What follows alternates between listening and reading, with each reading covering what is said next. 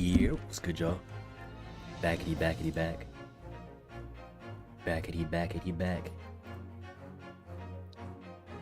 Just gonna jump right into it.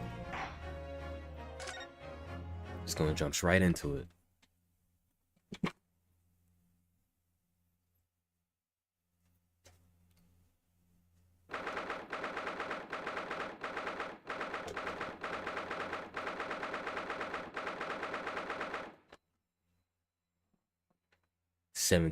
April 12:41 p.m.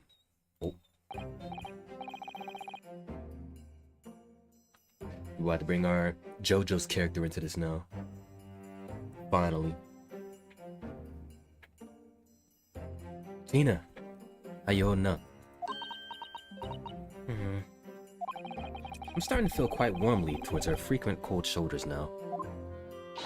Ginny! Are you alright? Why aren't you saying anything?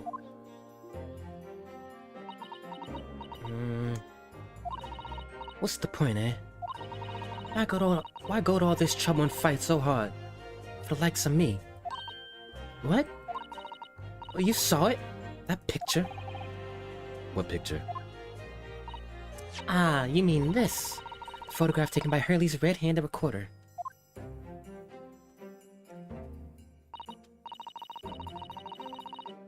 Well, I didn't think it would have captured a scene like this, that's for sure. Like I said, the conclusion I came to last time was that she shot back in self-defense.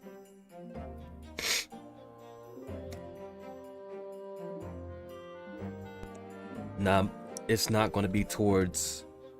She didn't shoot Hurley. I mean, Sholmes. She didn't shoot Sholmes.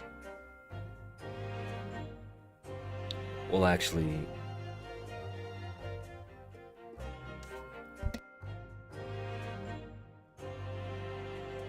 if we want this to make sense,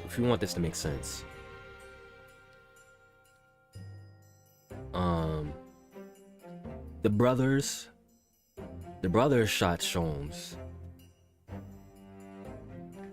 Our Jojo's character shot the pawnbroker, and she shot in self-defense back. That's how I make sense of this. It's hopeless. Anyone who sees that's gonna think I did it, ain't they? Well, I won't pretend it wasn't a bit of a shock when the prosecution first presented it to the court. Surely, you gotta have your doubts about me now. Can't you? You can't still think I'm innocent. Of course I can. Ginny, why don't you talk to us? Tell us what really happened that night. Huh? Bruno's cleverly managed to piece together a lot of new information, but still, we'd really like to hear it from you. Yeah, what you know is very key to what happened. Alright then. It was after we had dinner. It was after we had that dinner together at your place, right, Iris? And we all had a chat in your office, didn't we? Yeah, I remember.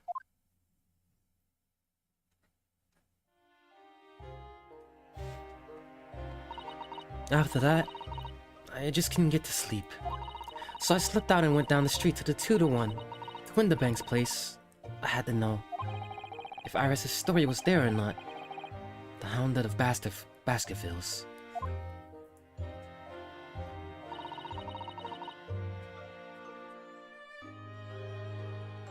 I don't know what it's about or nothing. But if you ask me, there's something in it that Sholmes don't like. Something what he don't want people reading. So that's why he lied to Iris about sticking it in the lug with Winterbanks for safekeeping. At least, that's what I thought at the time.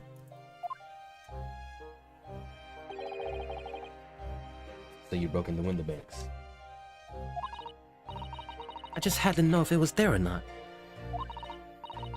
I mean, I had no idea all of that was gonna kick off, did I?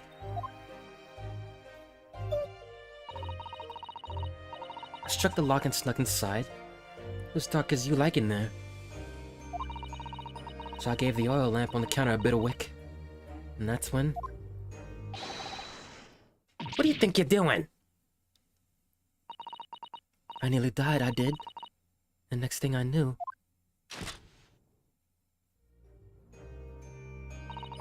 I'd grabbed the gun off the counter and was waving it in the air like... I don't know what.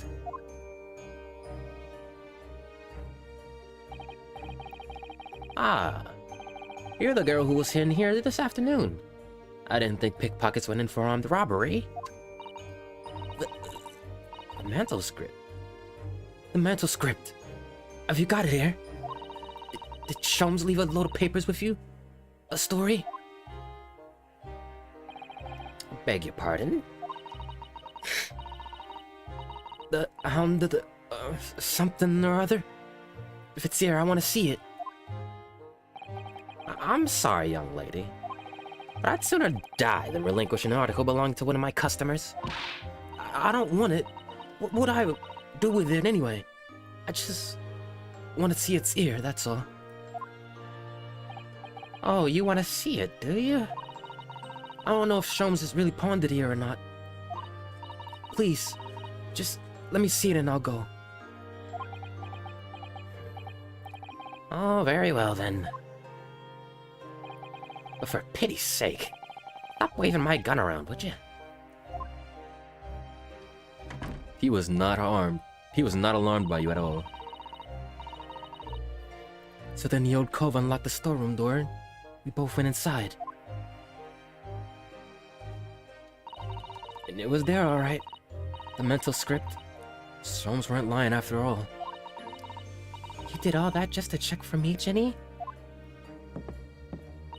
Anyway, then, there was a bit of a kick-up out in the main bit of the shop. The Skulkin brothers arrived on the scene, yes? What was that noise? Someone's breaking in.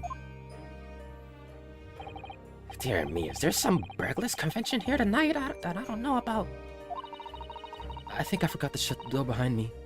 Sorry. I better go take care of it. Could I possibly have my gun back? Oh, well, I'll come with you. Now, don't be foolish, young girl. You must stay right here. Don't leave this room under any circumstances. And with that, he took the gun out of me hands and walked back out into the shop. I hung back in the storeroom like he said, straining my ears in the dark to hear what was going on. It sounded like they got in a bit of a scrap. I started to think I should help, see? So I was just about to go to the storeroom myself when... Oh, repeated shots. I heard a couple of shots go off. 2, I think. Almost at the same time. At the same time. And then there he was, right at me feet, lying face down on the floor. I was right next to the storeroom door, so I slammed it shut and locked it quick as you like. Because you thought whoever shot Mr. Winterbank might come for you? Yeah. So I went to grab the old cub's gun. I figured I'd put up a fight at least. But when I got a better look at him, I knew.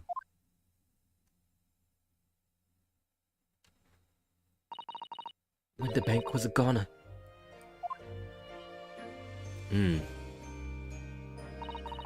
I felt funny in my head all of a sudden. Kinda dizzy. And after that, I don't remember nothing. Passed out from the shock of a dead body.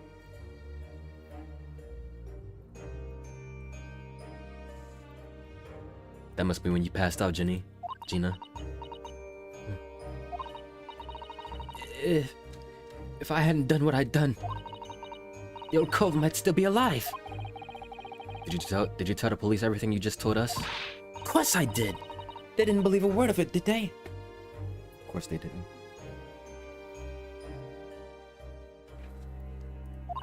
All they said was if I kept telling lies, it'd make things even worse for me.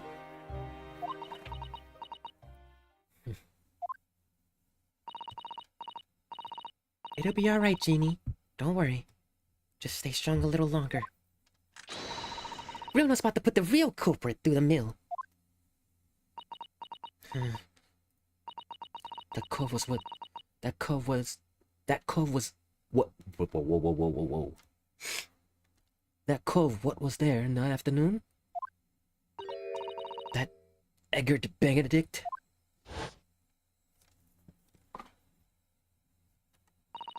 I still remember how he looked at me.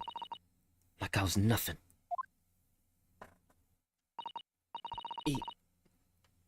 He was there that night. We don't know his real name yet, but I'm convinced that he's involved somehow. Anyway, thank you for telling us what's happened, Gina. I appreciate your honesty. You what? You can leave it all in Runo's capable hands now, Ginny.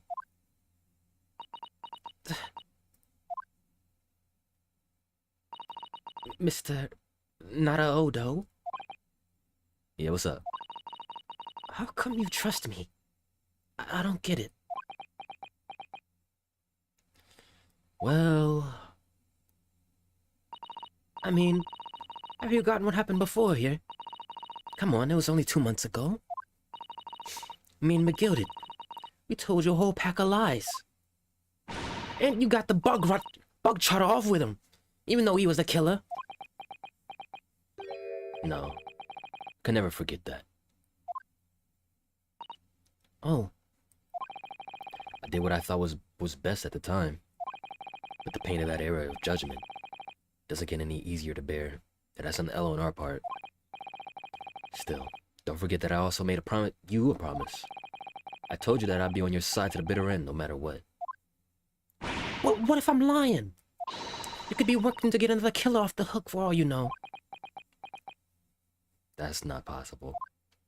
You're not a killer. I was once in your position, Gina. I was the accused in a trial. You were? Before I left Japan, I was accused of murder. As strange as it might sound, the circumstances of the crime were pretty damning. I was sure that no one would believe it wasn't me who done it. Oh, Runo. There was one person who stood up for me. Big homie Kaz, who believed in me and was prepared to defend me. My best friend. The big homie. Ryunosuke. No one believes in you more than I do. Leave this to me.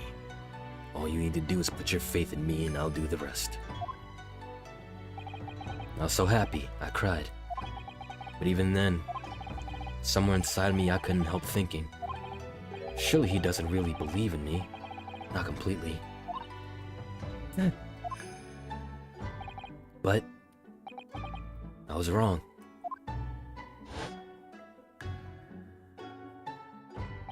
As soon as my trial began, it was obvious that he had an absolute unwavering belief in me.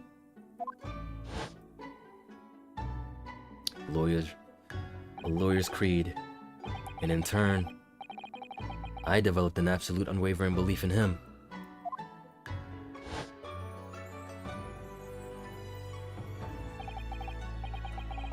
This is the first time we've seen this sprite. Just a her standing still sprite in no position. Since then, I came to realize, if you want someone to believe in you, you have to believe in the other person first. What are you saying? I promise you, Gina, no matter what happens, I'll keep believing in you. So you don't need to worry. I won't let you down.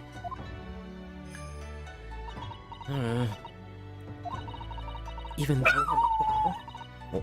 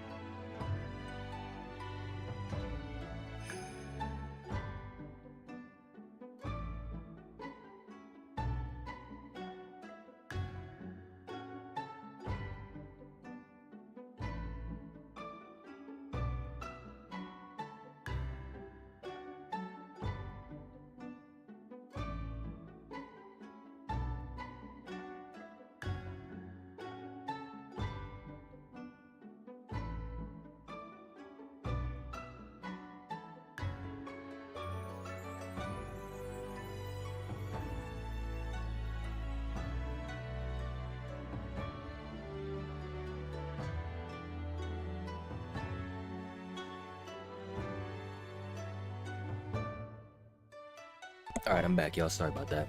Got busy. Even though I'm a diver and a no good liar. You're not like McGilded. Far from it. I know that. Huh? That's right. You're our friend, Ginny. Iris? We know you better than you think. And we've come to the conclusion that you're someone we can trust. Yes. That's really all we need to know. Exactly.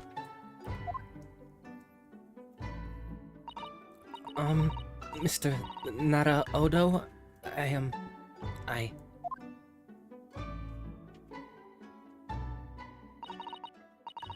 Aww.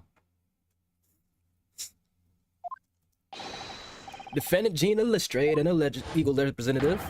Court proceedings are about to resume. Please head into the courtroom immediately. Of course. Thank you. She puts on a tough act.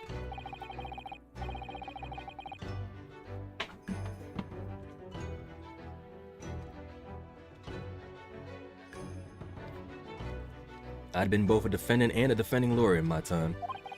My short 3 months adventure. So I knew only too well just how hard it was to put all your faith in another. And I also knew just how hard it was to bear the burden of another, putting all their faith into you. This is it, at last. Final chapter. The final battle. Wish me luck, Sue. And I hope you're watching over me too, partner. Yes, sir, let's get it. Get this guy.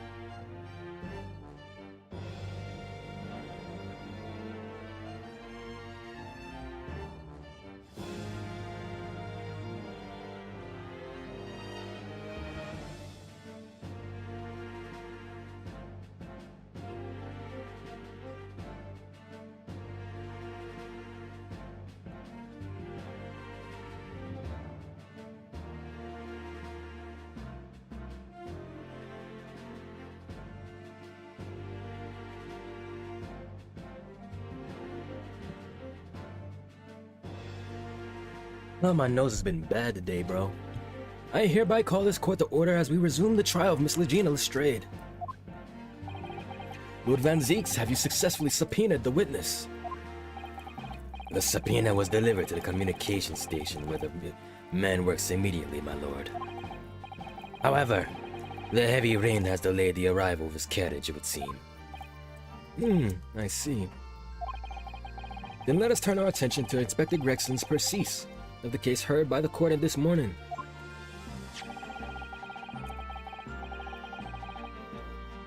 The glaring omission of the third bullet, and your report is a serious blunder, Inspector.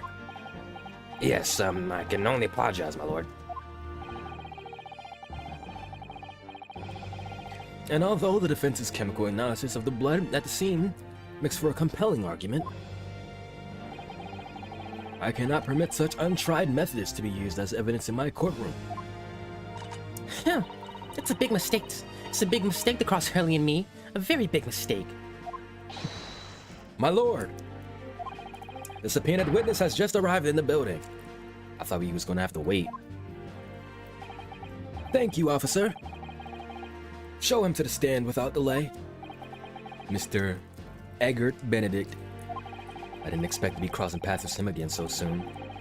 Certainly not like this.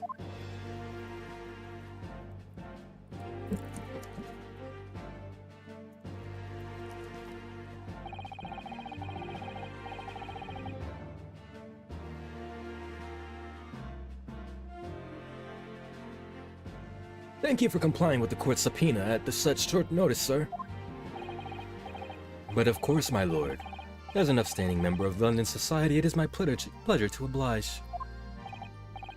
Now, kindly state your name and occupation for the record. Ashley Graydon, Communications Officer. Is that your real name?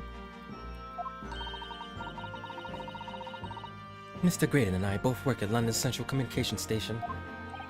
Now, perhaps somebody would kindly explain what all this is about. You were apprised of the situation by the court officer on your way here, I presume? Yes, I was. Something to do with the murder that took place at a pawnbroker's on Baker Street. And some nonsense about me having been there on the night in question? That is the accusation, indeed. This really is beyond a joke, you know. Very well. Without further delay, the court will hear your testimony now, Mr. Graydon. You will respond to the accusation made against you under oath. Here we go. Gladly, my lord. Gladly. Here we go.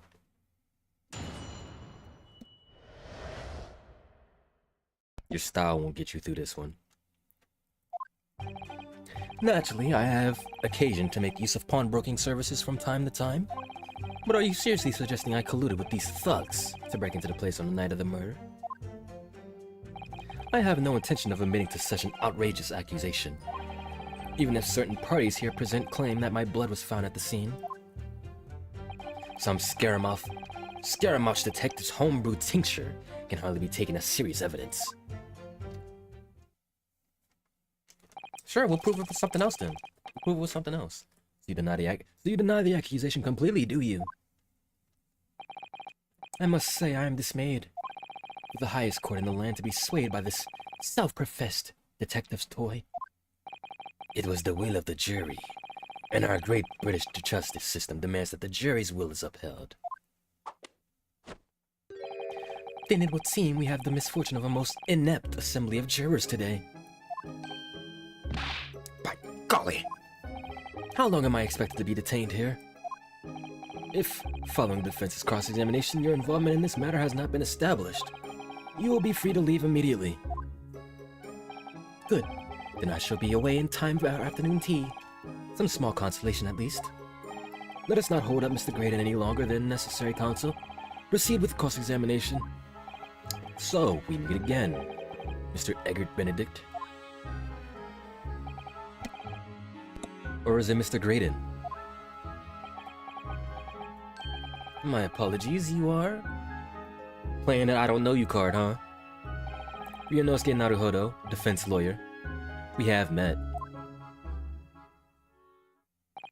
If you say so. Ashley Graydon, enchanté. So... Oh! You just gonna give me your hat? I trust we can conclude this quickly. But I'm not holding your flashy hat while we do. I'm not your bellboy.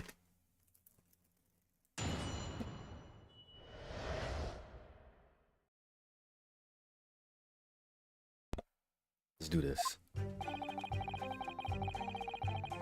Hold it! Yeah, we even met in the very pawnbrokery where the crime took place, on the afternoon of the day in question. Though, of course, you introduced yourself by a different name at the time. Yeah, you know me. You know who I am. It was Mr. Eggert Benedict, I believe. Tell me, what made you... Objection! The witness is here to testify about events that took place that night. Damn it, he got me. He is under no obligation to answer such unrelated questions. We can't be serious. Thank you, because I certainly do not feel inclined to answer such an inappropriate question. So he's gonna be evasive, is he? In an effort to not give anything away. This could be tricky.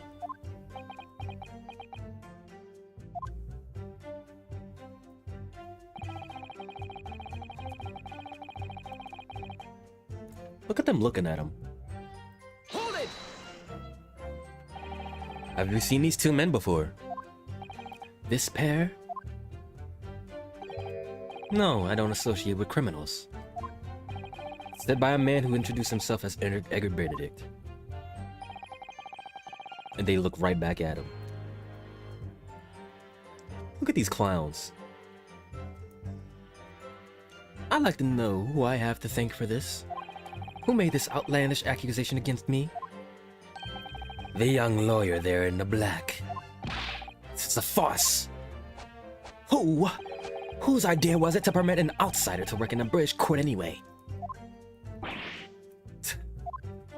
Well, needless to say.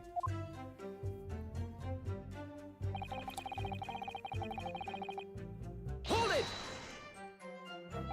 Where were you at around 1 in the morning on the night in question, sir? That is past the hour at which I would normally retire. Sure, buddy. Certainly. I was not in company of these rapscallions. You're able to prove that? Objection! Listen carefully, my learned Nipponese friend. For you appear to be under a gross misapprehension on this point. What do you mean? The witness maintains he was not at the scene of the crime. He has no obligation to prove his absence. If your accusation is that the witness was present at the scene, I have to present it. The obligation lies with you to prove your assertion. Shit. You will fulfill that obligation before putting any more unreasonable questions to the witness. Ooh. A silent victory wiggle. Thanks. You could slide out of that. Hold it! Blood was found at the scene of the crime, there's no question about that.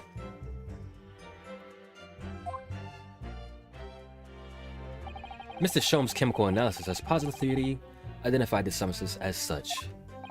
But I am not the only human to have blood running through my veins, am I? How can you be sure that the blood is mine?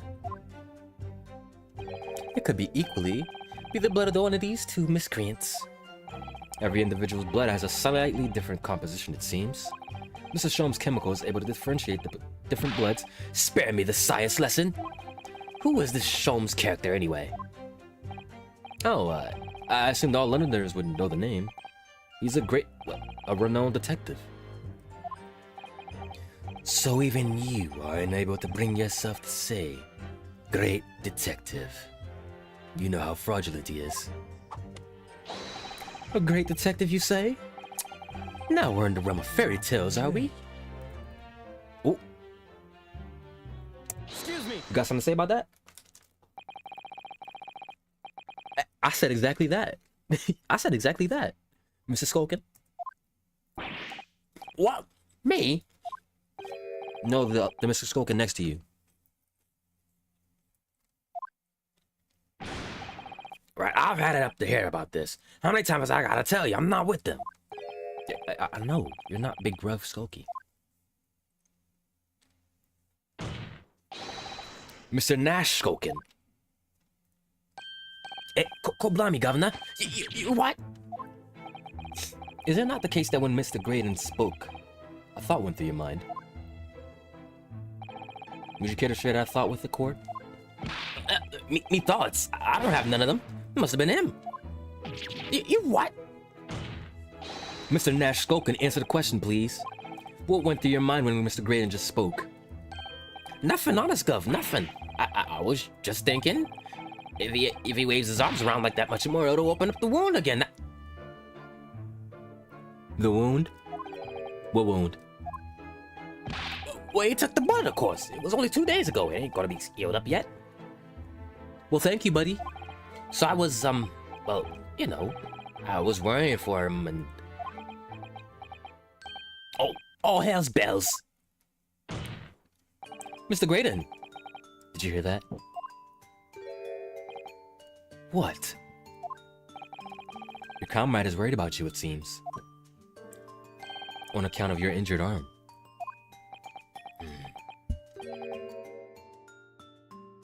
My lord?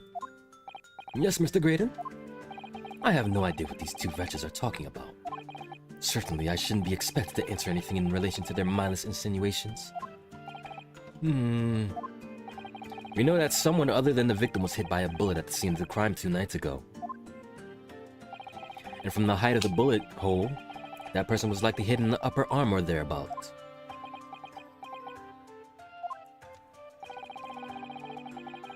Perhaps you'd allow a court official to examine your arm, sir. The left arm that you're currently clasping with your right hand, as if it's in pain. No, I refuse. You have shown no evidence whatsoever that links me to these common thieves. Accordingly, I am not obliged to permit any such invasions of my privacy. As I've already said, I'm completely uninvolved with this. I've never had anything to do with the pawnbrokery where this fellow was killed whatsoever. I take offense at the insinuation that I was in any way involved. You claim to have had nothing whatsoever to do with Mr. Windibank's pawnbrokery? My lord, the defense would like that last statement be added. You're caught, buddy. Because you were there that morning. Very well, counsel. Continue with your testimony, Mr. Graydon. You let it slip, buddy. You were there that morning.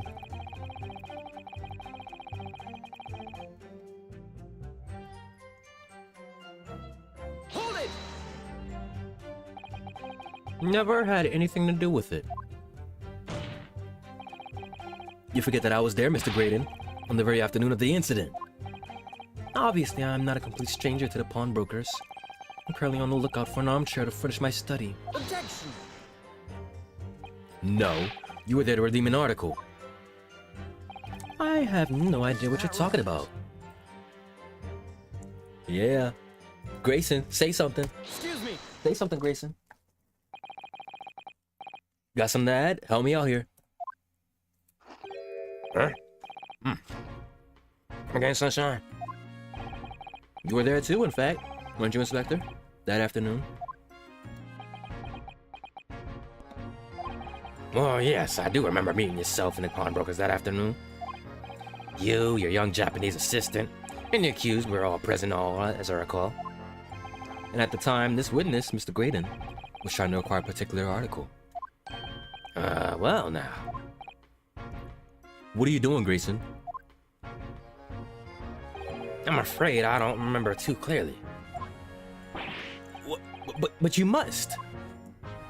I'm not going to lie and pretend I remember something I don't. What's going on here? Gracie showed us a picture before, didn't he? You know, from the cameras that Hurley's installed at Windibanks. Yeah, of course. Indeed, and the gentleman pictured bears a striking resemblance to the witness, I must say. Exactly, which proves that Mr. Graydon was in the shop on the afternoon in question. At no point have I denied that fact. I merely entered the shop to peruse the articles on sale and have a word with the broker. Lies, lies, and more lies. Nothing more. This makes no sense. I understand why Mr. Graydon might be trying to cover his tracks. But why would Gregson be trying to avoid giving testimony about what happened? What's going on there? That's all he's going to say on the matter, is it? What do you think, Reno? I think he has no intention of telling us anything. He's well aware that the less he says, the less chance he has of giving himself away. The complete opposite of Hurley, then. He seems to think the more he says, the better. Well, at least I managed to prise a little more information from these witnesses' lips. All thanks to the Skulkin brothers.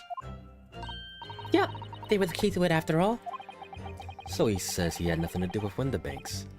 Well, we know that's not true. Perhaps now would be a good time to have a proper look through the court record. Good idea. You never know when a tiny scrap of information could become a valuable weapon.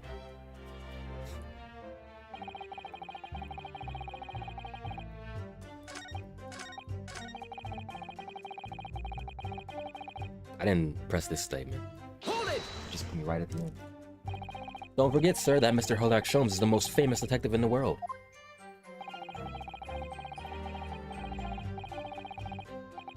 And the most famous detective in the world tells the truth, the whole truth, and nothing but the truth, well, I don't know, I can't think of how to answer that. I once saw the world's most famous swindler thrown into jail. He allegedly told the truth, the whole truth and nothing but. What turned out to be a pack of lies. Well, that's a swindler, though. Quite. Now, as you are no doubt aware, the Central Communication Station is the heart of this country's information network. My work there is of paramount importance, and you have kept me from it for far long enough.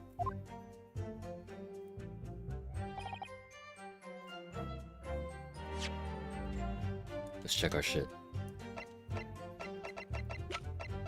we have the disc?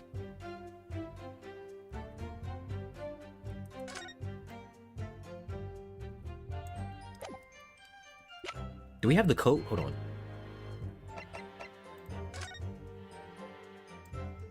We do have the coat.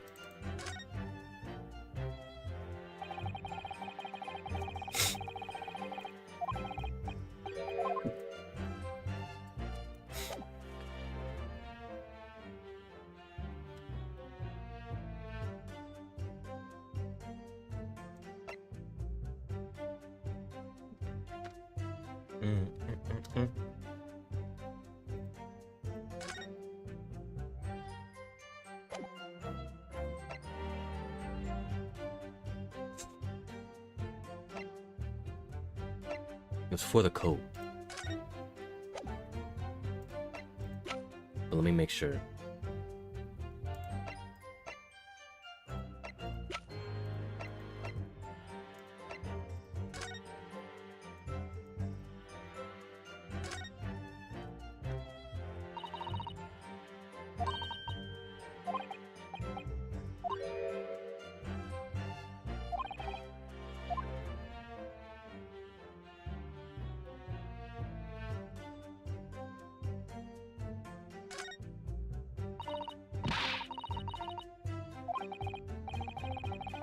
Not just somebody's fingertips.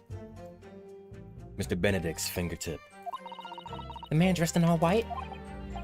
Mm-hmm. It happened that afternoon in Winterbanks. Una tried to snatch this disc out of the man's hands, and the sharp little bumps cut his thumb. So the lesson is, if someone tries to grab a music box disc from you, let go quickly. The lesson is don't snatch things, surely. It's a fly. Oh my gosh.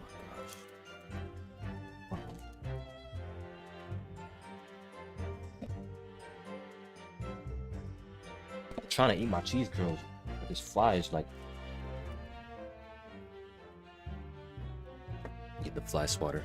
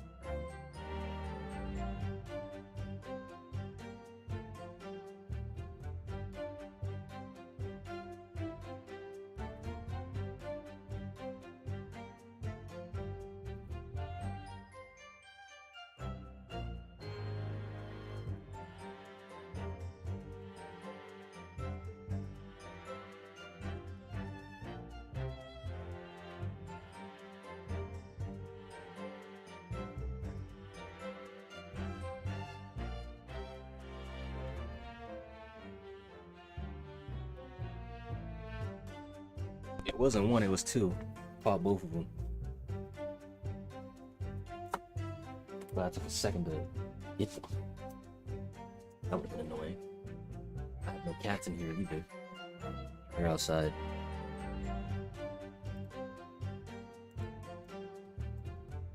Alright. Let's get back to it.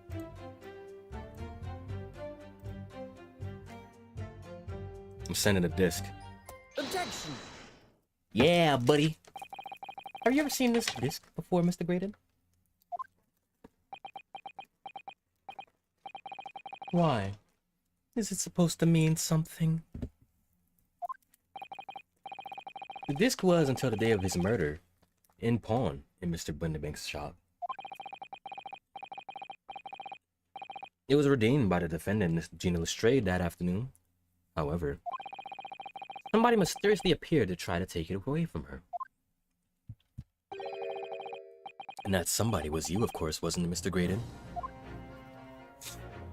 As I have reiterated numerous times now, you are mistaken. That was not me. I've never seen that disc before in my life. I may have escaped your notice.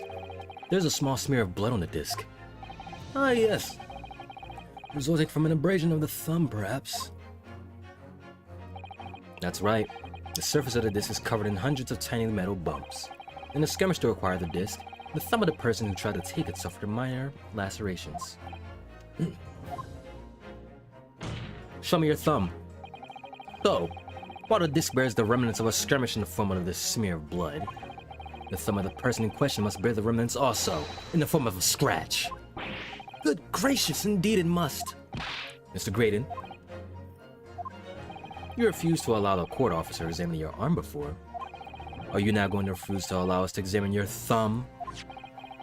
Because I have no doubt it bears a small scratch consistent with the smear of blood on this disc. Well, well. It would seem I underestimated you. What is the meaning of this?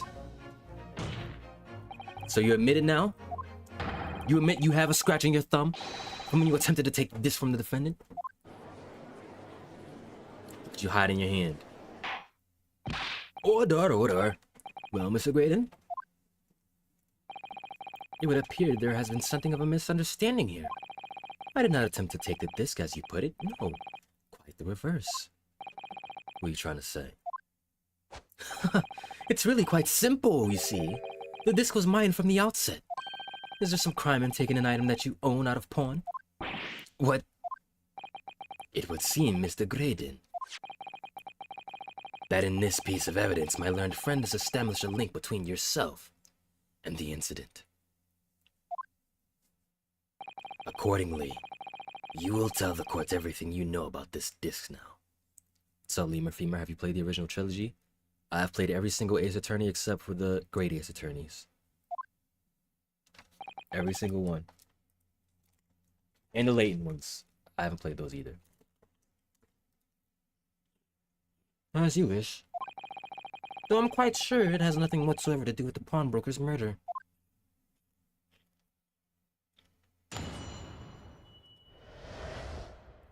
The disc. There's a note on the disc saying, "For Mr. McGilded." The item belongs to me.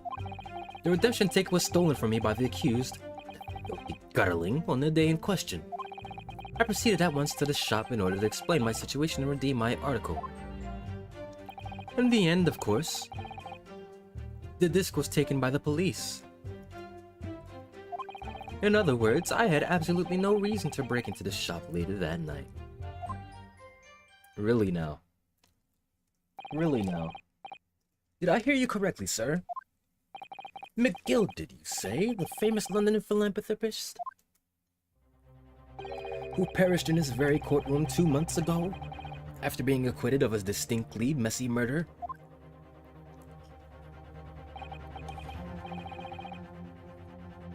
Yes, my lord, the one and the same. Good lord, Mr. Graydon! Are you saying that Mr. McGill and yourself were acquainted? Yes, that's correct. Should I make a fan game about Godot in prison? I don't know, go for it.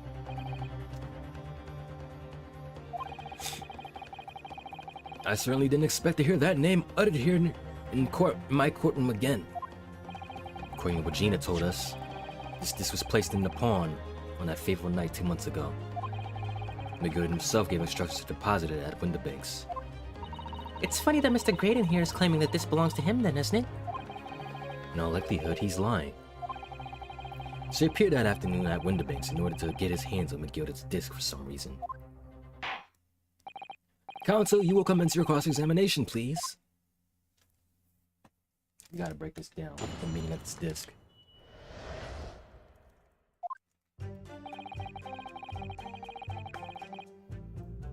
Hold it!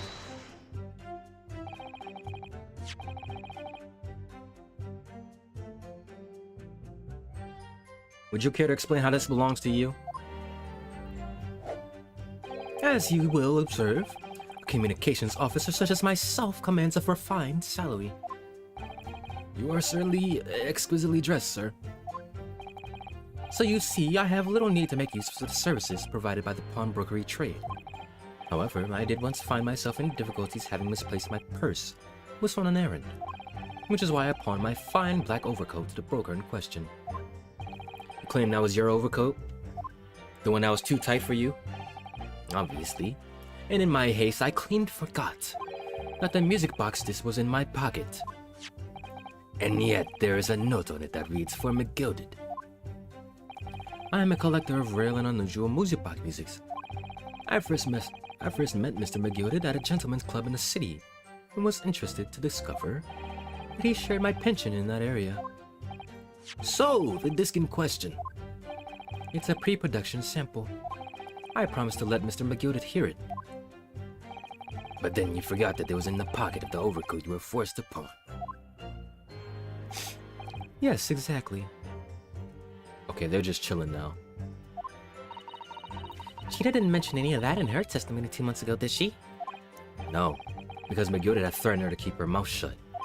Which means that if we dig too deeply here, it's going to expose Gina's perjury. Oh dear. This is complicated, isn't it? Let's leave it alone for the time being.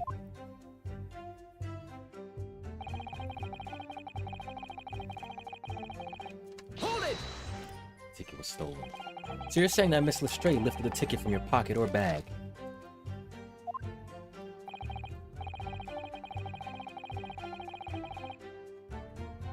That's right. Despite being mindful of danger when walking in insalubrious areas her kind frequent. Objection! Miss Lestrade did no such thing. Well, of course you would take that stance. But the girl is a regular offender. You came to the pawnbrokery that day, prepared with all the information you needed to identify the defendant. You were looking for her. That's what brought you to Windibanks. To get your hands on Mr. McGild's disc. Objection! We know that. My learned friend is a veritable vaunt. Veritable font of nonsense. Nonsense? I concur with the prosecution. You are nonsense. Counsel, you will refrain from conjecturing in this way. Is that clear? Yes, my lord. Then I will continue with my testimony for what possible use it can be. Gotta let it slide. Hold it!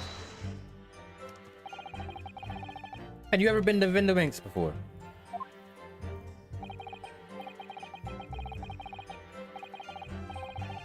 Only once, for the purpose of pawning something. But like many, I enjoy browsing in such establishments. So when you noticed that the pickpocket had taken your ticket, you chased after her. Is that correct? Yes, that's right. I didn't notice at first, of course. Such is the art of the pick purse.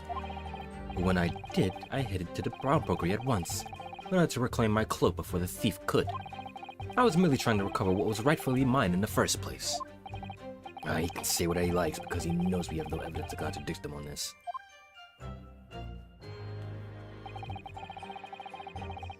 Hold it! It's taken by police. Yeah, it was taken by Inspector Gregson here, wasn't it? That's right. This was the very man.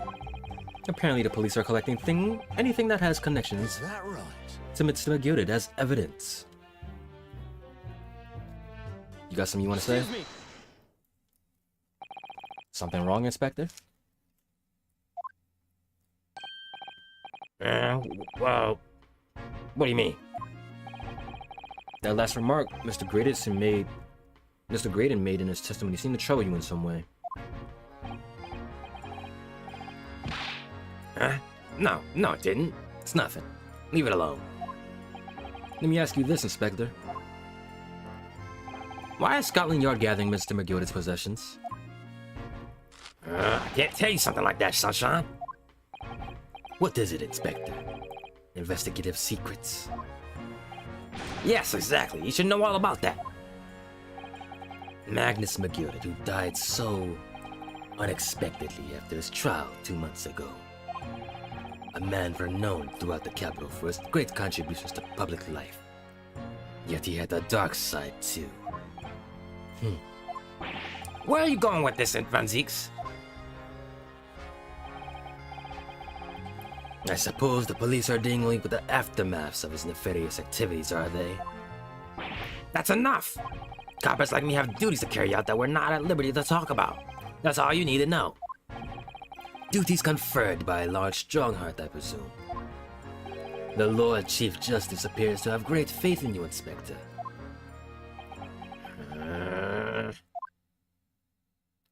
The bottom line is, if you want to get more out of me, you're gonna need Lord Strongheart's paw print first. What's all this about? It's like there's something going on between Gregson and Lord Van Zieks here.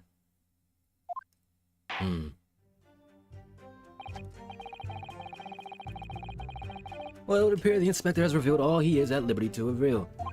Mr. Graydon, let us continue. Let us return to your testimony. Gladly, my lord. We'll hold that off, but get back to you. Hold it! But perhaps you've seen something of value among the forfeited items. No, not at all. Oh. A valuer was brought in by the police to assess everything in the shop. Without exception, every article on the shelves was common or garden bric-a-brac.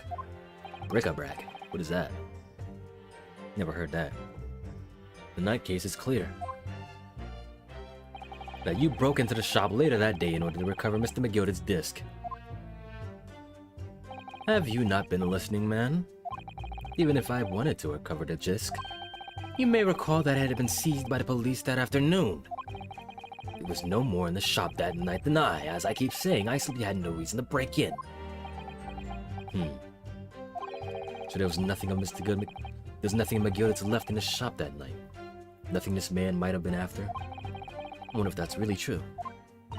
You know, if you have some evidence, let him have it. I'm dying to see that irritatingly assured expression of his crumble.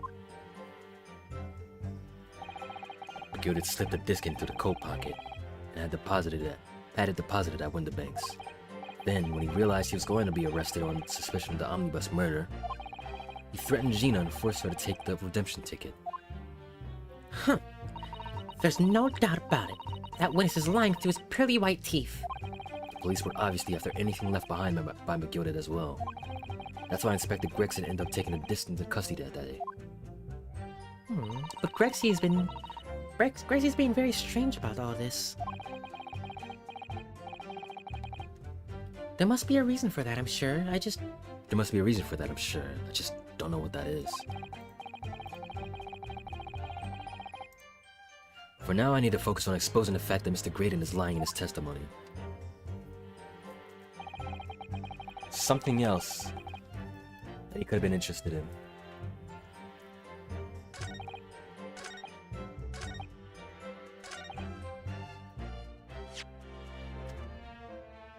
Related to the McGill did.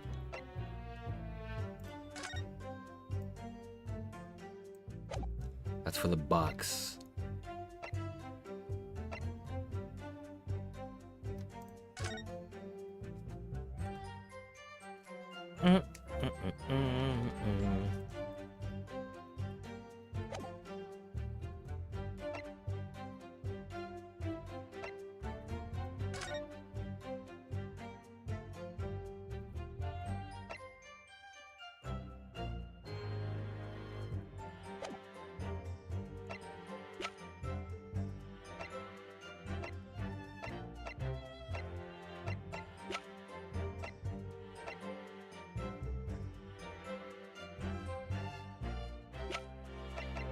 Maybe the ticket itself? Because of the blood?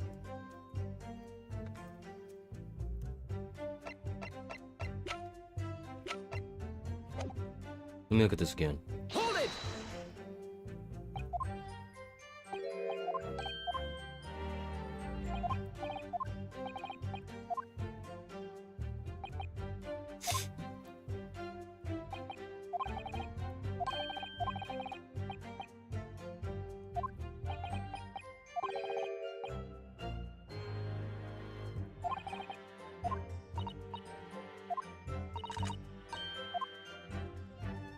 Well, there's the coat. Gina still had the coat.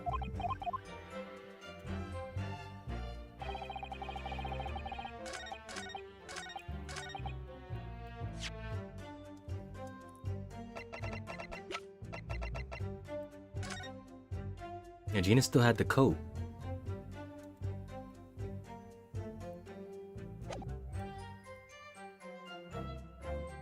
Objection! Nope. Okay.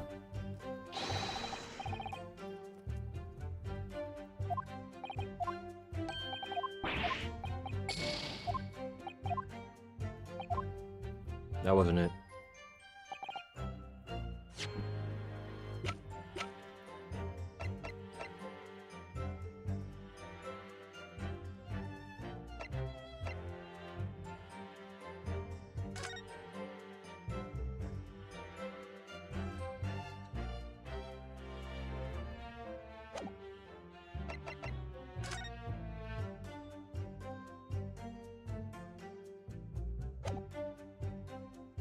Objection! Nope. It's not the code either. Okay.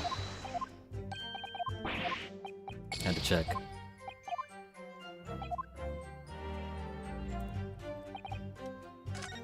Shoot. I skipped that by accident.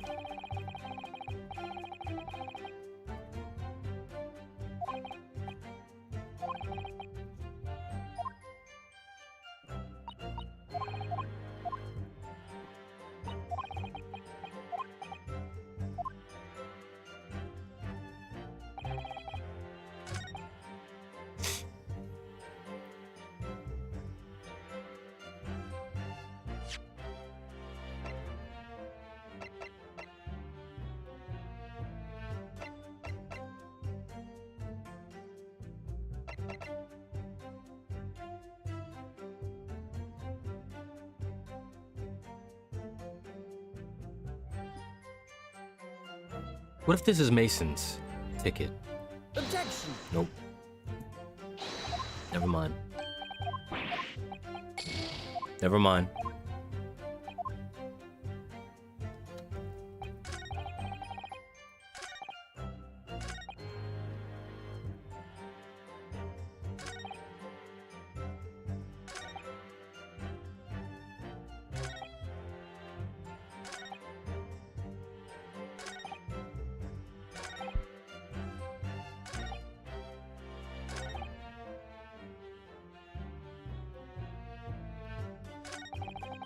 Hold it!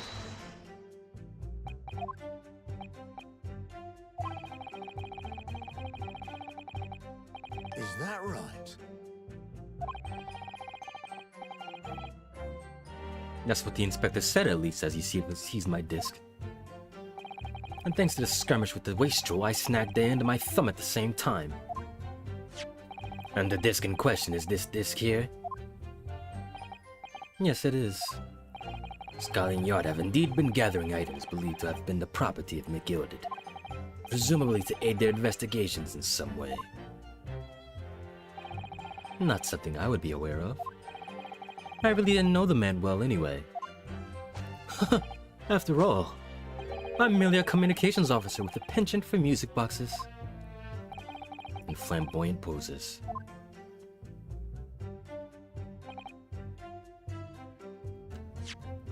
I wanted to see the rest of that.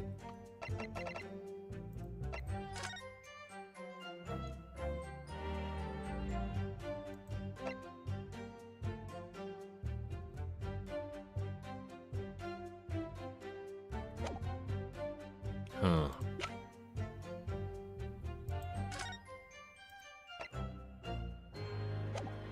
So what else is here that's Gilded's?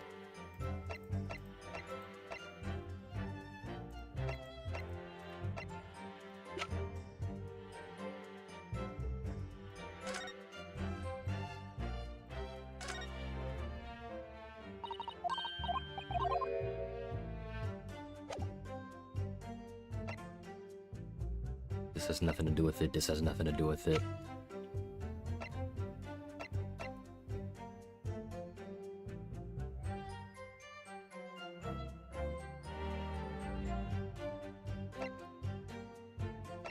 Objection! The other ticket. Wait a minute. What about this ticket? What about this one?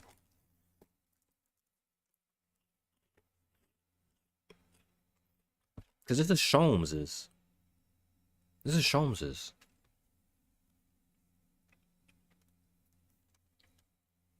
This disc was deposited at Winterbank's. Wait, was the box ticket with this one or the coat ticket with this one? With the disc? I forgot. This disc was deposited at Winterbank's on Magnus McGilded's instructions. You knew that, and you went there with the intention of obtaining it for yourself. Objection! Conjecture again. In any case, the disc was taken into custody by the police that afternoon. The witness had no reason to visit the pawnbrokery again that night. Objection! Sorry, my learned friend. That's not true. I'm using your words. What? Mr. McGill had another article pawned in pawn at Winterbank's. As this second pawnbroker's ticket proves. There were two articles belonging to Mr. McGilded in the Winterbank. I'm thinking of Sholmes's box, different item.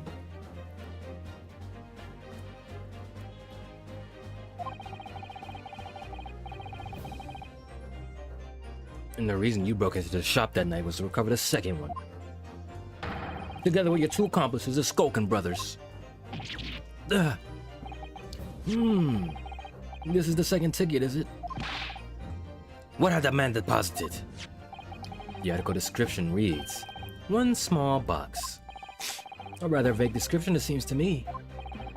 Are you suggesting I broke into the pawnbrokery with these clowns in order to steal some trinket box? I believe there are adequate grounds to suspect that you did. This is absurd. Why on earth would I do such a thing? Once the article has been forfeited, I could simply walk into the shop and purchase it. There would be absolutely no need for me to resort to theft. That's a good point. Indeed. The witness makes a solid argument. So that means that for some reason... Huh, this Graydon fellow needed the small box that very night, does it? Objection! It's time to put this end to this nonsense, my lord. Could you be a little less cryptic, Lord Van Zeeks, please? Speak in layman terms.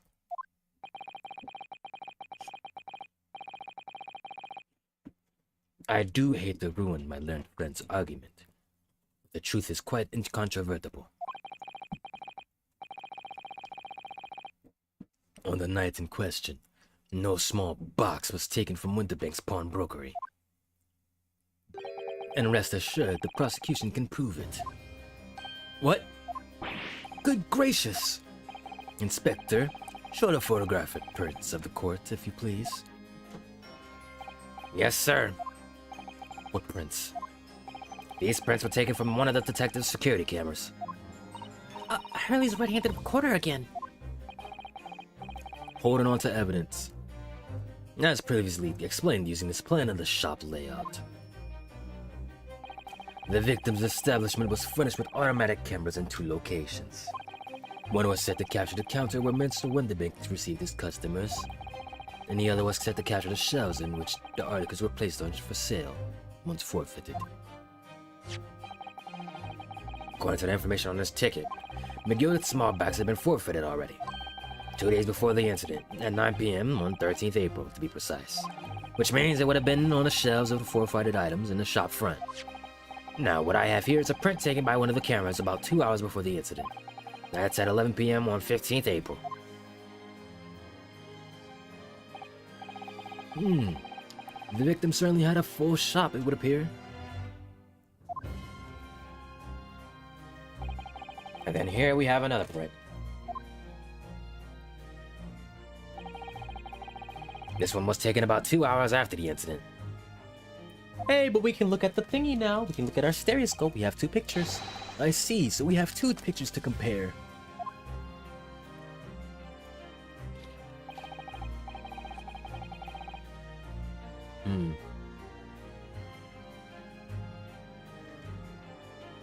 Though I must say, that placing them side by side leaves me cold. Trying to spot the difference here.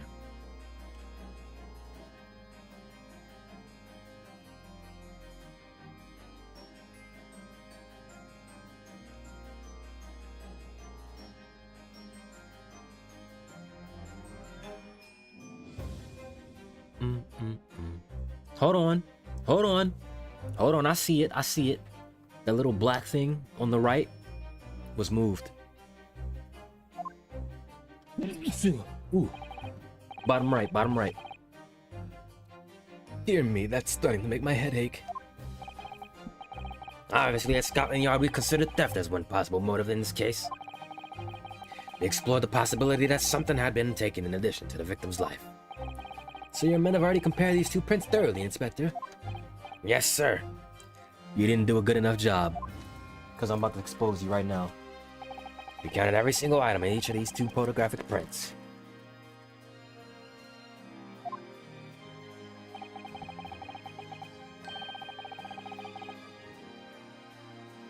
And the honest conclusion is that exactly the same number are present in both. In other words, nothing was taken from the pawnbrokery on the night in question. And my learned friend's assertion is nothing more than a hopeful fantasy. I don't believe it. If I could have just shown that he stole Miss Gilda's pawn box. Huh. I might have been able to break him down at last. You know what, Bruno? I've been thinking. I wonder if these 2 photographs really aren't exactly the same. Iris, you're on top of it. You're on top of it, Iris. What? So, counsel, in the light of evidence put forward by the prosecution, what is your position? It seems that in fact on the night in question, nothing was stolen from the victim's establishment. Do you accept the prosecution's assertion? I don't know. Could there be some hidden discrepancy in these 2 photographic prints somewhere? There's a discrepancy.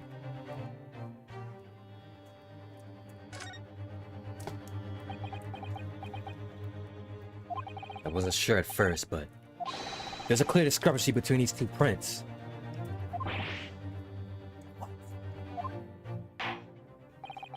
You must identify the location in question to the court, counsel. I got you, Your Honor. Right there. Right there. Take that! Granted, these two prints are almost identical. Almost.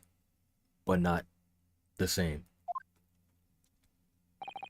However, there is one minor discrepancy between them.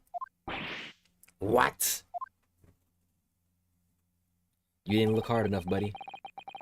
When you view the two pictures stereoscopically,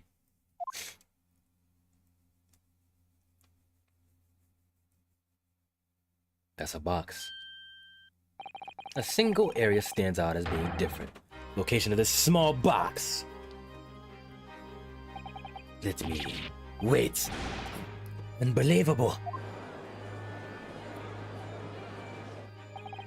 By Jove, you're right. How extraordinary. What this tells us is very simple. Mr. McGilda's small box was indeed not stolen from Windibanks on the night in question. However, there can be no doubt that somebody picked up this particular box and then returned it to its place on the shelves. Are you suggesting that the small box originally deposited by Mr. McGill is in fact... Yeah, the very same small box I just identified in those photographic prints. Objection! Mindless grasswork. What if it was? Huh? So a box was moved on a shelf. Nothing was stolen.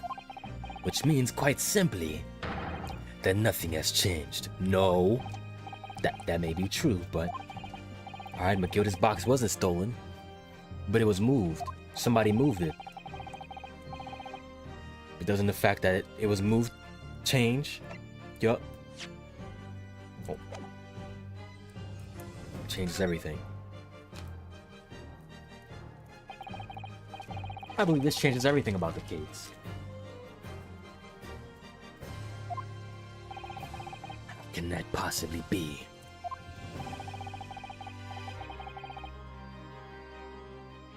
The crucial point is the fact that what was moved was a small box. In other words, we have to consider what might have been inside that box. What are you suggesting? Yeah, buddy. You getting a little spooked now? I'm suggesting that we need to examine that box as soon as possible. A vital piece of evidence is sitting on the shelves at Windibanks as we speak. Objection! That won't be necessary. Some little box belonging to a man who died 2 months ago can't possibly be relevant to this trial. The court does not uphold your objection, Lord Van Zieks. Bailiff, arrange for an officer to go to Baker Street at once. Obtain the small box in question and bring it back here for further examination. I'm glad you're so thorough, Judge. I'm glad you're so thorough.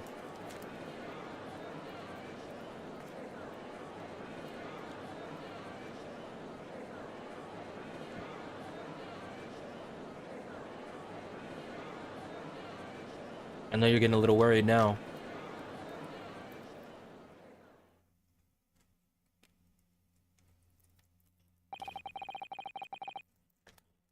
We should have a report within half an hour. I think perhaps we should recess for a short while until the evidence is brought forth.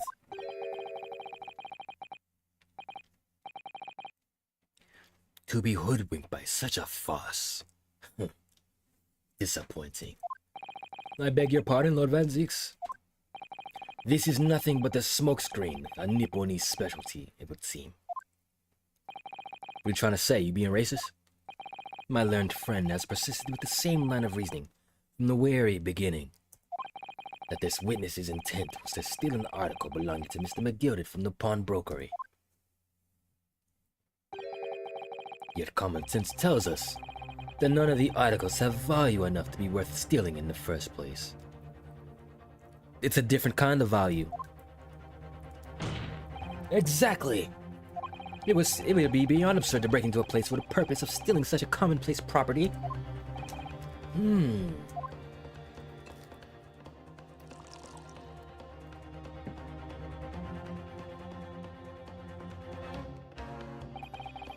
If your lordship recalls, Mr. McGill perished 2 months ago, immediately after the conclusion of his trial. A trial in which he was found not guilty.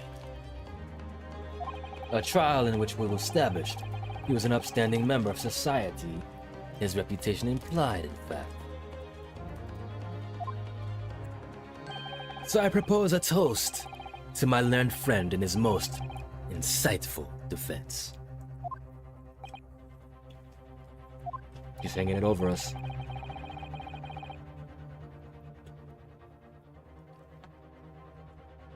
The articles in question, the articles this upstanding member of society pawned were entirely ordinary. A black overcoat that just happened to have a music box placed in one of its pockets, and a small box.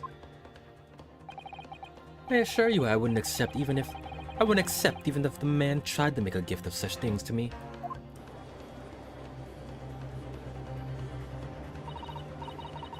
You know, that does make a rather sense.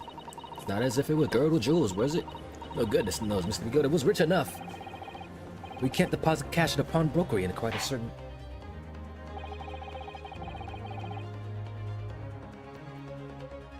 The prosecution's argument is undeniably compelling. It is incumbent on the defense now to bolster its argument. To explain what possible significance these commonplace articles pawned by this fine citizen could have. We gotta call him a criminal. He is one. Well, counsel, is your argument in fact demonstrable? Are you able to show proof that the disc or the box are in any tangible way related to this case? Well, breathe. What's the matter, Runo? We know that they're related, don't we? They're both vital pieces of evidence. Of course. You and I both know that. We know Miguel's true character. We know the disc is significant, even if we don't know why. But if we explain all that to the court at this point, we'll have to acknowledge that McGild's acquittal 2 months ago was a mistake. That the defense's argument was flawed, based on false evidence. Oh no! And that would mean admitting that Gina committed perjury. And that would mean that we were going to be screwed. But Jeannie... Could it be that Van Zieks knows? Is that why he's doing this now? Because he anticipated everything? But maybe... this could be a great opportunity for us. Sorry? What do you mean, Iris? Well, what is it that you always say, Runo? Sooner or later, the truth comes out. Every time. Alright. The exact significance of the things that McGill deposited with Winterbank. It's something that only Gina can explain to the court. But if I put her on the stand to testify about but that, it could critically damage our chances of winning this case. What's the right thing to do here? Let's not hide it. Let's not hide it. Let's not hide it. My lord, the defense would like to make a proposal. Oh, what proposal, counsel? While the court awaits the arrival of Mr. McGild's small box, I would like to call the defendant, Miss Gina Lestrade, to the witness stand. The defendant? To what end? It's to do with the various articles deposited at Winterbanks by Mr. McGill, my lord. Mr. Lestrade has information related to them. I believe it would be beneficial for the court to hear what she has to say. It will prove the significance of the articles in question, once and for all. Well, well. Things are becoming interesting. I presume you've considered the implications of the testimony you're proposing. In particular, the impact it would have on the accused's standing, and indeed your own. I'm here for it. I have. I ain't pussy. Lord Van Zieks, would you care to explain that last remark? The prosecution accepts the defense's proposal. I move to interrupt the cross-examination of the current witness and hear from the accused herself. Okay, very well, if you have no objection. So the court will now hear testimony of the defendant, Miss Regina Lestrade. You witnesses currently in the stand may step down until further notice. And I shall bid you good. You're not going anywhere. Wait. You, sir, shall remain in the stand while Miss Lestrade testifies. As you wish. You thought you were getting away? Alright then, Gina, it's time. I know this will be hard, but please, put your faith in me here. Good luck, Bruno.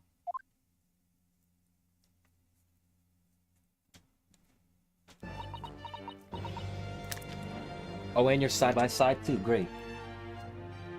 You're side by side too.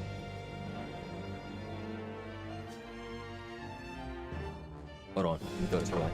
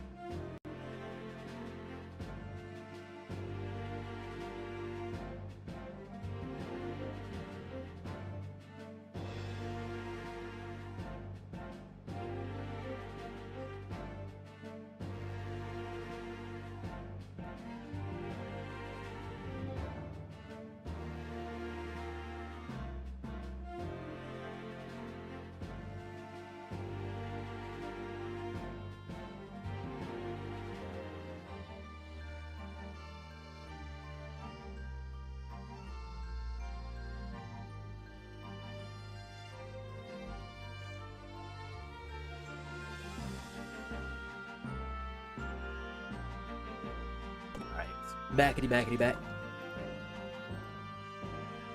Gina, lock in for me, alright? Lock in for me. The articles that Mr. McGilda had deposited in Winterbank's pawnbrokery are intimately related with the omnibus case, the trial of which was heard in the courtroom 2 months ago. Yes, and I remember this young lady being brought before me in that trial as well. That's right, my lord.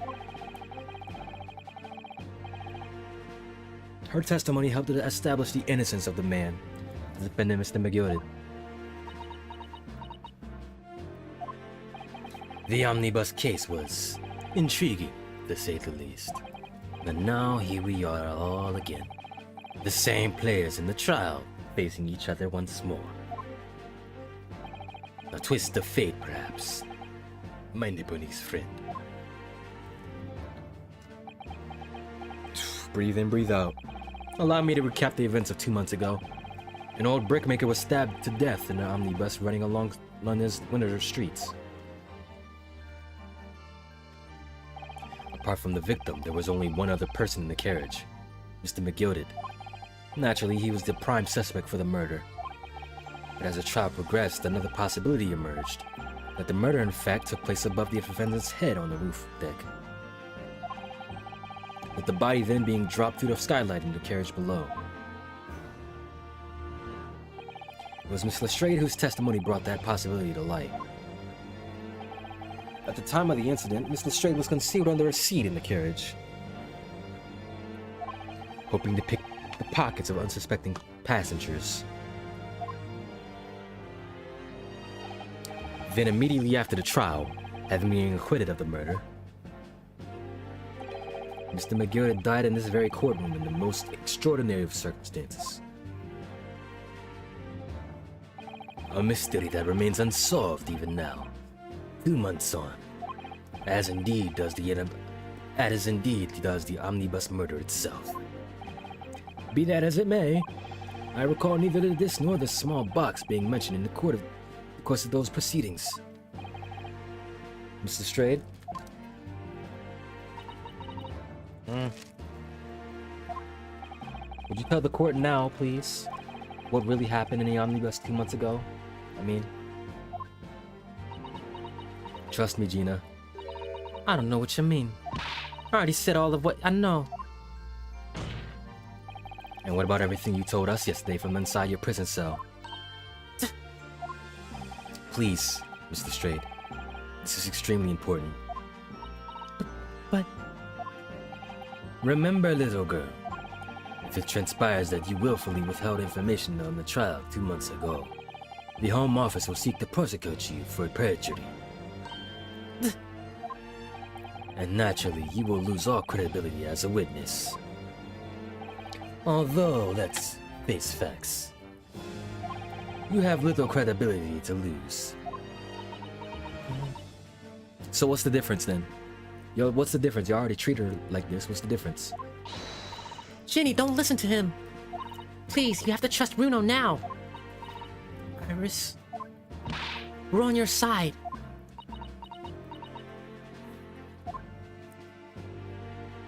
All right then. I'll talk. It's the right choice, Gina. Well, it would seem that my learned friend Is hell-bent on bringing the entire courtroom down about his ears. So be it. I must confess that I'm struggling to understand what on earth is happening here. We were supposed to get out there a while ago. However, it would appear that Mr. McGill has pawned articles in that extraordinary case of the omnibus, harbors secrets of which we've been hitherto unaware.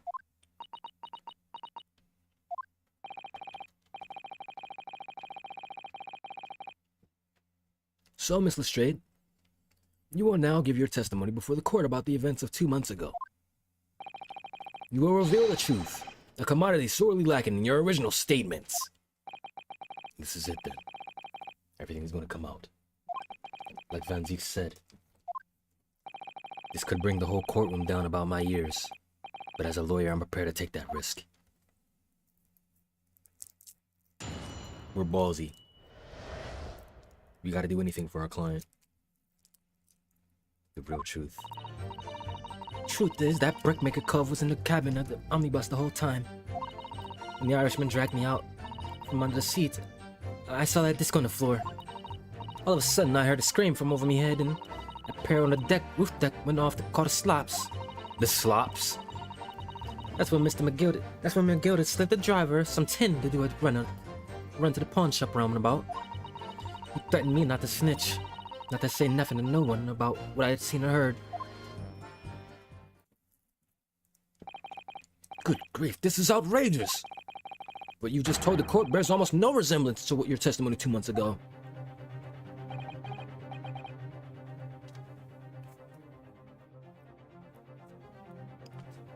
As you say, my lord. Then, there's every chance. I may have adjudicated.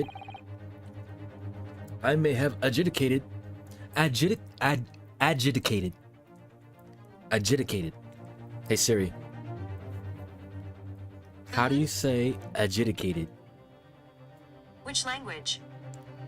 English.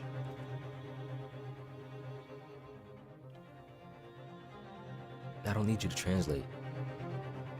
Adjudicated. She didn't help me. I'm Googling. I'm just gonna Google. She did not help me. She opened up translate.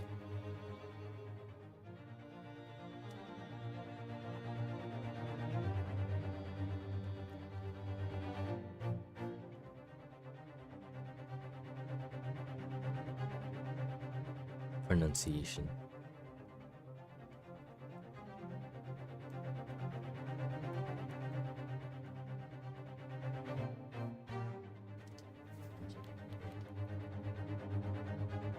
Adjudicated.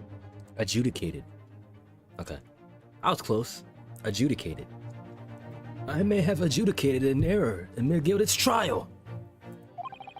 It sounds very much to me as if the man deliberately deceived this court in an effort to cover up the most wicked of schemes. Without doubt, your lordship is correct. A great injustice was done in this courtroom 2 months ago. The actions of the accused in that trial of this witness and of my learned friend are entirely inexcusable. I don't believe it. The whole trial was a farce. It was all lies. The McGill fellow was rotten to the core, just like that pickpocket. Don't forget that lawyer from the East. They were all in on it together. You're wrong. The lawyer, Mr. Nadaodo, the lawyer there he didn't know nothing about it. Humbug. I don't think so. Are we really expected to believe that? He really stitched everyone up, didn't he? What an operation to get them head off scot-free. Unforgivable, stop. The lies have to stop. Stop. I admit it. Yeah. I got him off. The defense made a terrible error of judgment. I intend to take full responsibility, except for whatever consequences are deemed appropriate. However, it's imperative that the court allows the witness to elaborate on her testimony, because the true significance of Mr. Gilded's pawned-eyed articles must be brought to light. Very well, my learned student friend. You have no objection to this? Given the depths of a calamity you have just plunged yourself into, this may well be worth hearing. Words fail me. This situation is utterly deplorable. Mr. Naruhodo. Yes, my lord. I will decide upon your fate following the conclusion of this trial. Of course, my lord. Blimey, Mr. Naruhodo. Now, counsel, proceed with the cross-examination.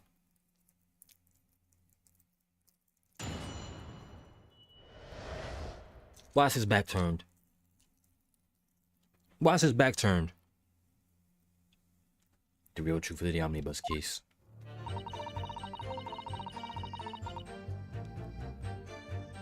Hold it!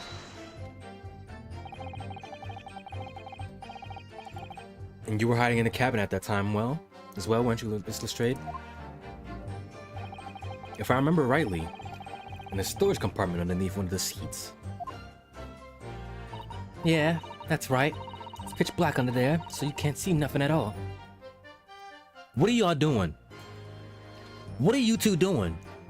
Huh? What are you two doing? Are y'all working together?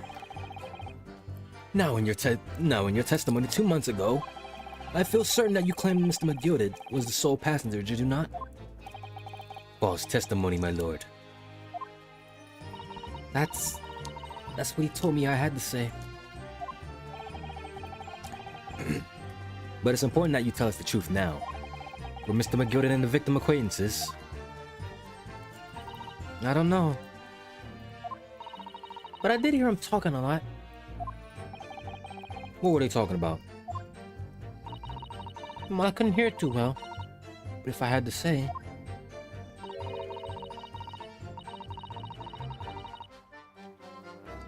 I think it was about money or something. They kept talking about buying and not buying. Perhaps business dealings of some kind. Well, anyway, they got louder and louder. It started to sound like a proper fight. I was pretty scared by then. I hardly dared to breathe, and then, all of a sudden, I heard a noise like someone keeling over on the floor. It was blooming loud and all. And I believe you let out an involuntary scream. Yeah, that's what gave me away. And the Irishman dragged me from under the seat. Hold it! Was it this you saw, this disc? Yeah, I reckon it probably was. It was right next to the cove lying on the floor.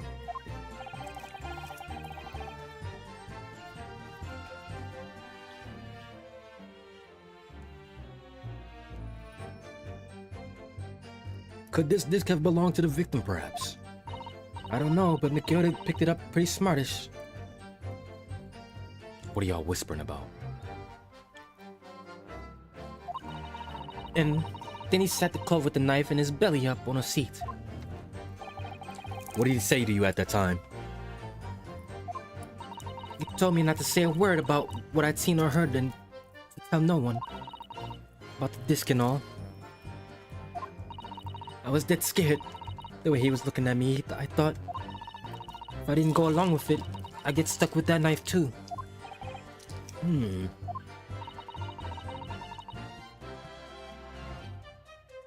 he started asking me loads of questions.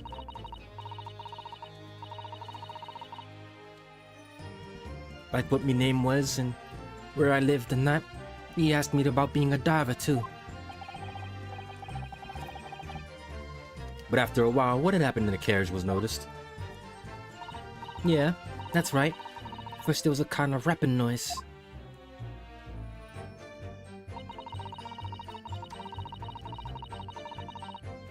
Hold it!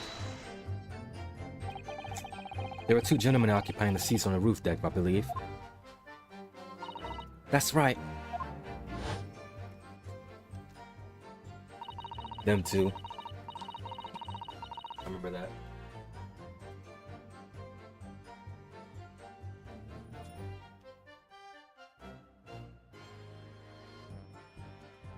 They must have looked down through the skylight and noticed the cove with the knife in its guts. When they screamed, the driver pulled up the horses and the girl got me out of sight. Out of sight? Where? Back under the seat where I started off. Once the carriage came through and all, the two coves from the roof ran off to fetch the slops.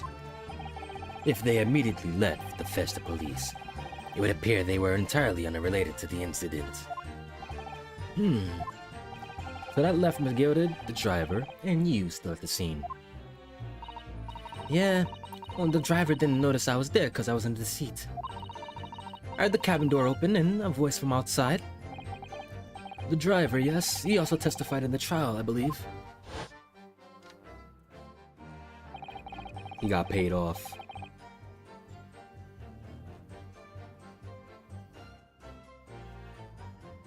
A fellow who went by the name of Beppo, if memory serves.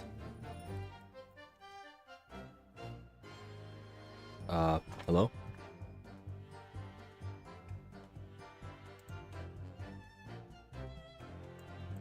Game?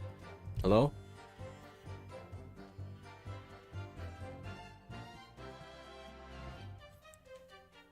It's attorney? Hello?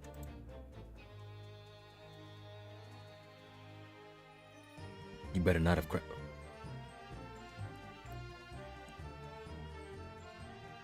You better not have crashed. No way.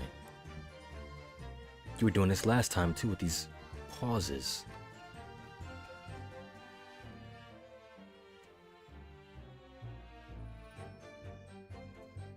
There's no way.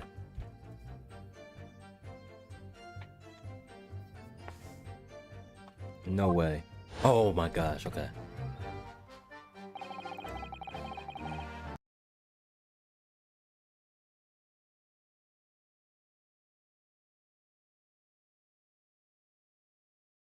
Are we still good?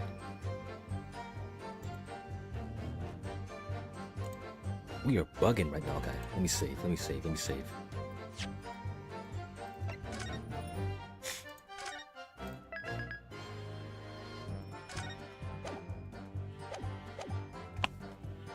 What did McGilda and the driver say to each other? I don't know what happened and stuff like that, mainly. That's when McGilda took the driver to some tin to do a run to the pawn shop roundabout. Hold it! That pawn shop obviously being Winterbanks on Baker Street. Just a moment, counsel. Do you mean to tell me that the driver gave false testimony in that trial as well? Perhaps the excursion to the pawnbrokery slipped his mind when he was in the stand. Indeed, Lord Van Zieks. McGilda took off his coat and gave it to the driver. He folded it up all careful-like before handing it over.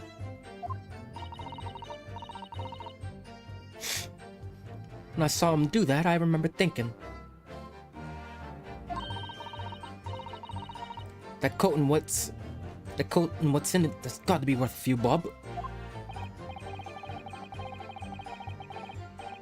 Yeah, Gina was sure that this must be worth more than Winterbanks was suggesting, wasn't she? I remember quibbling with him over the price that afternoon at the pawnbrokery.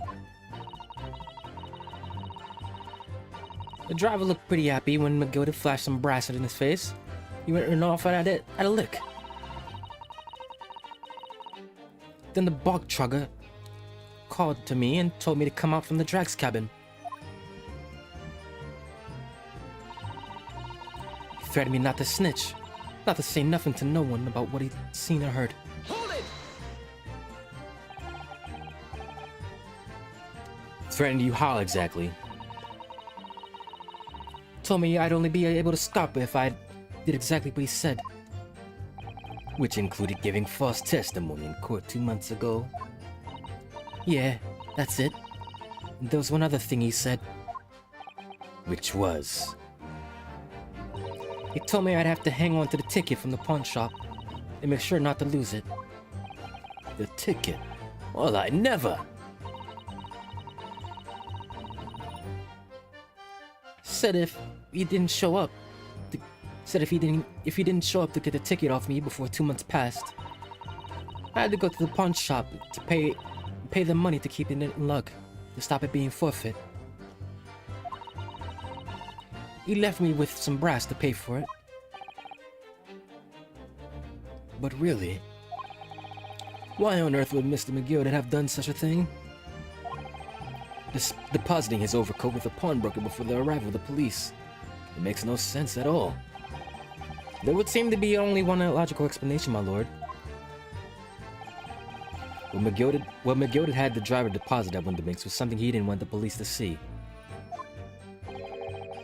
Something very important that he needed to hide at all costs.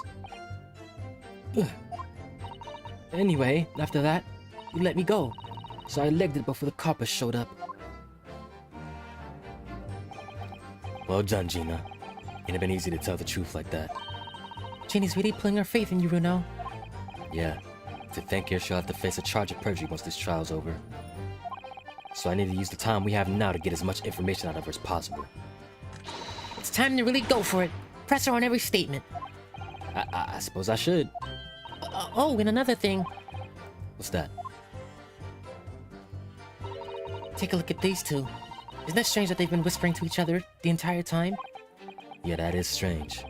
Looks like they're having a secret discussion about something. I'm not sure I'm completely comfortable with that. Yeah, let's get to them. Wonder if there's anything I can do about it. We were taught when to only do it when there's an explanation point.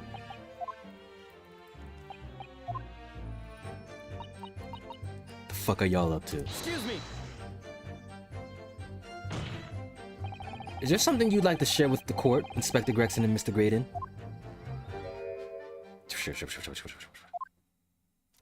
Inspector!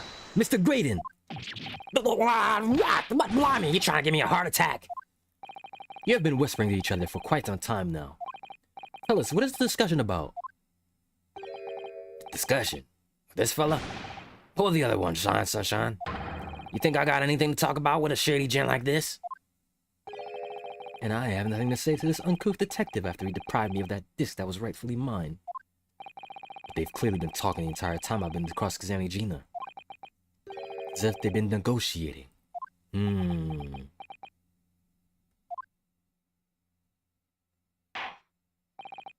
Thank you, Mr. Strayed. Thank you, Counsel. I've heard enough. I believe we now have a reasonable understanding of what actually transpired on the omnibus.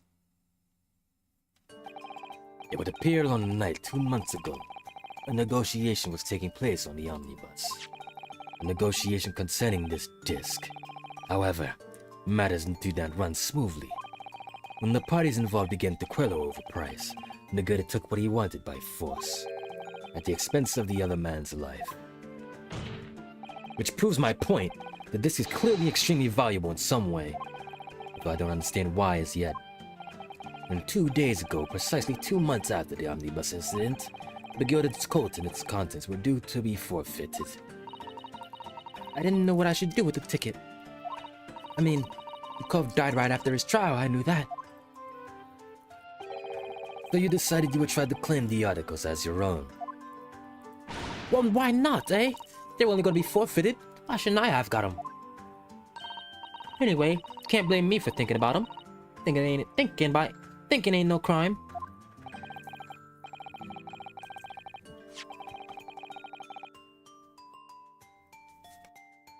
Mr. Strayed. It would appear Mr. McGilded was prepared to kill in order to take possession of this disc. Do you know why that would be? Eh? I ain't got a clue. But I reckon it must be worth a fair bit of brass. It's probably gonna sell it. And you can't blame me for thinking that. Thinking ain't no crime. My lord. The evidence your lordship has requested has been located and is ready for the court's inspection, sir. The box.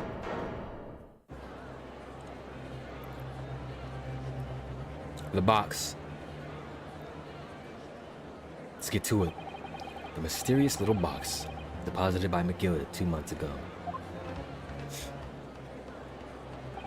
There's no doubt in my mind that it's a key piece of evidence in this far-reaching puzzle.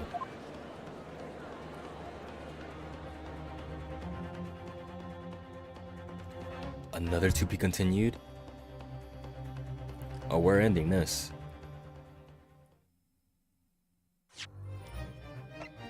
Ba-da-da-da, la la la. It's raining again. Thundering.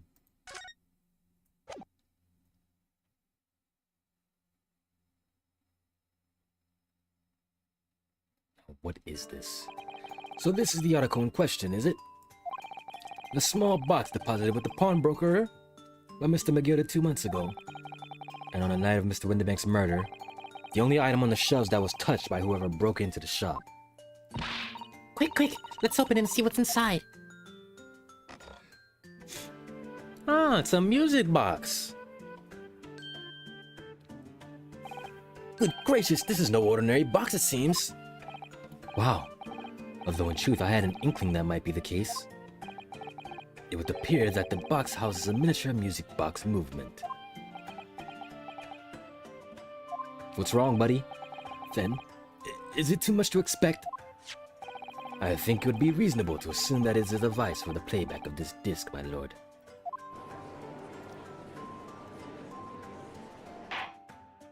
So, here we have the means to play back Mr. McGilded's disc, deposited at Winterbank's at much the same time.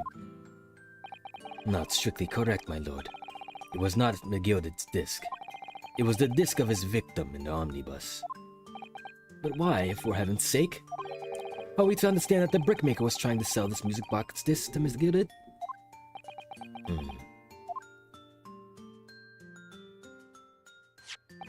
I believe the answer will become clear if we listen to the music on the disc, my lord. Yes, very well. Let the court now listen to this curious disc at last. Wait, my lord. Why? Why? Good grief, what is the meaning of this, Inspector? The music box and the disc are, well, they're unrelated to the case. No need to spoil the somber atmosphere in the courtroom with some silly bit of music. Objection! This disc may very well motivate the culprit in this case to commit murder. Clearly there's every chance it's fundamentally important to understand what happened. The prosecution has no objection. But no! That piece of evidence is police property now. You can't. Clearly, Scotland Yard has some vested interest here. But it is policy of this prosecutor to leave no avenues unexplored. And you, Inspector, have no jurisdiction here to prevent that from happening. Nah. You tried it. You tried it. Whatever you're doing, you tried it. No further delays, please. Play the disc.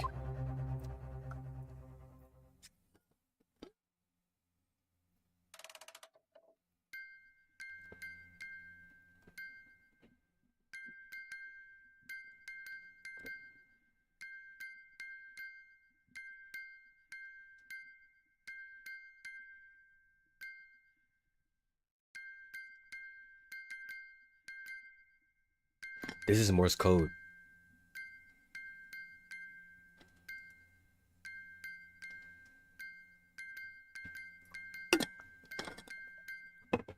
This is Morse code. What on earth?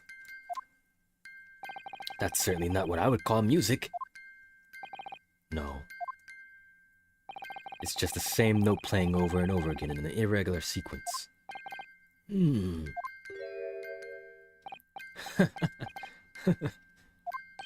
Mr. Graydon? This really is priceless.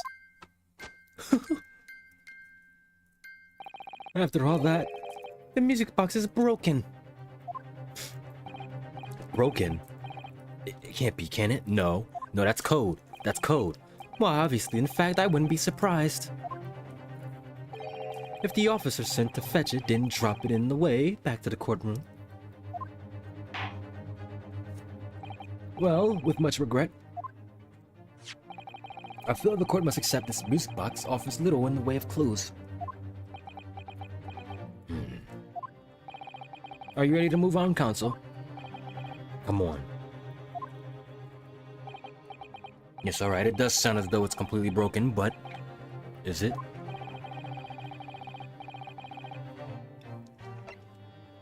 It's of course a clue. I believe that it could be relevant, my lord. Good lord, but how can it be? It's an abomination, counsel. Mere noise. I fail to see how it can have any meaning whatsoever. It does sound strange, I agree. There's one thing bothering me. While Graydon stands there chortling victoriously, the inspector beside him has a rather telling expression on his face. As if Gregson recognizes the sound, as if he's familiar with it somehow. And that's making him appear extremely on edge.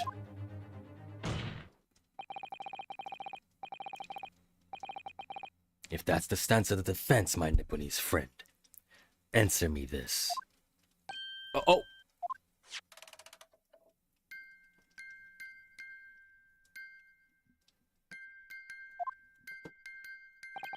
Just what relevance do you propose this woeful chiming has on this case? This defense believes that the sound emanating from this music box is... it's not supposed to be music. Just because this is a music box, it doesn't necessarily mean the sounds we're hearing are music. Look at that. The smile vanished from Graydon's lips as soon as I said it. I'm on the right lines here. I must be. Making deductions based on how people react to what you say. You're acting just like Hurley, Runo. Objection! The sounds we're hearing aren't necessarily music. Well, now that you told us what they are not. I'm sure the court would like to hear what they are. Do enlighten us, my Nipponese friend. Well, surely you have an idea in mind, because if not, it will appear the death of your little informed argument. Exactly. The music box is clearly broken. Refusing to accept that fact is pure foolishness. They got me. I don't know what the answer is yet. Runo? You haven't made that face in a while. I've just examined the music box very thoroughly. and I'm fairly certain that it's not broken at all. Really? Good shit, Iris. Really? The way it's been made, it can only produce a single note anyway. Thank you, Iris.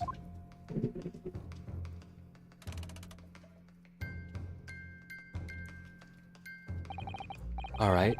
Well, if the music box isn't broken, it must mean that the sound it's producing has some significance that isn't musical. Morse code. Ah. Could it be? Is that what these sounds are? Something just struck me, Runo. It just struck me too. I feel like recently, in the past few hours even, I've heard another sound very much like the one that this music box makes. Yeah, it's a familiar sound. Actually, Iris, I was just thinking the exact same thing. I'm going to have to press the defense for an answer. You've waited long enough. If your assertion is that the sound produced by this music box is in fact not music, then what the devil is it, Counsel? All the evidence we've seen so far, all the testimony we've heard, it's all pointing to one single answer now. The prosecution demands that my learned Nipponi's friend presents a proof now. Tangible proof of this latest wild speculation. Alright then. This could be the best chance I'm going to get to fight back in this trial. And if I'm right, it's going to join all the dots together.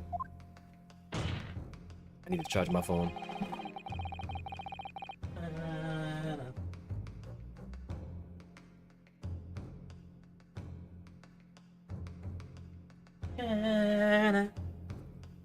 Let me get some more water too.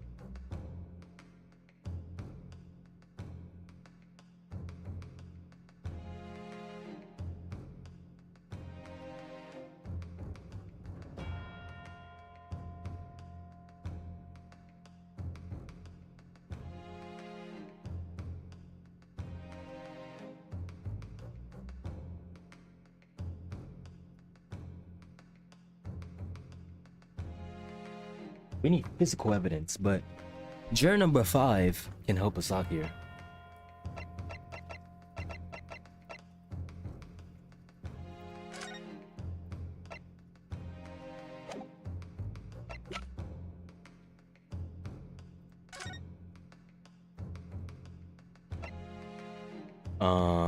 What evidence do I have for this though?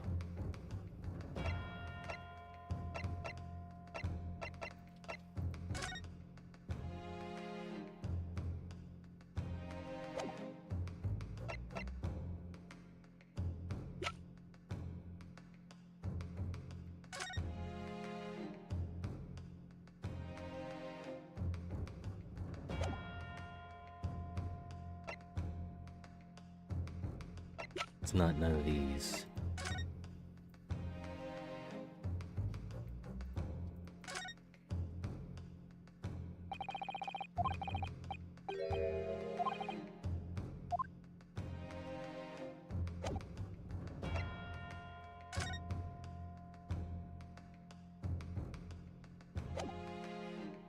We know not to use that.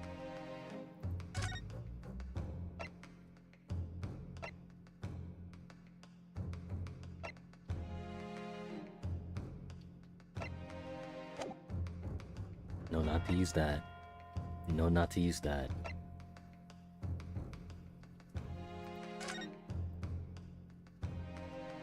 It's not the story.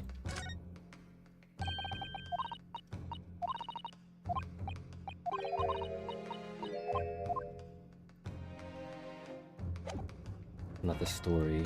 Go to its notes.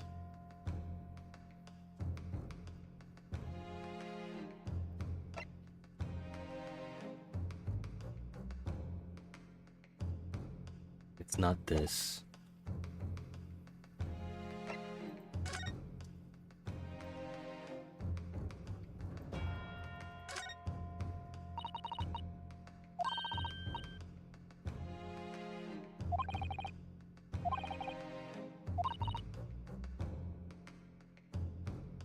Here it is, right here, the paper.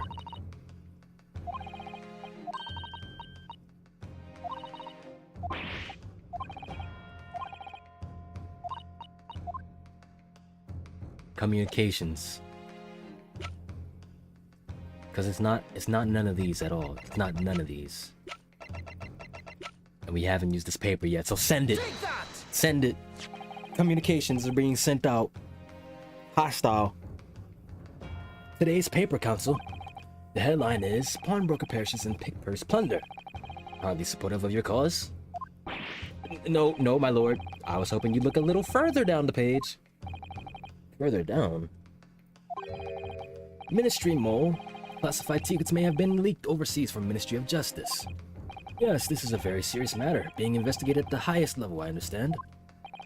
I have heard that international transmission, along supposedly secure lines, are somehow being intercepted and leaked to various other countries.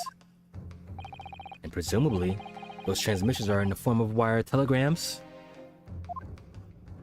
Of course. Juror number 5, here we go. Here we go. This is what I wanted. Stop. Oh, me, sir? Whatever is the matter? You told the court before that you worked at the same communication station as Mr. Graydon, did you not? Yes, that's correct. In the particular station where you work? Deals with government communications and newspaper reports. Oh, yes, we're not your run-of-the-mill communication station at all. Our work is extremely important. Then tell me, is this not a very familiar sound?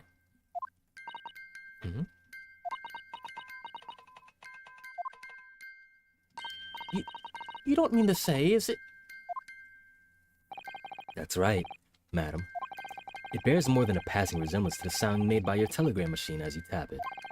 I believe it's called Morse code. But I don't believe it! Gotcha. Now correct me if I'm wrong.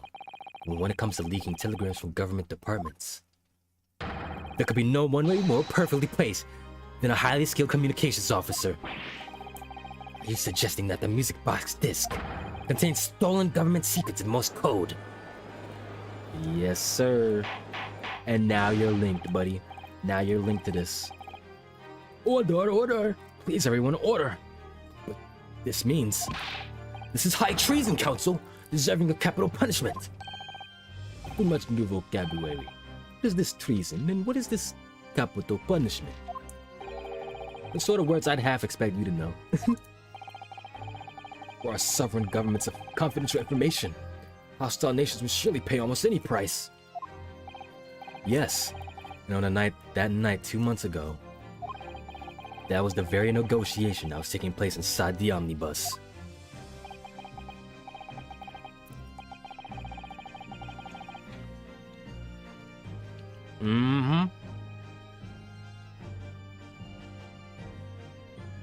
But in the end, McGill had perished, and the all-important disc lay unclaimed in the pawnbrokery. My word! Secrets were just laying there, in which case, whoever stole that information in the first place must have surely been beside himself with worry. Because if the disc were to be discovered before it found its way out of the country, it would reveal an act of high treason punishable by death. The culprit had no choice but to retrieve it, and in order to do that, we'd have to gain entry to the pawnbrokery illegally in the middle of the night. Because the article left behind by Mr. McGill would have incriminated him too much if it got into the wrong hands. Isn't that right, Mr. Graydon? Yeah, buddy. Yeah. You think I've been stealing government secrets? Preposterous. Absolutely preposterous. So in response to the defense's accusation, you claim complete innocence, do you? Well, of course I do. I've had to stand here in silence while that pretentious foreign lawyer has been prattling away. Objection! Then by all means, counter the charges, sir. He's not on your side.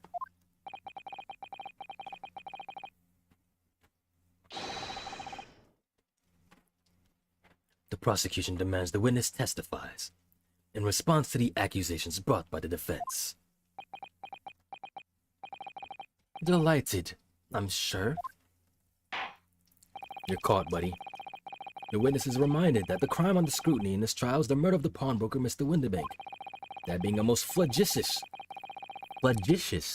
offense, for which the law of this land sanctions a capital punishment. I just moved my phone away. I'm not these. Flagitious.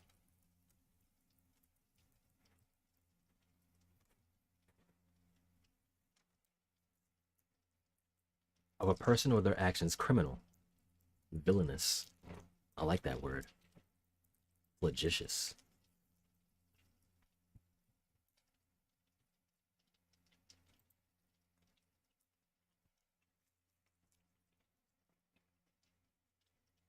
But the heinous acts of high treason is no less serious a crime.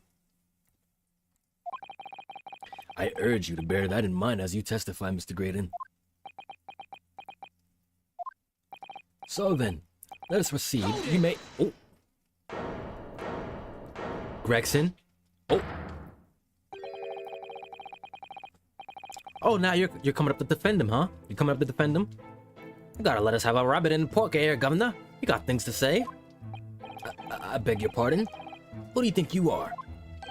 Name's Dash Skulkin. Occupation is professional baddie. Name's Ringo Skulkin, but we ain't baddies enough to sell our motherland. That's right. Or what they call The Three Skulkin Brothers.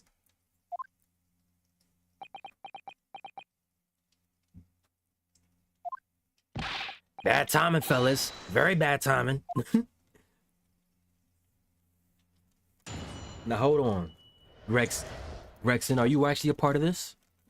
Are you actually a part of this, Gregson? Why were you whispering with him? The American communications officer couldn't possibly steal confidential government information. Besides, the sounds produced by that music box aren't even Morse code. There's some low-class breaker negotiating with the guild anyway, was it not?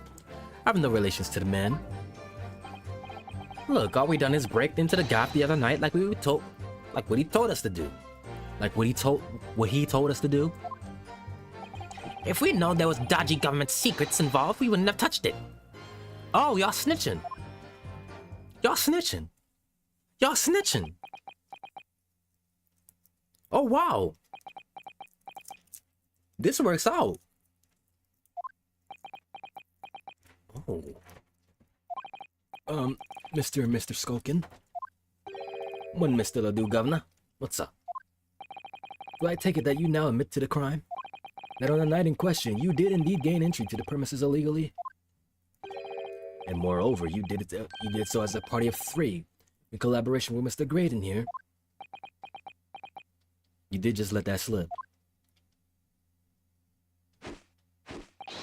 We did, Gov, we did. Wow. Y'all admit it because y'all don't want to be part of treason. Quieten down, please. What do you say to that, Mr. Graydon? I have no idea what these two ruffians are referring to. You little rotter. Getting us mixed up in this monkey business. The Wario Bros are working together now to help us out. You never said nothing. You never said nothing about government secrets. It was supposed to be a straight-up job. And what about the geezer whose shop it was, eh? Poor old bloke didn't have to die, did he? Nice to know who your friends are. Whatever these men say, I deny these accusations. Indeed. Well, I certainly wasn't expecting this little music box to become so significant in the proceedings.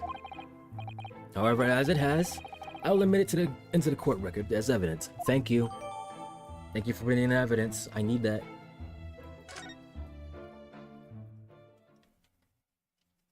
Yeah, what's up now? What's up now? What's up now?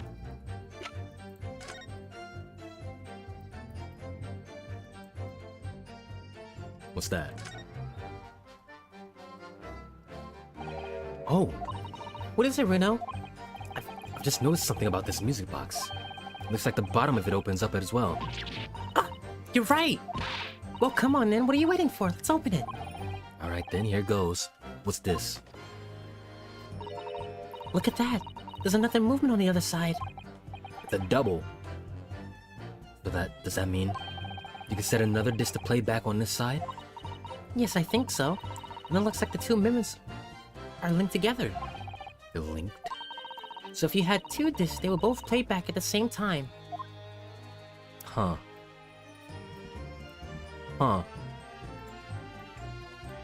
Well, it looks like it's Sholmes' time to come in clutch with this cookie version. This cookie version of it. Time to come in clutch. Would have thought there would be a second movement on the other side of the box. And this movement is like the other one. Home teeth are all the same length. So this movement also produces one tone, like the other one. Yes, it must do. Except that the length of the teeth on the two combs isn't the same. So the single tone produced by this movement will be different to the single tone we've already heard. It'll send out a different message. What? Basically, each movement can only produce a single note. But the notes they produce are different.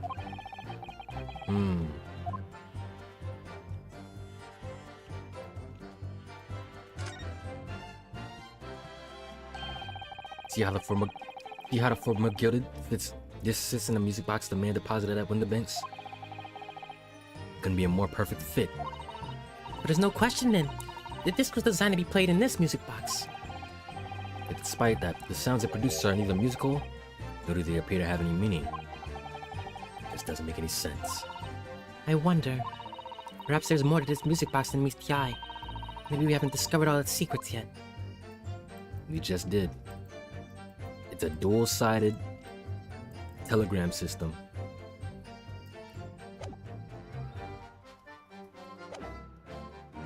Hold it! We're on to you. So is this newspaper headline accurate? Government communications are being intercepted? How could I possibly know? What do you mean by that? Any important government communications are handled by high-level officers, by specialists. General members of the staff and station where I work would never be entrusted with sensitive information. Oh no, stop. No, say something, stop. Let me guess. Juror number 5.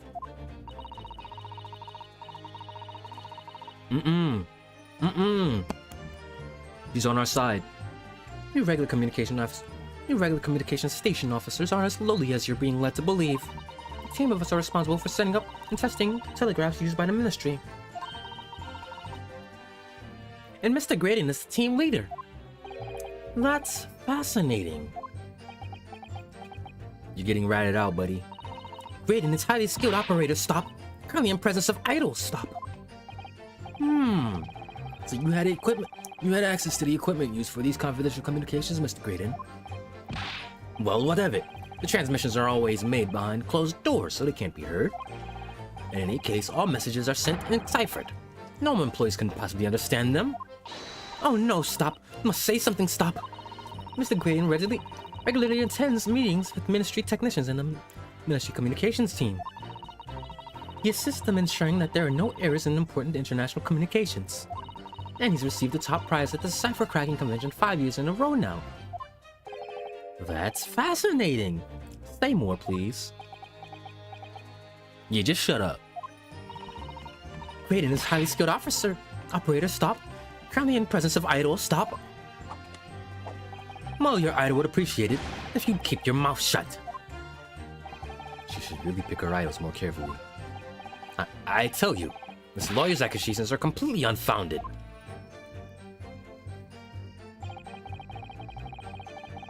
Hold it! They're not. Anyone with a brain, that would be blatantly apparent on listening to that music box for even a few seconds. Of course, of course. Surely it can't be that my learned friend is unfamiliar with Morse code. Ouch. He looks genuinely shocked at my ignorance. I would be more than happy to demonstrate the basics for you, sir. Oh, that's him? Him in the court? Morse code is a continuous series of two distinct tones. We need the second one. We need the second disc.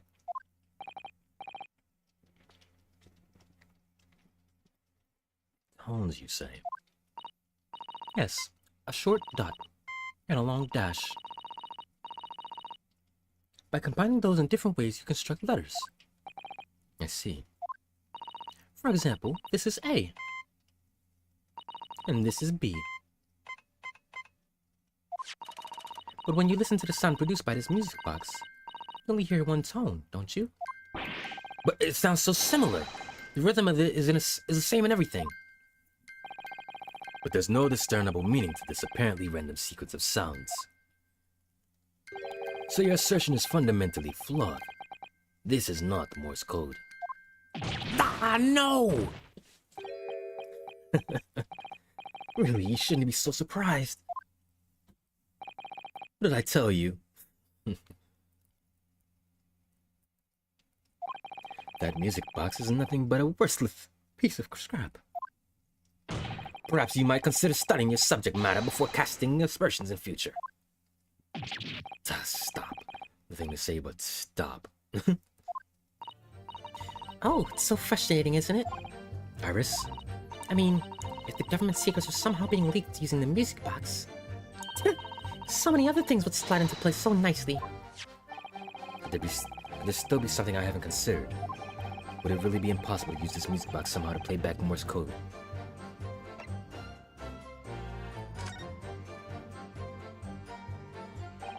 There's still every possibility that this music box was instrumental in leaking the government secrets. That's the belief of the defense, at least. Objection!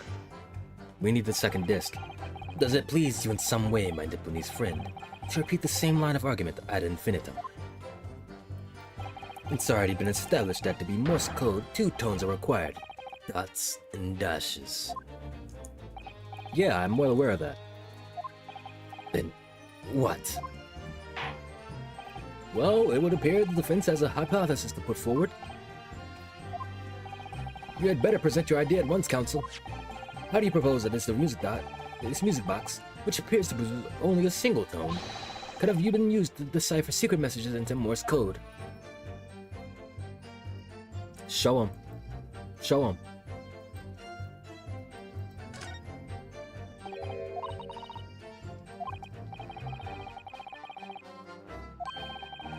I already read this.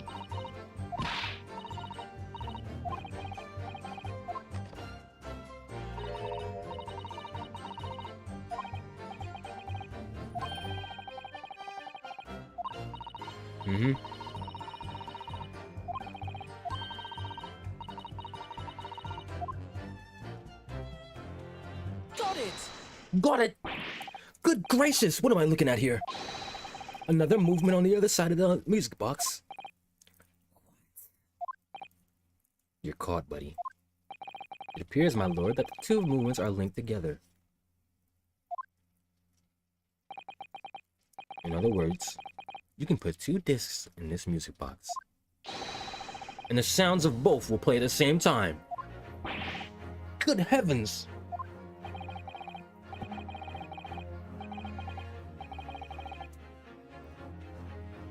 As the court has heard, Morse code comprises of two tones, a short dot and a long dash.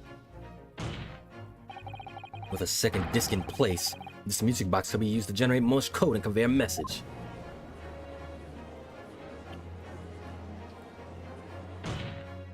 This is beyond a joke. I'm sorry. This poor excuse for a lawyer has absolutely no evidence to support his claims. Though, of course, if my learned friend were able to present the court with the second disc, that would be another matter. Well, I can't at the moment. And may I remind the court that, as the witness has pointed out, he was not the one in the omnibus with McGildy 2 months ago, striking the deal over discs. Over the disc or discs. Indeed, that was Mr. Mason, the brickmaker.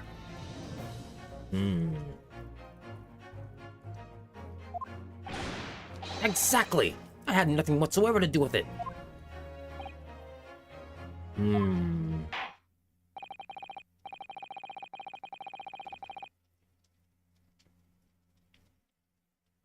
We need that second disc and it'll shut everything down. Though it has holes, I must admit the argument presented by the defense has much promise. I believe the cross-examination should continue. The link between Graydon and the victim of the omnibus case must be there somewhere. I haven't found it yet. Oh dear.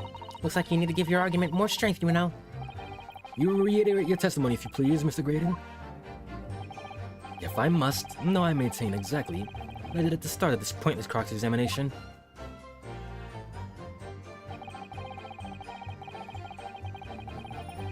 Hold it!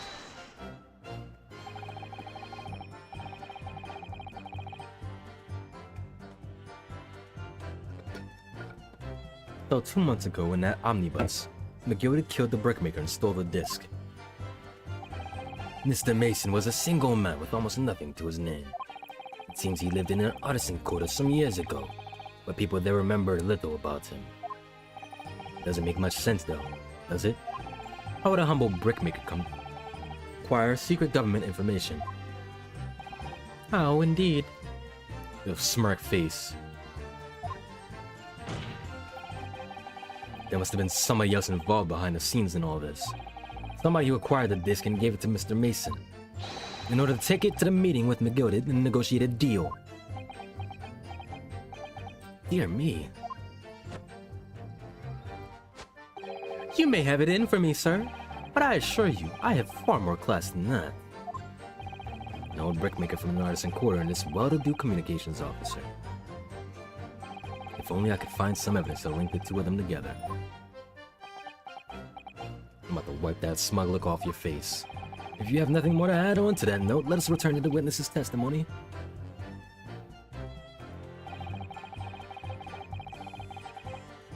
Hold it! We gotta get more information from these guys. Like Mr. Graydon told you to do, you mean? That's it, yeah. Who else, eh? Billy me thought he was just popping over for nada after all them years, but the water had a dodgy job for us. Hey, Ash. No affiliation. Let me stop you there, Mr. Skulkin. After all them years, you say? Do you mean to tell me that Mr. Graydon is an acquaintance of yours? We're the sociable kind of baddies, you know? Sure, let's say Graydon's an old China. Excuse me. Yeah? Something wrong, Mr. Skulkin? Other one, the other Mr. Skulkin. What? Who, me? When your brother was testifying just now, he said something that seemed to cause you to react. Oh, I was just remembering the old days, that's all. We used to have a right old laugh together way back when. Together? With Mr. Creighton, you mean? Oh, y'all was buddies. Yeah, with Ash, I mean, you look at him now and his fancy whistle and flute and you wouldn't Adam and Eve it. But when he was younger, he was from the poor part of town, just like us. Is that so? But he was always a leery one. He had the brains, he had the savvy. Always coming up with smart ideas like what would never have gone through our heads. God blimey, ain't that the truth? Remember Milverton Skulking Milk Run? That was a corker, hey. Save it until after the trial. Your reminiscing has no place in this courtroom. And neither does your fruit. Oi, the geezer asked us a question, didn't he? And we was answering. Yeah, we ain't done nothing wrong. Nevertheless, the court is not prepared to accompany you on your trip down memory lane. Counsel, can we return our attention back to the testimony, please? I don't know. Could that sentimental story be relevant? Add it. Add it. My lord? Yes, counsel. The brother's last sentimental statement could have hold vital information relating to this case. Very well, counsel. I'll permit the brothers to supplement their testimony with that detail. Briefly, I hasten to add. Say no more. The skulking's never skulking.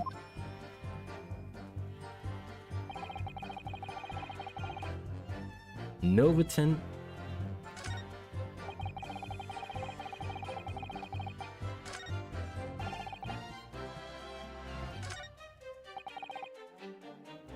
Hold it! So did you know nothing about this music box? We didn't know nothing. We still don't know nothing. And we ain't planning on knowing nothing about it either. 2 nights ago, you did indeed break into Windermake's pawnbrokery, didn't you? In your original testimony, you said that the door of the shop was ajar and that it was like some kind of a sign begging you to go in. But the truth is, you were planning to break into Winderbake's all along, weren't you? We were, Gov. We were. You're right there. So that's what he told us to do. It was his plan. And why was it Mr. Graydon's plan to break into the Winderbake's that night? Did you not ask the reason? Well, he said the place was full of stuff worth nicking. That's what he told us beforehand, anyway. Turned out it was a load of cobblers, didn't it? I wasn't best pleased, I can tell ya. In any case, if they know the real reason, it doesn't sound like they were going to give it away.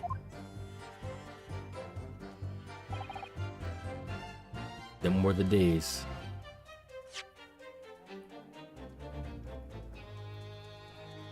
Can I not switch to profiles? I want to switch to profiles. I can't. The fact that you've been up here this whole time, Gregson. I mean, he's keeping watch, of course, but like...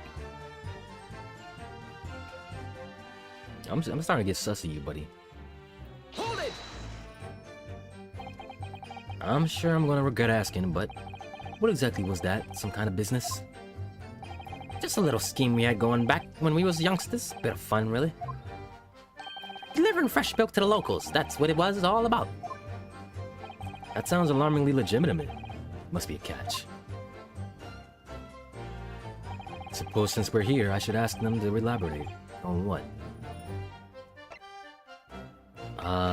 The business name. Go with that. So this business was just a bit of fun, you say? It was just yourselves and Mr. Graydon involved?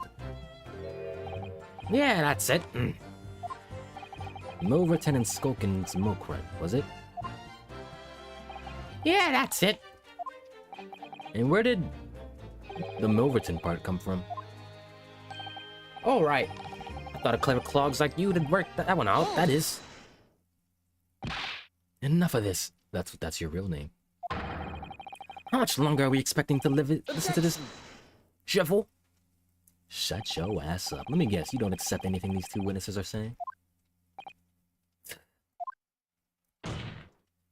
Tell me, why is it that it was only after the mention of the Milverton that you decided to interject? Because Well? I want the abyss of homes that came from. Yeah, his old man was struggling for money so much, his wife walked out on him. She took the name Graydon then, see? But Ash will always be Milverton for us. Milverton? That used to be your surname, did it? Of course not. This is all bumpkin. Buncombe. I've been a Graydon since I was born. Do you really think you can rely on the testimony of these two thieves, hmm? You're a communications officer attached to the civil service. As such, your personal details will have been thoroughly checked at the time of your appointment. It would be a very simple matter indeed to subpoena those records, Mr. Graydon. You're caught. You're caught. Ah! Well, it would appear that Mr. and Mr. Skulkin's testimony has been reliable. For once. You were born Ashley Milverton, then? Is that correct? Very well, yes. So Ashley Graydon was once Ashley Milverton. That information could change things. Could turn out to be extremely important.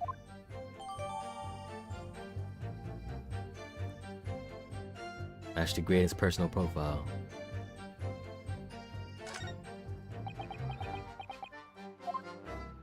There is still a third brother. All of a sudden we seem to be up to our necks in a serious matter of national security. Although, all this about interceptions of secret government messages is still just conjecture at this stage. It would explain a number of things, though, wouldn't it? Negotiations Jeannie overheard on the omnibus 2 months ago and the break-in at one of the banks. But the trouble is, it wasn't Mr. Graydon in the omnibus with McGilded. No, that was Mr. Mason, the brickmaker who was so horribly murdered. Only there was some link between the two men. I know. Mr. Graydon's testimony seems to be watertight as ever. One of the key to us making headway with the cross-examination here could be those two brothers.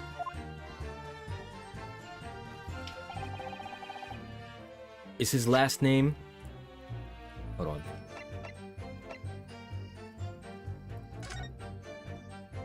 Bryce fired Mason. What's his real name?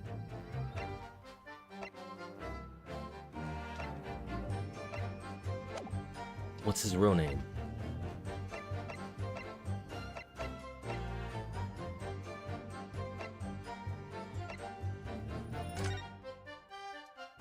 There it is.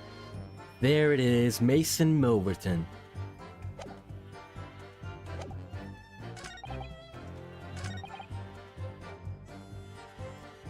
It was your papa that died.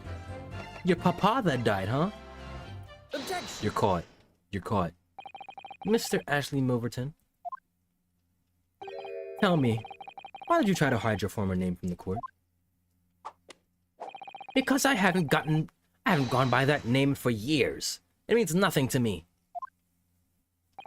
Oh, I don't think that's the real explanation at all. The truth is, you had a reason to hide that name. Explain yourself, please, Consul. I have here the notes from the omnibus case, my lord. And as we all know, the victim, the man who we understand, have been negotiating with McGilded. Yes, Mr. Mason, the brickmaker. That's right. Only Mason wasn't his surname at all. It was his given name. His full name was Mason Milverton. Milverton? Do you mean to say the saint's alive? Mr. Ashley Milverton, is it not the case that the brickmaker Mr. Mason Milverton Was your father? Was your papa? Your papa died? I don't... As I believe I mentioned earlier, your family history will have been thoroughly checked when you join the civil services. And it really would take no time at all for the court to subpoena those records. No point lying. Truth is, you have been illegally acquiring highly confidential information and selling it on to McGilded in collaboration with your father. Oh! Ooh, y'all was partners. Father-son duo. The new facts and evidence unveiled by the cross-examination of this witness all come together to reveal the truth. The truth, you say? That you collaborated with your father, Mr. Mason Milverton, in illegal dealings with Magnus McGilded. By dint of this music box, you mean, Counsel? Yes, stealing information being sent in secret government communications and selling it on to Gilded.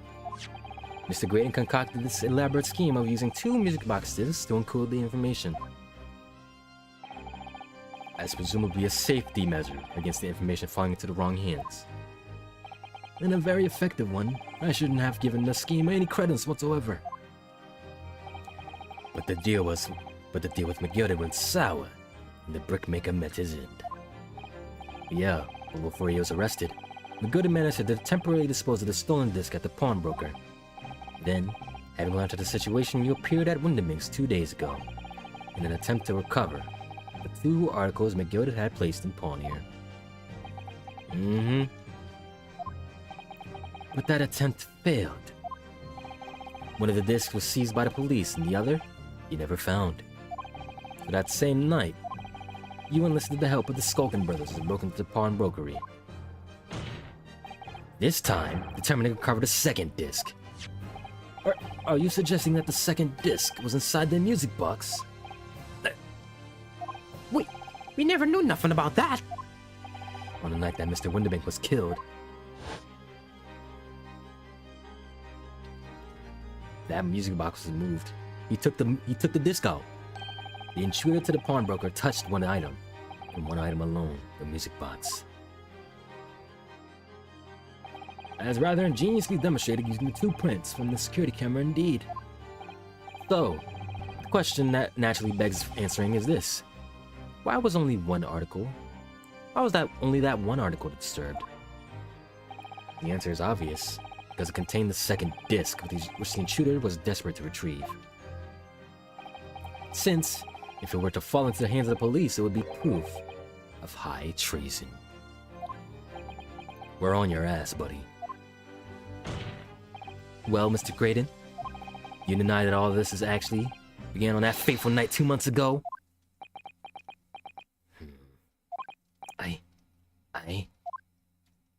I refuse to accept any of this nonsense.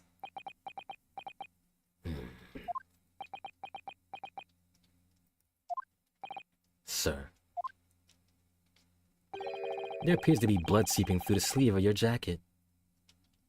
Uh-oh, someone's getting angry. Someone's leaking. You didn't patch that up? You didn't patch that up? What? 2 nights ago, we know that 3 shots were fired at the scene of the crime in Winderming's pawnbrokery. One took the life of the pawnbroker himself. One struck the pouch around Mr. Sholma's waist. And the final bullet struck the calendar on the wall of the shop, having first pierced the arm of one of the intruders. Mr. Graydon, that wound in your arm seems to be trying to hide. It's a bullet wound, isn't it? He shot you. He's got you now, me old chinner. Time to call it quits and croak, I reckon.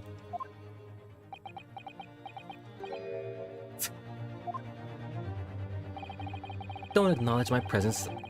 Don't acknowledge my presence there under any circumstances whatsoever. Those were my terms, remember? And I paid you handsomely to comply. Clearly I was a fool to think I could trust some common backslum thief.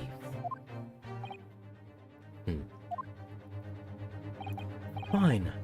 I admit it. I was there in Winderbanks that night. I paid this pair 10 guineas to accompany me. And as you've noticed, I sustained an injury in the course of my adventures. My bizarre adventures. But that is all. I admit to nothing more. Stealing government secrets, negotiating with Mr. McGilded. As God is my witness, I'm sure I recall nothing of the sort. It's not going to go down without a fight. Until I can show hard evidence, I suppose. Nevertheless, Defense has now established a crucial fact. Which is... Well, we know that one bullet was fired from each of the 2 firearms we have in evidence. the bullet from the Skulkin brothers' gun hit the pouch around Mr. Shom's waist. And the bullet from Mr. Winderbank's gun clearly must have been the one that caught Mr. Graydon on the arm. Indeed it must. We can rule out the possibility that the man shot himself. And that leads us to only one conclusion. Mr. Winderbank was spotted by a third gun, which can only have been fired by the third intruder. Goodness! That's right, Mr. Graydon. The only person who could have possibly have shot Mr. Winderbank that night is you. Hold it!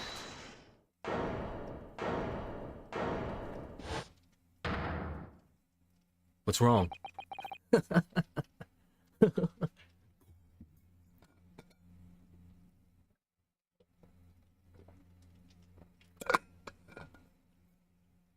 What's wrong, buddy? You little upstart. You made a grave mistake when you summoned me here. What's that supposed to mean? Yes. The gun is the cane. The cane is a gun. The cane is a gun. The cane is a gun.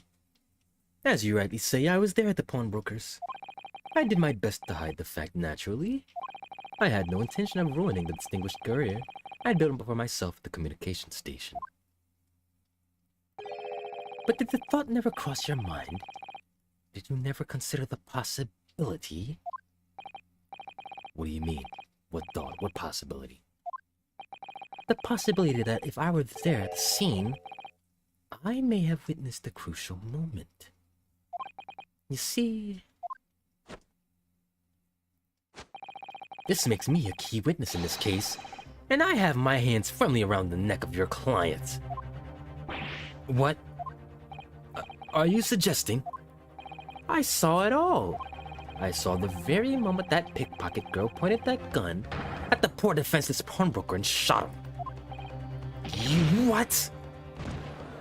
Now he's turning it around. Shifting it. He's shifting it. He's shifting it. Order, order, order. Well, it would seem we are finally entering the last act of this theatrical trial. Mr. Graydon. Yes? I trust you are fully aware of the implications here. If it is shown that your claim is false, you will have incriminated yourself as the killer. Oh, I understand fully. Let's do it then. Let's do it. Let's do it then. Then I must ask you to give your formal testimony once more.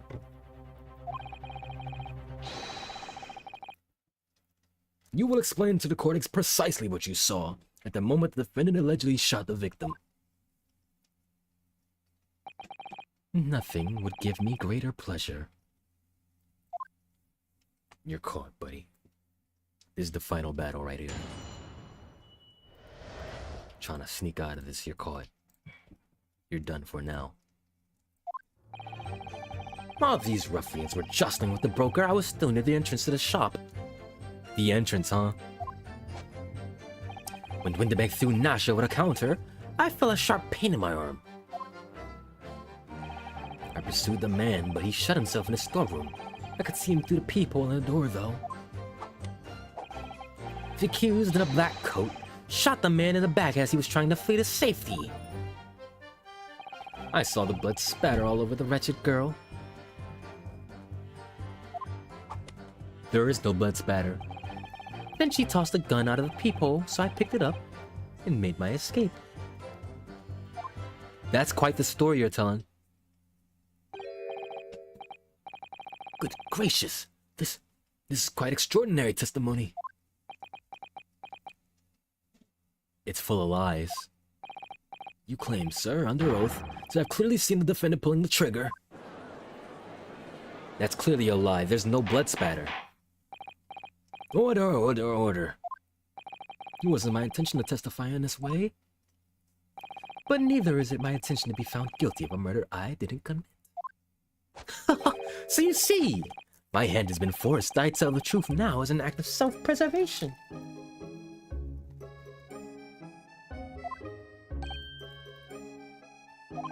The truth?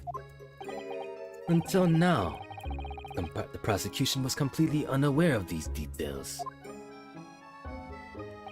Yes, well, sorry about that. What do you mean sorry about that? Having shot me in the arm, the pawnbroker was then shot in the back by the accused.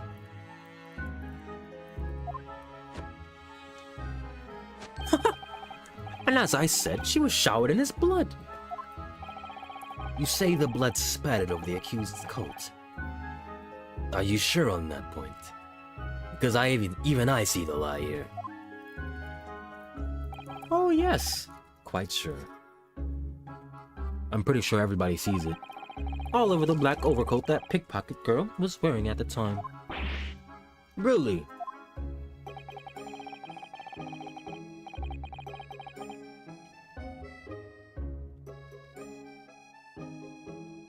Wait, wasn't there blood before? No. Wasn't there blood before? There's blood beforehand. If her coat could somehow be shown to harbor vestiges of blood, that would be conclusive evidence here. Such an investigation is entirely possible, my lord. What? Only very recently, a German scientist has developed a technique to identify human blood.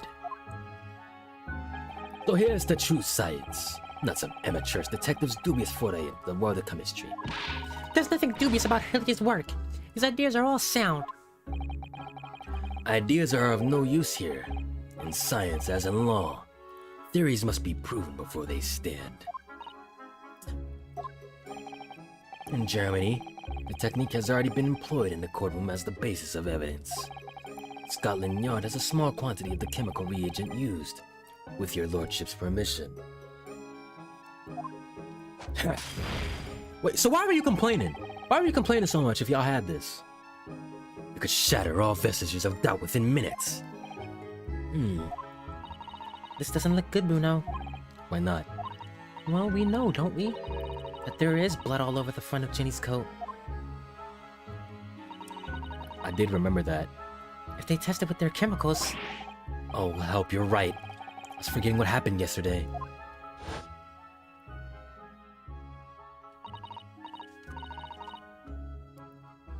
I forgot about this. I'm glad it came back, though.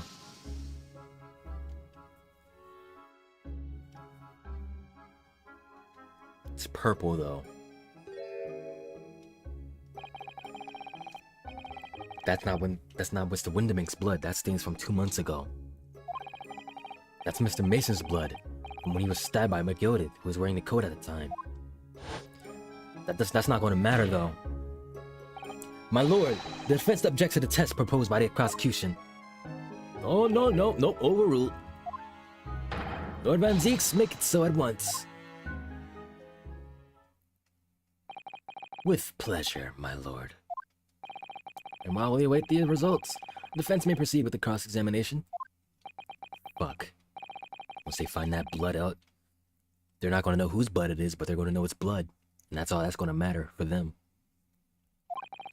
Gina will be... Counsel! Yes, my lord. Your cross-examination. Of course, my lord. If this cross-examination doesn't go well, if I don't manage to uncover some decisive evidence or a really compelling clue now, I have a very bad feeling about the outcome of this trial. Yeah, this is going to be raps if he does this.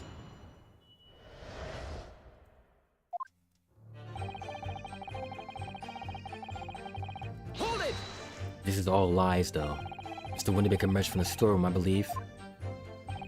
Ringo and Nash were scouring the counter when he suddenly appeared and flew at them. He already had the revolver in his hand. Fortunately, I wasn't too close. I've never been so scared in all my life.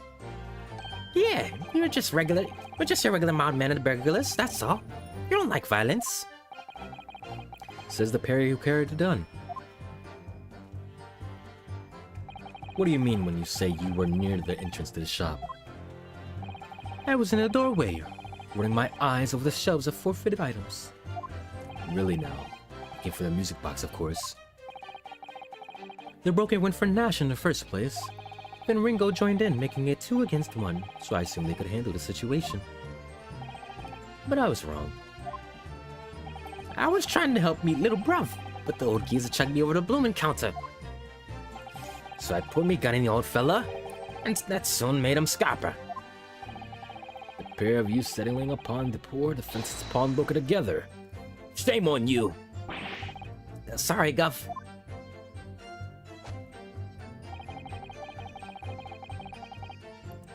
Sharp pain in your arm, what does this mean? You mean that's the moment you were shot? Yes. Huh. Okay, so she didn't shoot at all. It wasn't her. It was Winterbank shooting in self-defense. So she did just pass out. She didn't shoot back. She did just pass out.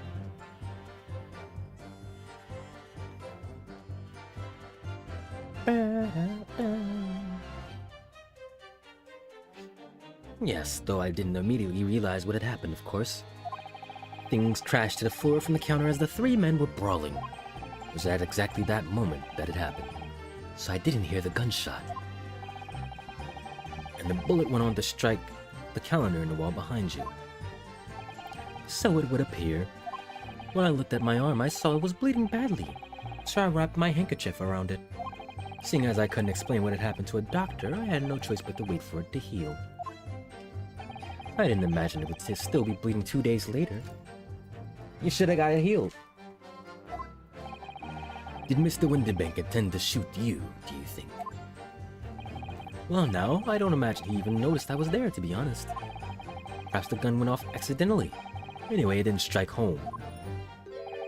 When I put me gun on him, he tried to shove me out of the way. And then he scampered through that door out back. At which point, what did you do?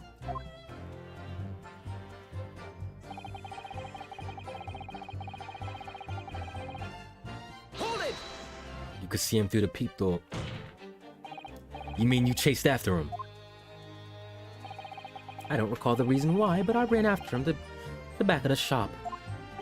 And what about this peephole in the door you mentioned? Well, unsurprisingly, the storeroom's door is a solid job. Made of stout wood. Yup. I knew this the whole time. But there's a small opening in about head height. That lets you see what's in there from the outside. I should know that, shouldn't I? I looked through it myself that night. You can shoot somebody through there. And what about your burgling brothers? Did you see what went on through this peephole as well? Not likely, Gov. Didn't see nothing of the sort, Gov. I doubt these 2 buffoons were even aware of the peephole's existence. So the Skokin brothers were there, but they didn't see the killing of Mr. Winterbank take place. Inside the storeroom, I could see the broker and that young girl standing there. The defendant? Yes, though neither of them noticed that I was looking. The girl raised her gun and pointed it straight at the man. What gun did she have, buddy? And then what did you see?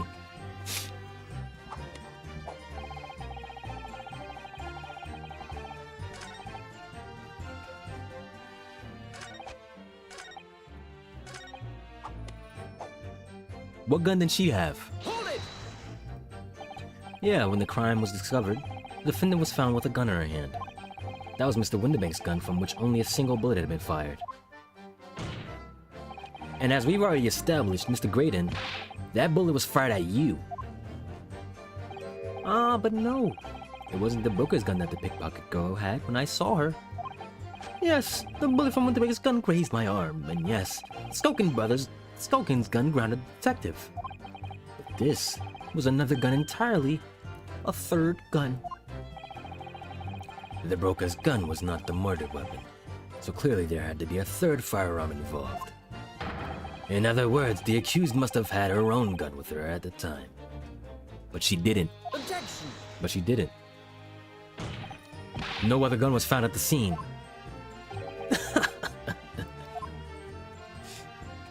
Calm yourself, Consul. Sorry. You must consider the events in order.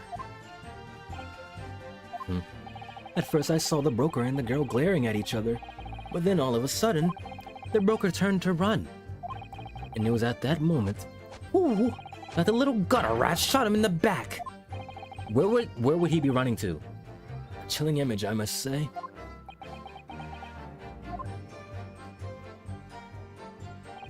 I saw the blood spatter all over that wretched girl. I can't even do this now. I can't even do this now. Hold it! All over her? But it's dried blood. Hold on, it's dried blood. It's dried blood. Yes, through the peephole I saw it clearly. Of course, the stains are invisible now, with the coat being such a dark color. Huh, but I assure you, that garment is silly with the victim's blood. It's not the victim's. It is silly with blood, that's for sure. But it's not Mr. Windermake's blood, is it? No, that's right. It's Mr. Mason Milverton's blood from when McGill stabbed him 2 months ago. So annoying. If they only accept Curly's chemical analysis, you could prove that. But they won't. So unfortunately, we can't use it as evidence to support our case. Bother.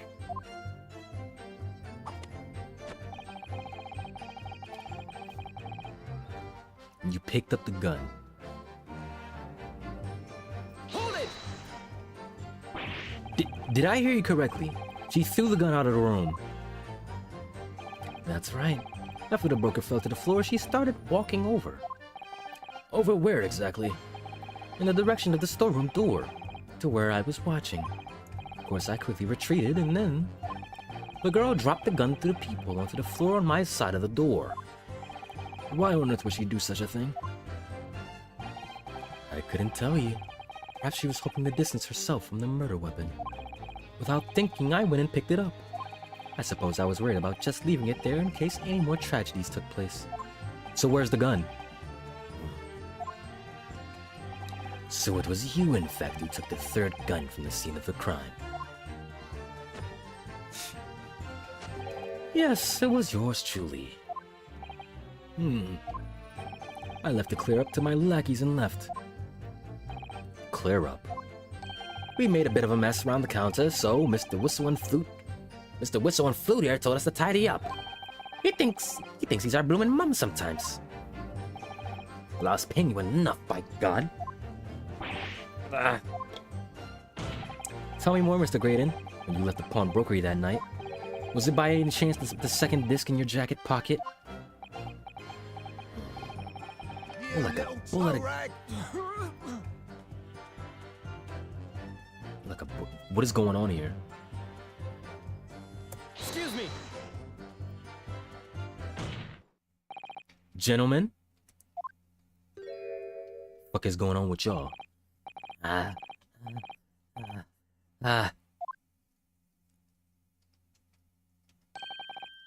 Something wrong, Sunshine? Clearly, whatever y'all are doing, why are you choking him out? That's my line. You do realize you were just violently shaking Mr. Skulkin. Blimey, he's a bit of a hooligan, ain't he? What was going on just now? You saw him. He grabbed me whistle. Why the blazes, he said. Didn't you mention the third gun when we got you down to the station? And why didn't you? Cause we didn't know nothing about it. With that flaming peephole on the door. Sorry about that. I could be prone to losing my rag sometimes, but not hurt, are you? God blimey, see the way he's looking at me? Tell you this, he's giving me willies. That was strange. The inspector doesn't normally get quite as worked up as that. You wouldn't normally grab someone. No, that wasn't like Gregsy at all. He's normally all sweetness and light, no matter what I say to him. Yeah, well, that's to you. You might be a special case, Iris. Well, anyway, that was definitely out of character.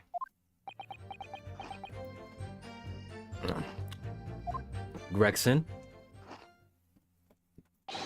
My lord, Requesting your lordship's permission to interrupt the cross-examination. Explain yourself, officer. I have the results of the test that was ordered earlier, my lord. Ah, the blood on the accused overcoat. Thank you, officer. Very well. The cross-examination is hereby temporarily suspended. I presume you have no objection, counsel? Ah. No, my lord. You gotta prove that it's old. You have to prove that it's old. Well, there you have it. The report, please, Inspector. Yes, sir. Traces of human blood were found on the overcoat of the defendant, Miss Gina Lestrade. From the extent of the stains, it would appear that they were the result of spattering following a gunshot wound. End the report. Goodness me! No. There's gotta be more. Don't be twirling around. What did I tell you? You're not off the hook. Objection! No, the blood on that card is not Mr. Windibank's. What on earth makes you say that, counsel? The coat originally belonged to Magnus McGilded. Just before his coat was deposited at Windibank's, McGilded had fatally stabbed Mr. Mason Milverton. So the blood on that overcoat is the blood of the brickmaker from the omnibus case. Objection! Well, the dead cannot speak. Isn't that right, my Nipponese friend? Sorry? 2 months ago in this very courtroom, did you not argue fervently for Miss Gilded's innocence? And yet now that the man is dead, you brand him as a murderer. Your conduct shatters any shred of respect you may have earned it for yourself in this country. We already lost it, but that was... I call it bloody disgrace, treachery, that's what it is. How to determine whether the blood on that coat is 2 months old or not? Even a stereoscope couldn't help the answer. And help the answer to that problem pop out. It can't be done. But we use Mrs. Sholmes' specially formulated chemicals. Mrs. Sholmes is a detective, not a chemist. Would you put such faith in the chemical formula devised by me, for example, when I'm a communications officer? I held out Prilski, the starving boy, and he ran away crying.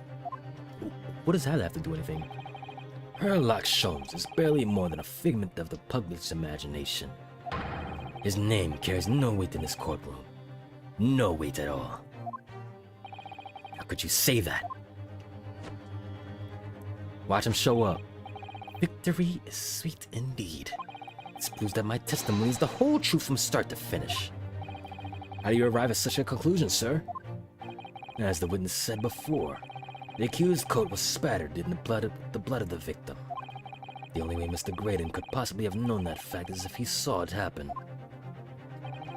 In other words, his testimony is solid, and the conclusion is singular. It was the accused who shot the victim in this case. That is the whole truth.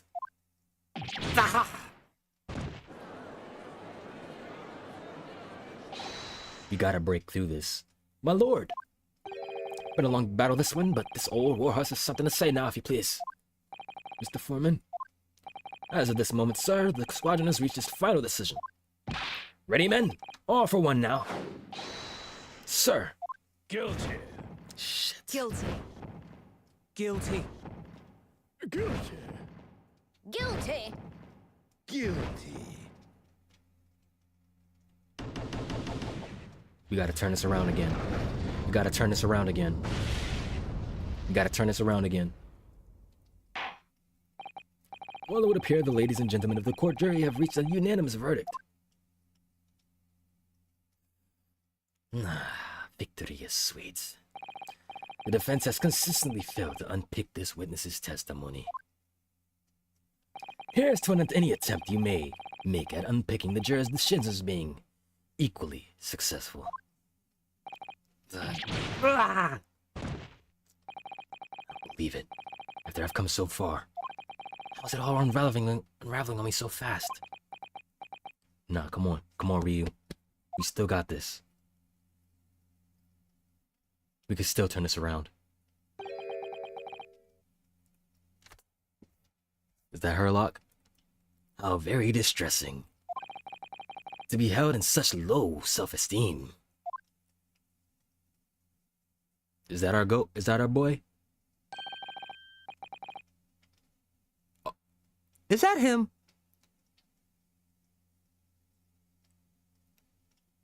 Wouldn't you agree, Mr. Naruhodo? Officer?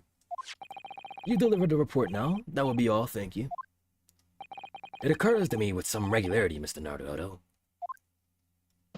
that scientific truths are determined not by science, but by none other than the human mind. I know that voice. He snuck in here. Am I going mad?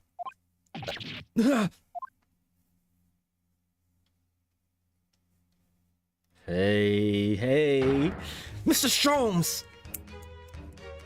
I almost called you the GOAT. You are not the GOAT still, but you're our homeboy. What is the meaning of this? Order! Business do you have here, detective?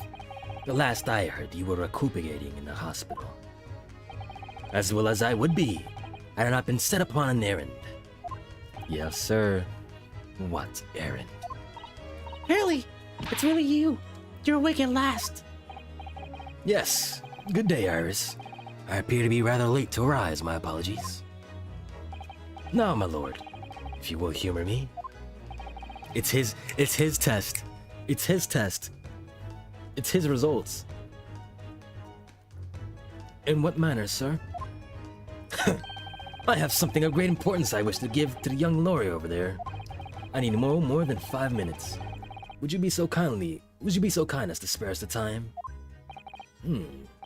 What say you to this, Lord Van Zieks? This trial has taken many hours of the court's time, having spent so long already. Exactly. Haven't spent so long already. We don't want to go wasting any more precious time.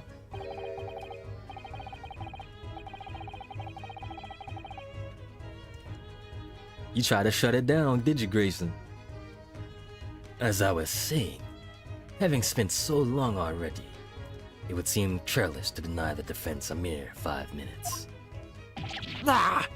Yeah, fuck off. Fuck off, buddy. You're in on this. Fuck off. Very well then, Consul. You have 5 minutes.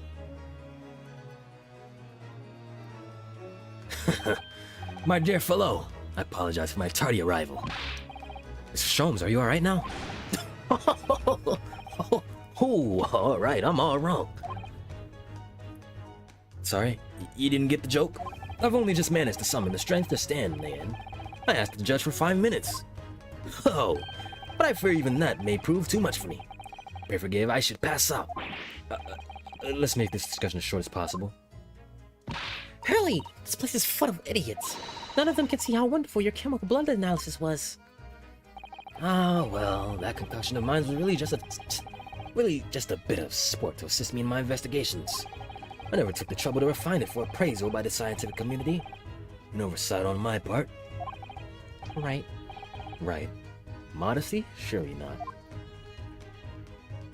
But enough of that. I'm here to give you this, my dear fellow. What's that? Lavender furoshiki wrapping. A leaving present from Miss Susato. From Sue? If possible, matters were to be settled without me giving you this. Those were her instructions when she asked me to do this. Do her this favor. I don't understand. Miss Susato foresaw today's events, I believe. She knew that the culprit would attempt to escape justice by means both devious and underhanded.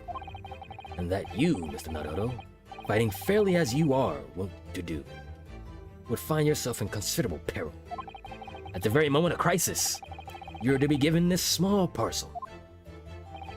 Those were the dear lady's instructions. A leaving present from Sue. Whatever could it be? Huh. What is this? Oh, it's the machine I made. Huh?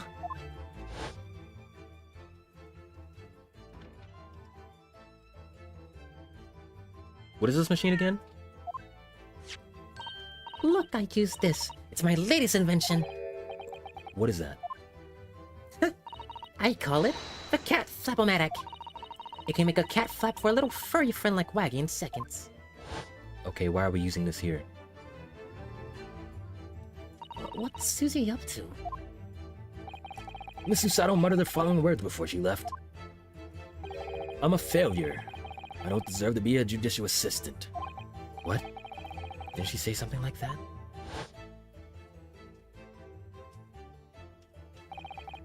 You really are the best judicial assistant in the world. Sue... Well, that's extremely flattering. But I'm sorry to say that I've been a complete failure. Whatever does she mean by that, Mr. Sholmes? That night, when you left Winterbanks in pursuit of the thieves, Miss Susato made use of this contraption for a certain purpose. That is your answer, dear fellow. Not all the cryptic, then. Sue used this cat flap-o-matic that night. But why?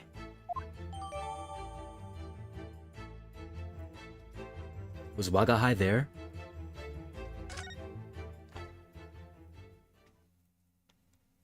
Your time has come. Ha! Your 5 minutes is over. We're out of time already?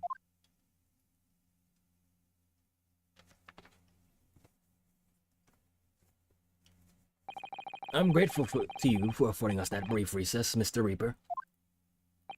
I need no thanks, Detective. After all, the die is cast. Is it really? The jurors are unanimous in their leanings. No doubt my learned friend will consider a summation examination.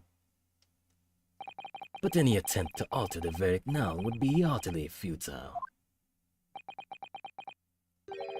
I wonder.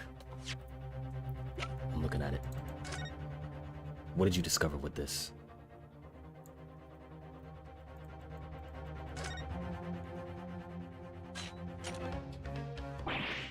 Ooh, those vicious teeth look like they could rip almost anything. They're good, aren't they? They're made of a special alloy I developed for this job. The cutters rotate 10 times per second, so it can get through any kind of door in no time. What are the two parts at the top there? Ah, those are for attaching hinges to the section of doors that gets cut out. Right, of course. Nothing can match this machine's power. It can make mincemeat of even the toughest doors. Why are we mentioning doors? Sounds so charming and friendly when you say what it's for, but feels like the reality of the cat flap-o-matic is that the grim weapon of door destruction. Wagahai's so adorable, there's nothing I wouldn't do for him. Even developing deadly weapons.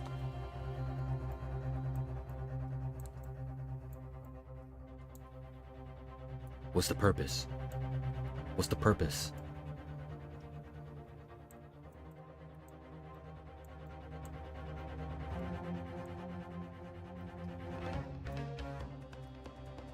There's something here. Something was cut. What door was cut?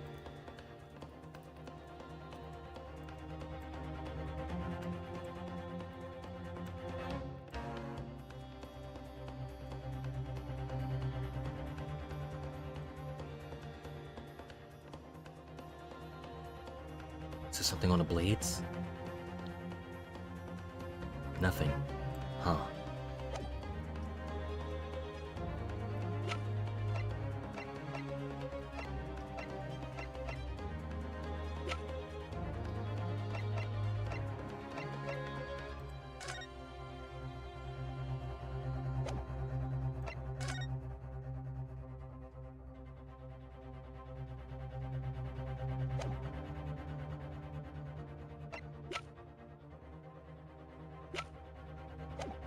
That people's always been there, though.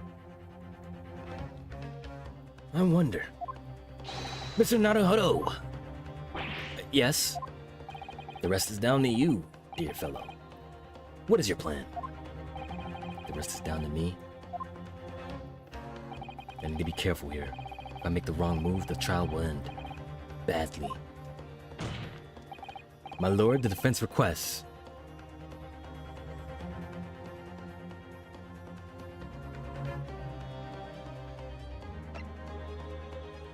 Shit.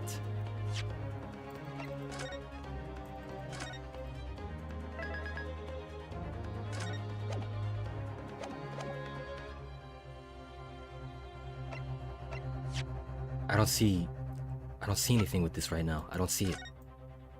I don't see it. Nothing popped out.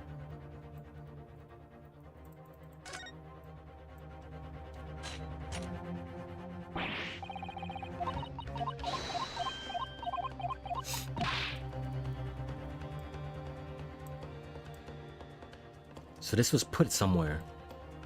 Sue did something and put it somewhere. In the shop. But I don't know yet. Now it's time to this. My only chance to appeal to the jurors and try to change their minds. What do you think you're doing, Mr. Naruto? Sorry? What of Miss Usato's gracious gesture? Would you let this final piece of evidence she left to you go to waste? Final piece of... This is not a time for inaction. This is the time to hear from a witness. But it's not possible for me to bring a new witness to the stand at this point. I don't think that's what Hurley means, Runo. Huh? Have you forgotten where we are in the trial? Aha. If the defense has nothing more to add, I think we should proceed to the adjudication. Hold it! Okay. We're calling somebody up. The defense requests further cross-examination. Objection! The jurors have spoken. Protocol dictates that you may have not cross-examination. You may not cross-examine a new witness now. Objection! It's not someone new. The defense is not asking for the cross-examination of a new witness. Rather to continue with one of an existing witness. What? It would appear that a rather important detail has escaped your attention, Mr. Reaper.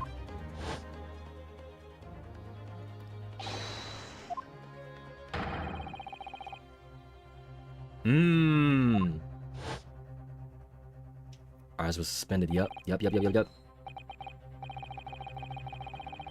Suspended.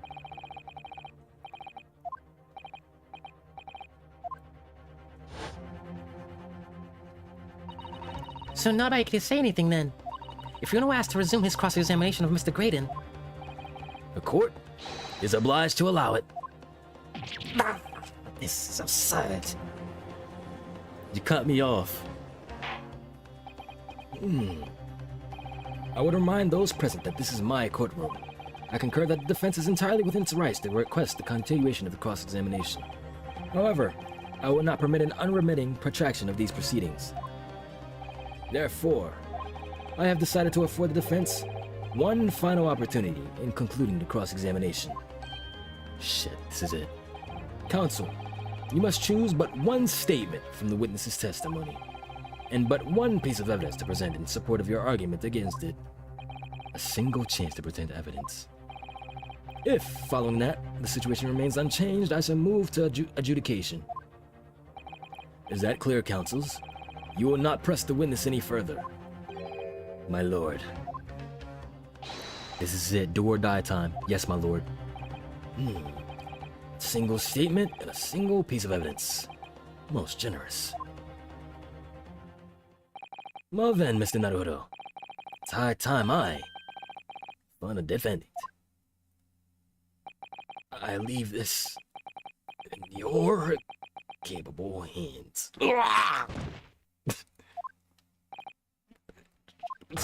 It's a Sholmes.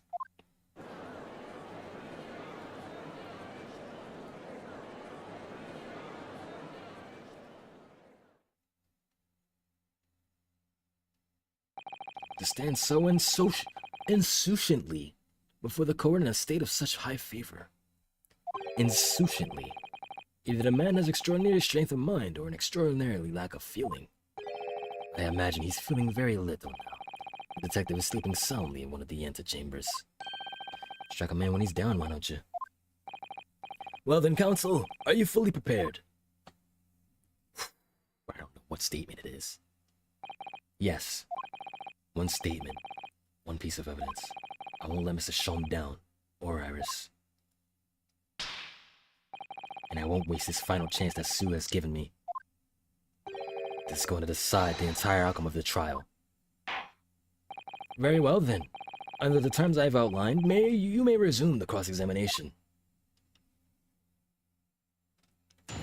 This is it.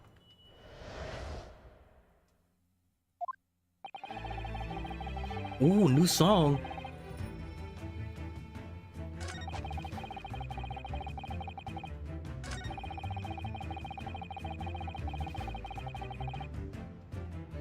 The people on the door.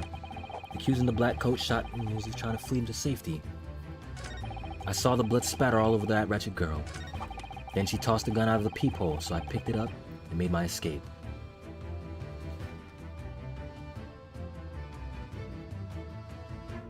It has to be this statement. She didn't toss the gun anywhere.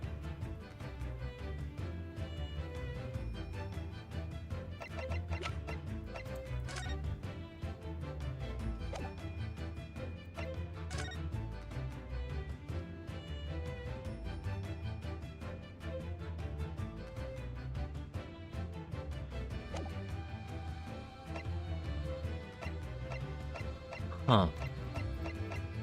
Is it really this door? Cause I was confused why there wasn't anything there. Is it really? Objection! It is! What on earth is that eccentric contraption, Counsel? Ooh, it's my cat flap-o-matic, my lord. It makes a way for a cat to get in and out of a room.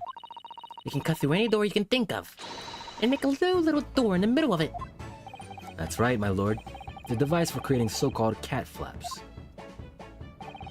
Small doors for cats to come and go as they please without their owners having to open the main door. I'm sure we can all work that out for ourselves. But that cat lover's contrivance has no possible relevance to this case. Oh, really?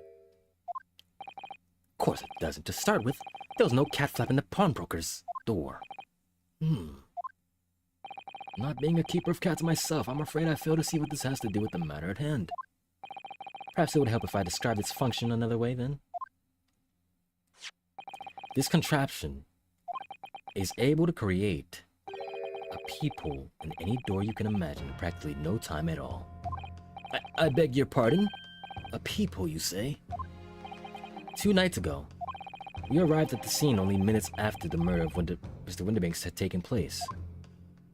That's right. According to the paperwork at the yard, it was you, your Japanese assistant, and Sholmes. Yeah, the 3 of us were together. And it's recently come to my attention that my assistant made a use of this device at the time. Your assistant did what? There was a peephole in the storeroom door. I can attest to that. Huh. Because I looked through the peephole myself in order to see the... This really came back to this door. But I knew he was bullshitting. Wow. And it came back to this machine that I completely forgot about. In order to see inside the locked rooms. I didn't think it was a fake. I didn't think there was... Wow, there was no people there the whole time? There was no people there the whole time? Wow. This is ludicrous. What are you trying to say? Of course, there was a peephole in the door. I said as much in my testimony. How else could I have witnessed a crime, for pity's sake? Yeah. How could you? What? Counsel, kindly say what you mean.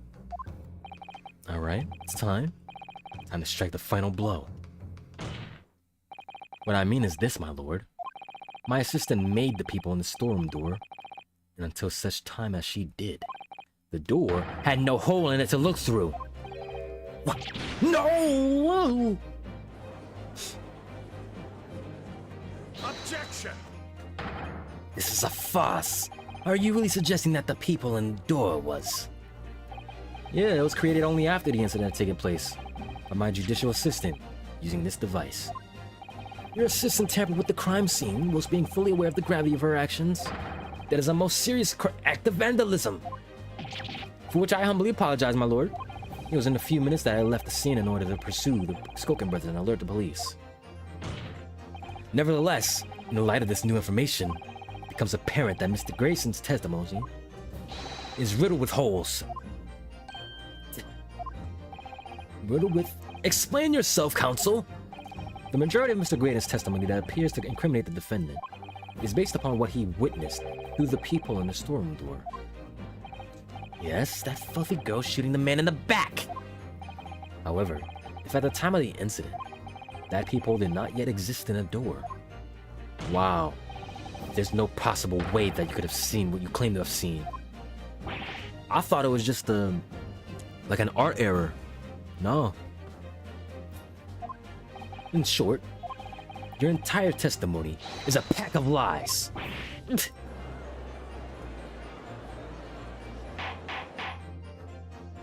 Order. Is there any credence to this revelation? Objection! None whatsoever, as my learned friend must surely realize. Exactly. This is some cheap trick designed to discredit me. I'm afraid not, sir. Of course it is. Do you seriously expect people to believe that plaything can cut through a solid door? Oh yes, I designed it to be very powerful. Can cut through to even the toughest of doors. That's absurd. I don't believe it for a second. I mean, we have a wooden door right behind us. Haha, I had a feeling you'd say that. What? Wacky! Cooey, time for dinner. She already made one.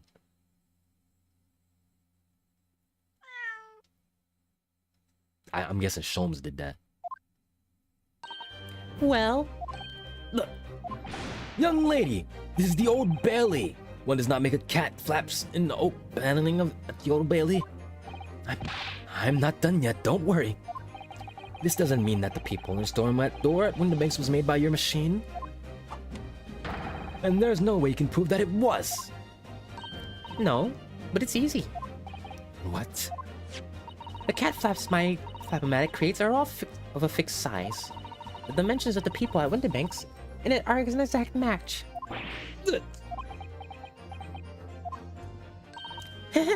Old Silky's lost for words. Excellent work, Iris. Thank you. And now it's my learned student's friend turn to be lost for words, I feel. Huh? I believe your Jojo assistant has already left the country for your Eastern Island home. Well, yes, that's true. Then you may have some difficulty in establishing all of the facts. For the sake of argument, let us assume the people have dimensions that are a perfect fit for this contraption. In that case, when was the people cut? The prosecution demands proof of your answer. What is the purpose of your line of inquiry, Leonard Van Zeeks? It's very simple, my lord. The defense argues that the people was created after the incident using this device. But now that the perpetrator has returned to her native land, she cannot testify to the fact. There is no proof. Duh. There is proof, though. And for as long as the defense remains unable to prove when the peephole was made, my learned friend's claim amounts to nothing more than a baseless accusation. Ah, what? We got it, though. We got it. No. Lock back in, Ryu. Lock back in. Indeed, that is so, Lord Van Zeeks. Well, counsel, Don't give up now, Bruno. This is the time to create your own opening and force your way through. I don't know if I can do this, but I do know one thing. Sue is the greatest judicial assistant in the world. Yes, she is. Very well. The counsel for the defense will present evidence to support the claim that it was made. Proof that the people on the door of Winterbank's storeroom was created after the incident and not before. I got you, Your Honor. Hold on. Right there. Take that! What are you? A prince from the detective's infernal cameras again? My judicial assistant, Miss Susato Mikotoba, is an extremely intelligent and capable woman, which is why I never had any cause to doubt. that she would have considered this scenario and made sure I had the necessary proof. And the necessary proof is this photograph print, Counsel. This print shows a scene in the shop moments after the defendants entered the premises. Agreed. And it also shows the accused mercilessly wielded a gun in the direction of the defenseless broker. But more to the point, it pictures the storeroom door in the background. Let me see that print again. I don't believe it! This really is quite remarkable. The door to the storeroom is completely devoid of people of any description. Ugh. Mr. Graydon. Hey, buddy. I think it's over now. You couldn't possibly have witnessed the crime as you claim to have done. Because at the time it had happened, there was no people in the door. Ah. In other words, your testimony is a catalog of lies.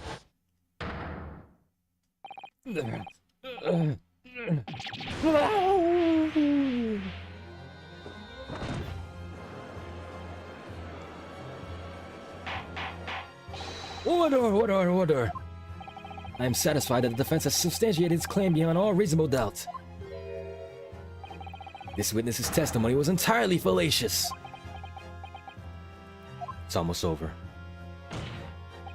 That's not the only thing we now know beyond reasonable doubt. My learned friend's assistant's guilt can no longer be denied. The woman tampered with the crime scene. Shit. We are getting piled on. Tampering, perjury, giving a false verdict. But more importantly, good lord, there's more, Lord Van Zieks. The defense may have established a reprehensible instance of perjury. But that is no proof that this man is the victim's killer. Yes, that's right. What? I was there at the scene. It's true. And I was shot in the arm. It's true, but that's not all. But that's all. You're losing it. Your hair gel is falling out. In fact, if you look at the circumstances, I am the victim here. No, please. No! I don't believe this. They're right. As it stands now, I don't have any definitive proof that he is the culprit. Still, he can't worm his way out of it now. Iris? You know what they say. There's no point locking the cat door after the cat has bolted. Isn't that right, Reno? As Hurley always says, one lie begets another. Huh. No, wait. That might have been a line I wrote for him in one of my stories. He's riddled with lies. Well, No matter who said it first, you're right. Mr. Graydon, not only did you give false testimony to the court, but the lies you told make no sense. Make no sense? What do you mean by such a remark?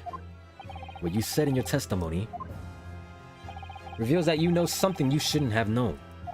In other words, there's a fundamental inconsistency in your statements. Objection! This is provocative talk, counsel. Won't you enlighten the court? Explain this alleged inconsistency. How does he know there's a bloodstain on the coat? Iris was right. One lie begets another. The inconsistencies revealed by the lies in the witness's statements. They show that Mr. Graydon had knowledge of something he shouldn't have known about. Namely, the bloodstains on the coat.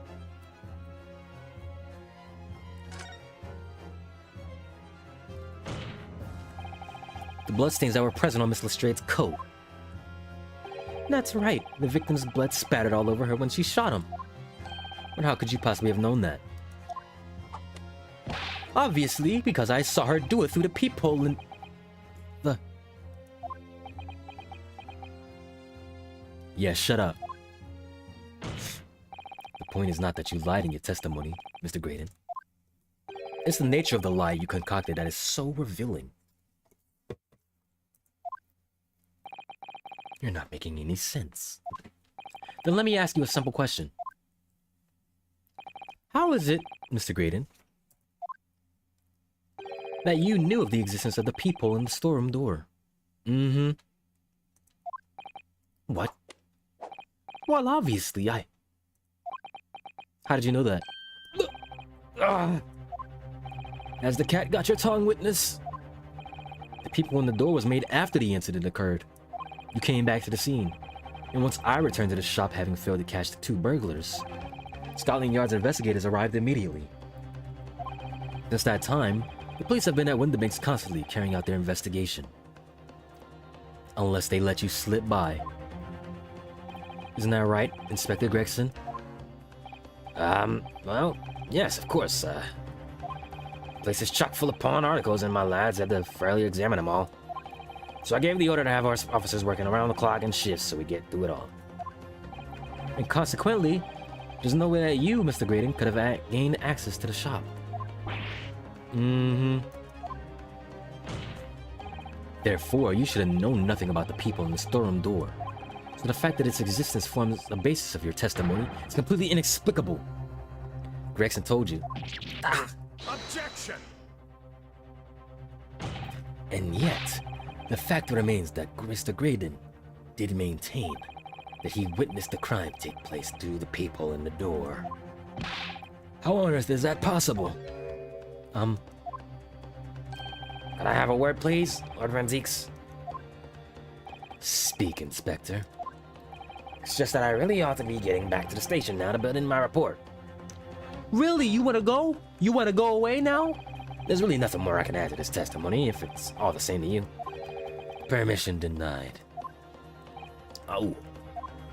It's not all the same to me, Inspector. Not at all. You will remain exactly where you are until this trial concludes. You're the 3rd brother. Of course, sir. Mr. Graydon. You shouldn't have known about the existence of that peephole. Which can only mean one thing. That you must have been informed about it by somebody else. Objection! Stop there, my learned friend. You realize I trust that the words you just uttered have extremely serious implications. Yeah, I know. But the defense believes that the details about the case that Mr. Graydon claims to have seen must have been revealed to him by a certain person before his testimony. And in fact, concerning a particular clue we have, there's really only one person that could be. Who is the person in question, counsel? Who gave this witness details of the crime scene to facilitate this false testimony? Buddy boy, what are you doing?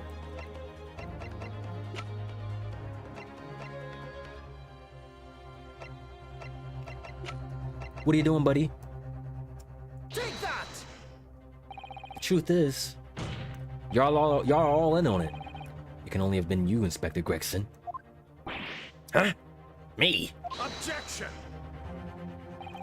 You had better have some proof to substantiate such a rash claim, my learned friend. Consider the fact that we have only been aware of Mr. Ashley Graydon's identity for the last few hours. We learned of it only during the course of the trial today. Indeed, preparations for his testimony were made with great urgency during our hour-long recess, while the police executed the subpoena and brought the man here from the communication station. And until that time, Mr. Graydon would have had no idea, no inkling, that he would suddenly be required to appear in court. Are you suggesting that until such time as you've summoned? Yeah, my lord. Until then, it's reasonable to assume he knew nothing of the peephole. It was only once Mr. Graydon was in the stand that he realized his position, that he would have to defend himself against the accusation he was the 3rd intruder. You're suggesting that to the court, that it was while this trial was in progress that he received the information, so they could commit perjury in order to save his skin. Exactly. And the only person with knowledge of the investigation that he had any contact with is you, Inspector Gregson.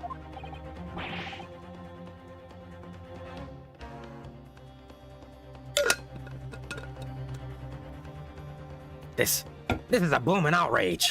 Why would I be giving away details of our investigation to this fella, huh?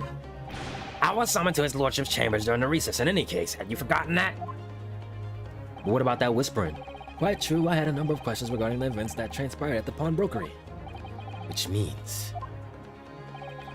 the first time these two laid eyes on one another was after proceedings resumed following the recess. Since then, they've been in full view in the stand, where such illicit discussions couldn't possibly have occurred. No. Oh, I have just remembered something, Bruno. And I know you know it too. What is it, Iris? There was one time before, wasn't there? I think it was when Jane was testifying. Yup, now that you mention it. When the bailiff was dispatched to retrieve McGilden's music box from the scene of the crime. That's it. It was during that testimony. I remember finding it strange at the time. Mr. Graydon and the inspector seemed to be having some kind of secret discussion. It would have been impossible for you to give Mr. Graydon the information he needed. You little toe rag, you're making this all up. I'm a respectable Scotland Yard inspector, for crying out loud. Why would I do something like that? Why would I be giving away confidential details to the likes of this bloke? Admittedly, you wouldn't have had any reason to do something like that for no gain. But perhaps it was part of a deal of some kind. Then it starts to make more sense. What deal, Counsel? I wonder if perhaps, in exchange for details about the people at the scene, Mr. Graydon agreed to give a certain something to the inspector.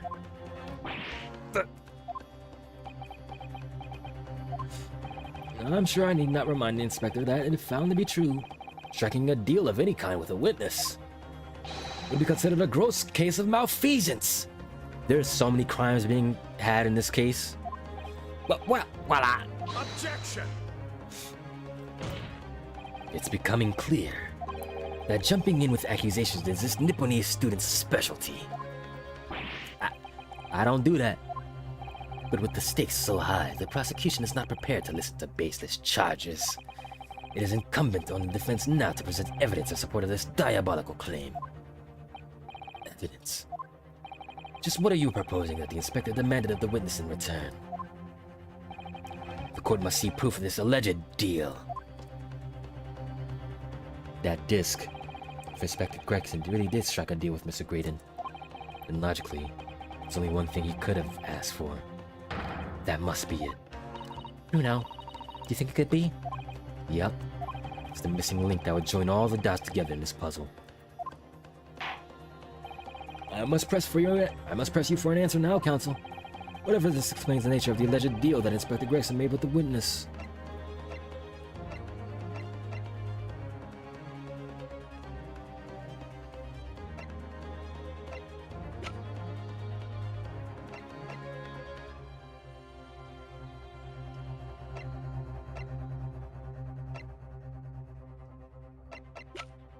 Disc. Take that! Yup. It all comes back down to this disc.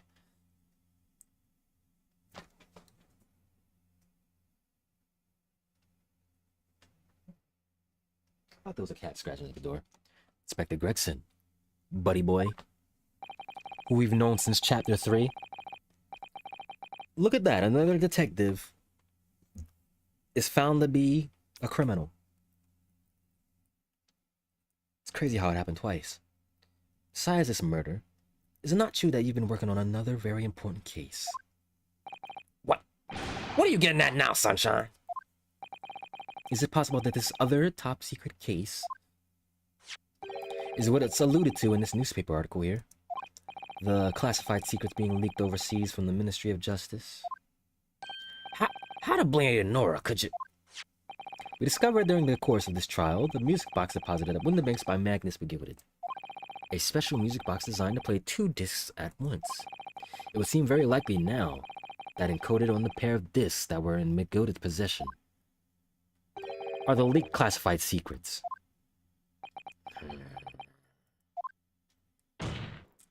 So I put it in you. Oh, not put it in you. Well, my fault. I put it to you, Inspector, that in order to recover the second of the disc containing those secrets,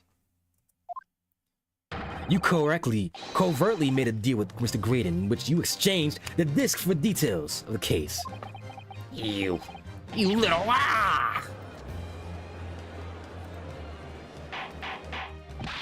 Oh boy, the whole gang's all together.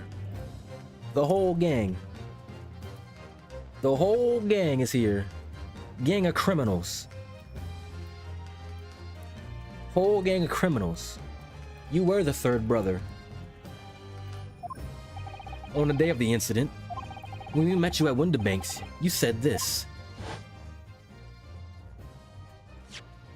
I'll be taking whatever it is on Mr. Gilded's down in the yard, thank you very much. So hand it over. No, don't. Don't give it to him. It's mine, that is mine. Sorry, miss. But anything belonging to Gilded has to be taken in as evidence now. Scotland Yard already knew at that time, isn't that right? That Magnus Gilded was involved in the stealing of government secrets. Our orders were cover the medium used to convey the secrets leaked from the ministry. And do it on the QT, strictly hush-hush. And that explains why, when I presented this disc as evidence to the courts, you objected so heavily, I presume. Because you knew that it contained highly confidential information. Well, I mean, not likely. I wasn't sure of that myself. I realized there was a possibility, that's all. Inspector, surely you're not saying that in order to acquire a second of these sneakers box discs, you did indeed reveal confidential I can't speak. You did indeed reveal confidential details of the crime scene to the witness to aid and abet this man in giving false testimony. There's no other way that Mr. Grayson could have known of the existence of the peephole. It's the only explanation. A deal was struck between these two men. No, gah! You're caught. All of y'all are caught. All of you are caught. Objection! Hey, Charlie. What's up? Thank you for raiding. What's up, everybody? You are all here for a key moment in Ace Attorney history right now. So, my name is Mo. It's just Mo. Demon Slayer. You know? And we're here in the final trial. It's lit right now. I'm glad y'all joined in. What's up, Seven? Give you a shout out, shout out.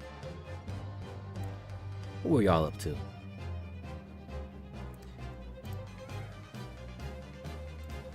What were y'all playing?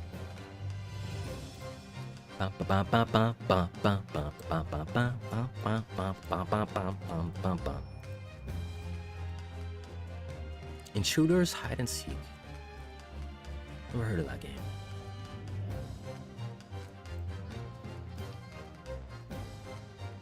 Well, if you got a raid and run, let me know. Hope you enjoy the rest of your nights. You gotta go. But if you're sticking around, lock in. Because like I said, we're in the climax of this trial. Get your popcorn, get your snacks, get your water. And be seated.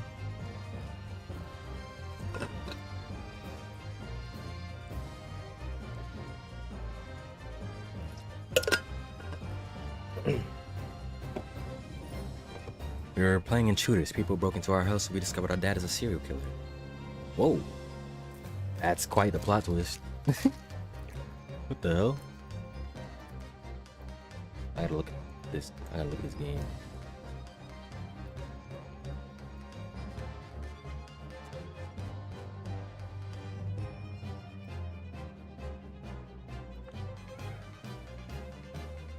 Intruders Hide and Seek.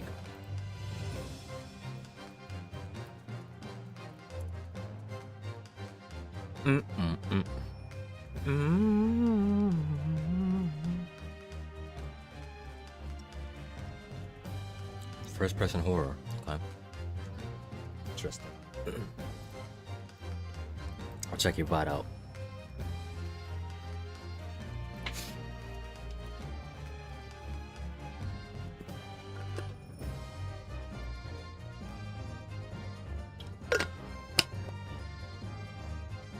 Is everybody seated now? Are y'all all seated and ready to go? Yeah, you shot that 2 seconds.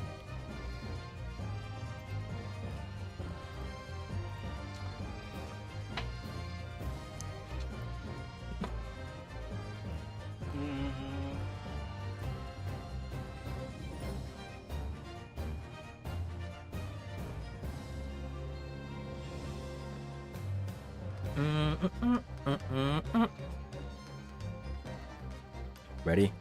All right. Hold on to your butts, because the ride is not ending. If, and if, I stress if, this sobering assertion turns out to be founded in truth, it would mean that the second disc is, as we speak here in this very courtroom. Wait, what? In this courtroom? How could you possibly make a claim like that? Because Inspector Gregson is a Scotland Yard detective. What? What's that supposed to mean, huh? As a seasoned policeman, the inspector will have approached this alleged deal with caution. Certainly, you would not have accepted a gentleman's agreement in this matter. No, he would have insisted on having the article agreed upon in the palm of his hand. Good gracious, then you mean to say Inspector Gregson already has the item in question in his possession? He has the second disc actually on his person? Yes! Ooh. The defense demanding the inspector is searched at once. Definitely. They could only have struck a deal with each other when Ginny was testifying before. And Gregsy hasn't moved from the witness stand once. My lords, please, order an examination of his personal effects immediately. Well, Inspector?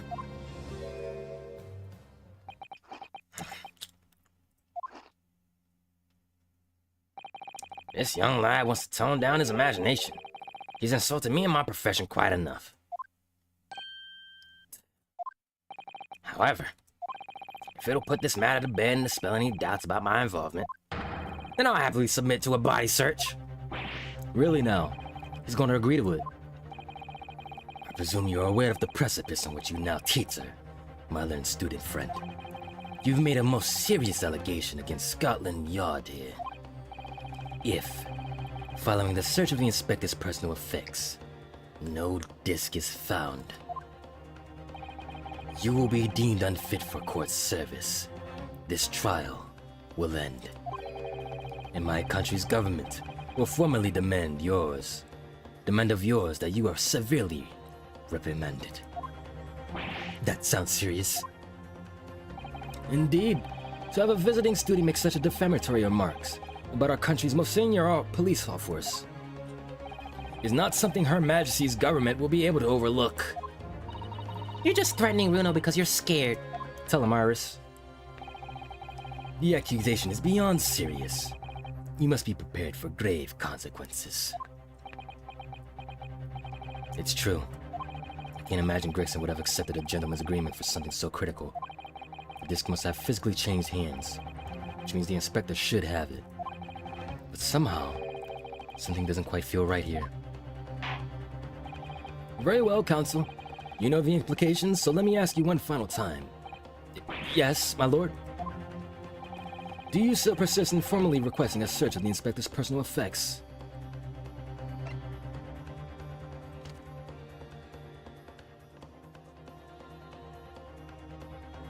He's too confident. He's too confident, so it has to be on someone else. Yes, the defense fully demands the search to be conducted.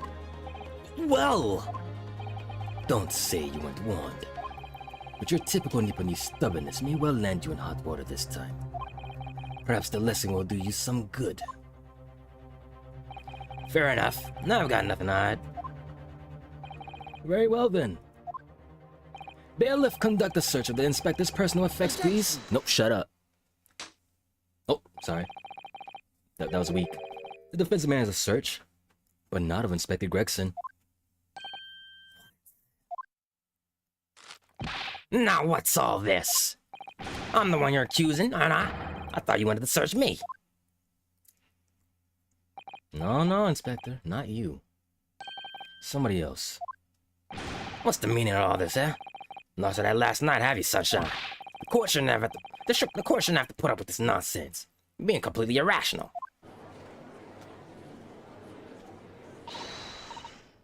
Be quiet, all of you. Who said that? Oh, Iris, be quiet, all of you. Bruno's doing what you all told him to do, and having all the courage of his convictions. So you should respect that and listen to what he has to say in good faith. Because that's the British way. Ugh. How's a child telling you this?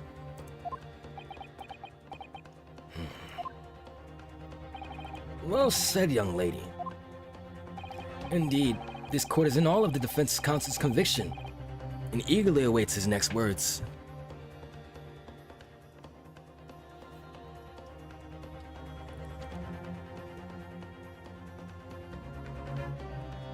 I'm getting flash flood warnings. Holy, hold on. Is that bad?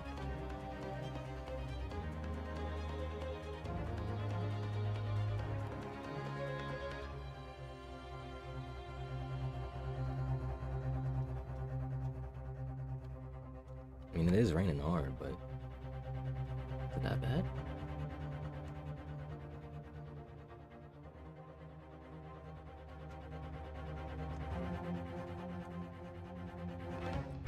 Alright. You what? Now don't be hasty, my lord. If I'm not mistaken about the things I've seen in court today, I'm fairly sure that I know who has that disc at the moment. There's only one person it can be. Counsel, of whom do you request the search now? Hey, buddy.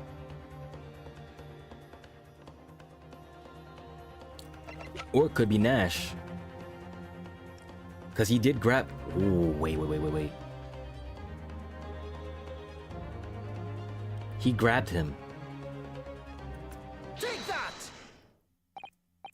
Of my lord, Mr. Nash Skulkin. Well, I never. Huh? Blimey! Me? Him? Very well then. Bailiff, restrain the witness and conduct a thorough search of his personal effects. Hold it! Please, my lord. What's wrong with you? Why are you so antsy now? Inspector, Scotland Yard has to object to this search. Objection! shut up. Unfortunately for you, Inspector, your objections carry no weight here. Nah. In this courtroom, only the prosecution and defense have the authority to object. But Lord Van Zieks. I have no idea what forces are in play that might influence your actions. But personally, I have no intention of obstructing the course of this trial. Ah, Bailiff, carry out the search. hold on a mo. I don't know nothing. Nothing about no disc. Cut it out! You snuck it in his pocket or something. Ah! Here, my lord, in the witness's pocket. I found this. Haha. Good lord, that's another music box disc. I don't know nothing about nothing. Nothing. What's up with that, Gregson? What's up with that, huh? What's up with that? That is a second music box disc, left behind by Magnus McGilded. Is it not, Inspector Gregson?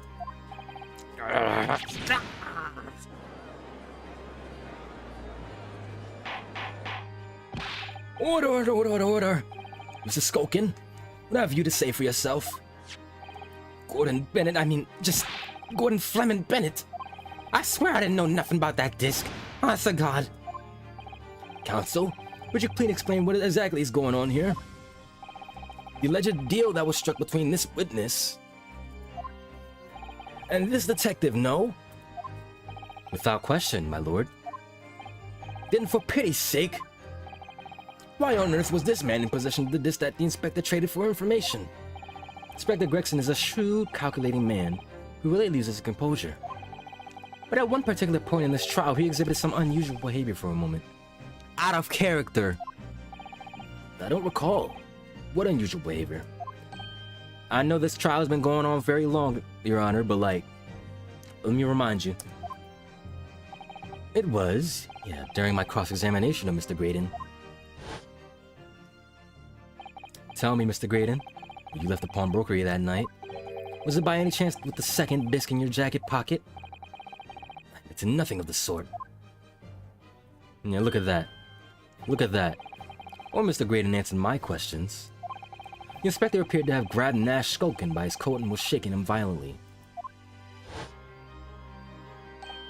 Yeah, he didn't know. Thought me noggin was gonna fall clean out if I did. I was wishing I'd been born as me brother, I was. And what exactly happened to make the detective attack you like that? I ain't got a clue. You just suddenly turned and grabbed me whistle like that and started shaking me. Why the blazes didn't you mention the third gun when we got you down to the station? That's what he said. You heard it right down my ear hole, he did. Yeah, it's still throbbing now. The way the detective behaved then was extremely out of character. But looking back now, it must have been then that he did that. That was the opportunity Inspector Gregson created for himself in order to hide the disc. Well, bless my wig, he hit it? Ew. But I'm afraid I fail to comprehend the motive here.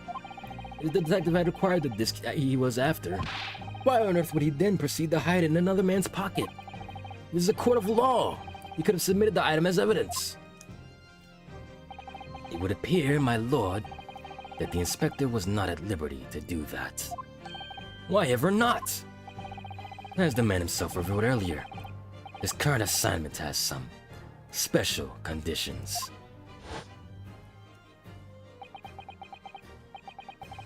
My orders were, recover the medium used to convey the secrets leaked from the ministry, and do it on a QT, strictly hush-hush. Hush-hush. A top secret assignment, is it? As far as we're aware, the information stolen comes from the confidential government communications. It would seem that if that information were to be revealed in court as evidence, it would be problematic. Does that sum up the situation, Inspector? I'm operating under direct orders from the ministry. I'm afraid I'm not at liberty to answer that question. So, realizing there was a chance that you may be searched here in court, you took steps to hide the disc you had acquired from the witness. Does that mean? He only pretended to attack Mr. Skulkin in order to get close enough to him. He slipped the second disc into his pocket. So it was all a pretense?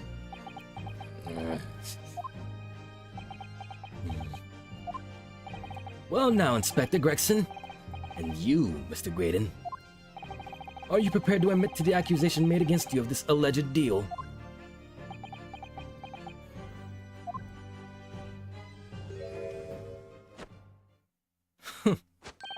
Admit to it. Yours truly. Please. Mr. Graydon, Clearly our eastern visitor has an uncommonly active imagination. However, there's no proof that I passed that disc to the inspector. Objection! That's not what we're saying. But then, how do you explain the reason why you knew about the peephole? I'm under no obligation to explain. what? Yes, I lied in my testimony, that I admit. So sentence me accordingly. That is all I admit. Murder, leaking government secrets, striking a deal with the detective. All of it is this young Eastern man's fancy. I have no idea what any of this is about. You what? Playing to the end, huh? Well, what about you then, Inspector Gregson? Do you admit to making a deal with Mr. Graydon in order to acquire the disc?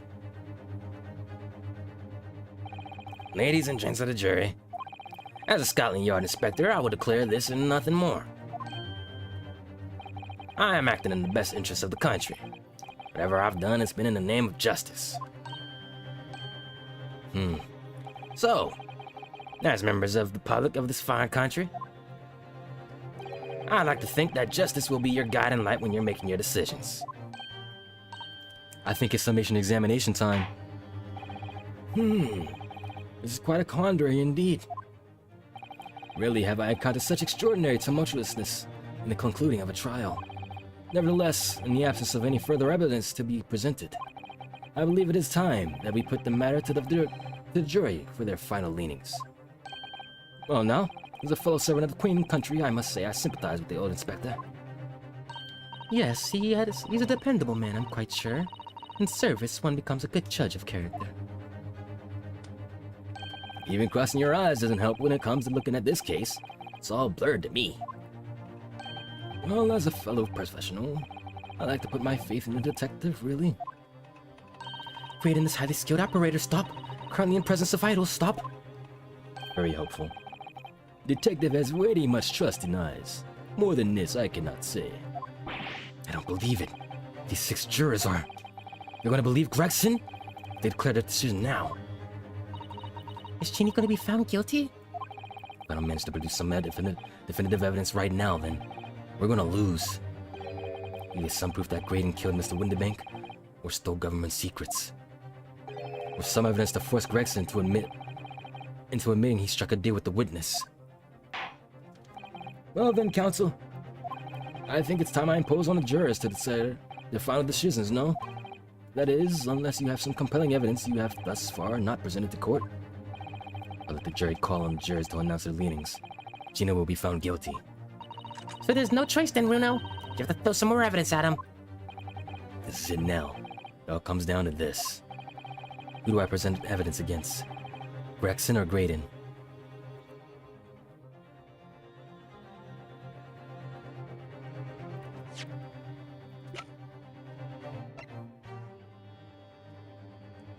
We have the second disc now. Can we present the second disc?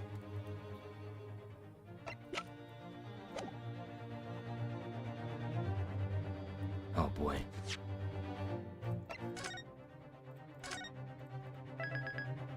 We're going with Graydon. We're going with Graydon.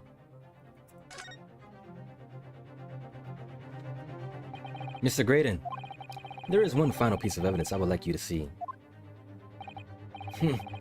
You misguided fool. Whatever you intend to show me now, you'll be wasting your time. I have nothing left to lose. I assure you, I will admit to nothing. This is my last chance. It's like I'm going to have to force his hand here. One final piece of evidence to get him to admit he clearly struck on the stand.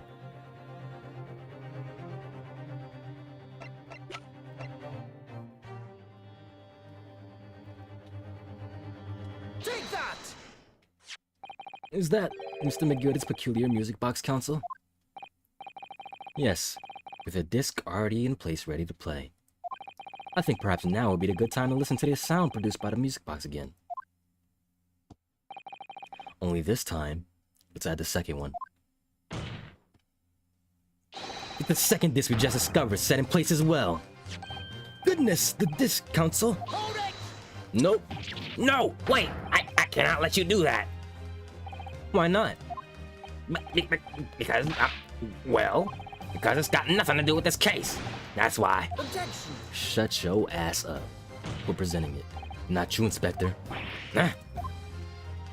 Defense has already proposed that the sounds heard by the court earlier from this music box were part of a Morse code message. We know that Morse code comprises of 2 distinct tones. The defense believes the second disc contains a second tone needed to complete the message. And now we have a chance to confirm that theory. For crying out loud, Sunshine, we're talking about state secrets here. If you go letting the whole courtroom hear confidential information like that, it's treason. Then do you admit the charge?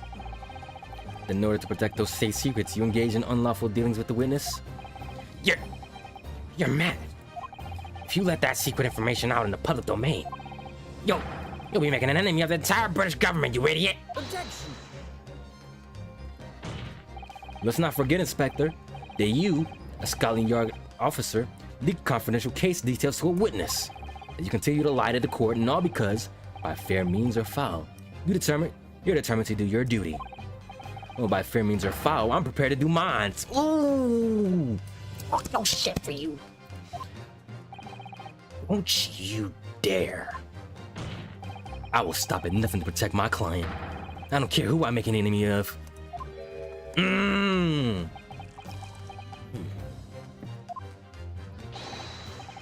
My lord, if you please. The court must hear the sounds made out of that music box. Come on, Van Zieks, for Pete's sake, stop him. Objection! Inspector, you should know my methods by now. I'm a prosecutor. I'm no Scotland Yard puppet. In this courtroom, my duty is to the law. So let me propose a toast, uncovering the truth. By fair means or foul. Let's go. Let's go. No! Let's go. Very well. Defense's stance here and that of the prosecution have been made clear, I feel. Therefore, in accordance with the defense's request, the court will now listen, as this music box is set in operation once more. Let's go. This time, with the second disc in place, and both discs playing simultaneously. You're cooked. You're both cooked. You're all cooked.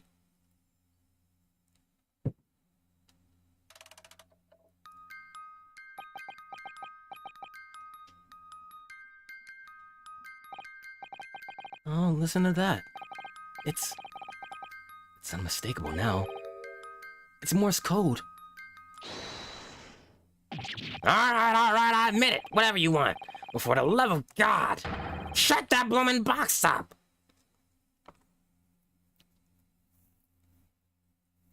You're done. You're done. You're done.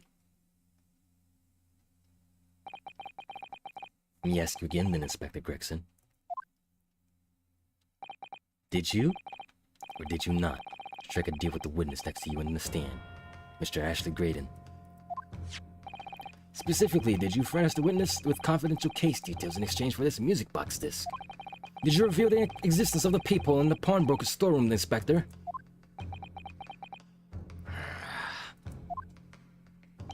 I did. Stop! What are you doing, man? It's all exactly like the young Easton lawyer said. When the trial resumed after the recess, and we were stood here together in the stand, that's when he approached me with the deal. Shut up, you imbecile! Shut up! Psst. You there. You're the detective who turned up at the pawnbrokery the other day, aren't you? I may have something you're looking for, Inspector. With me at this very moment.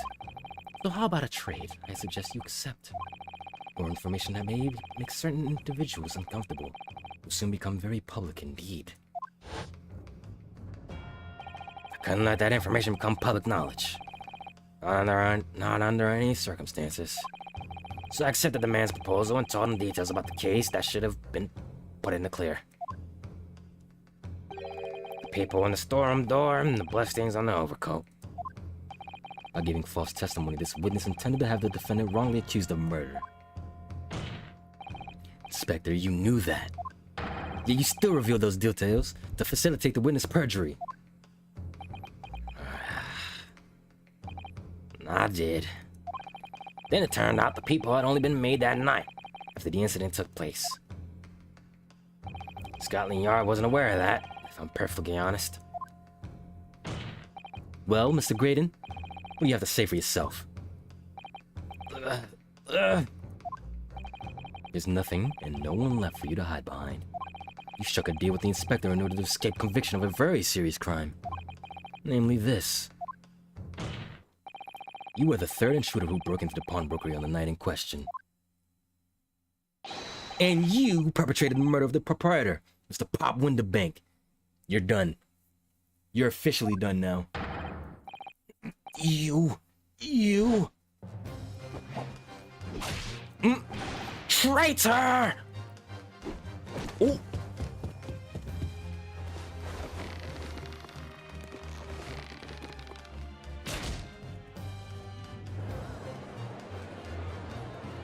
Well, now you're involved with another crime. Bailiff, bailiff, restrain that man! At once! That's another crime added to your list. That's it then.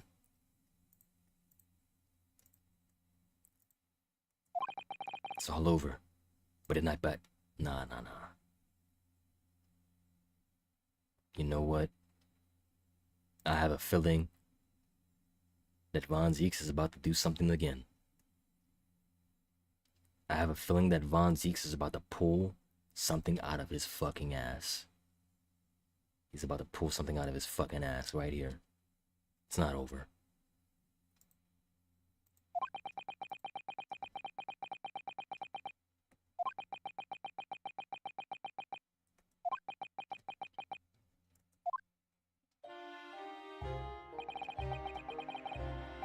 I despised my life growing up.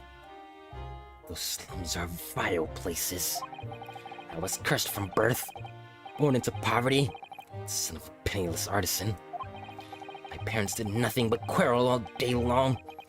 The little money they had was never spent on me.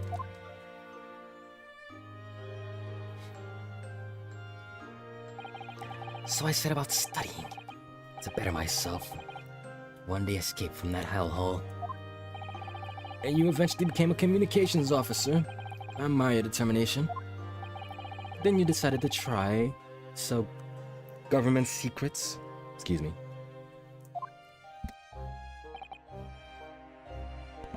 Why?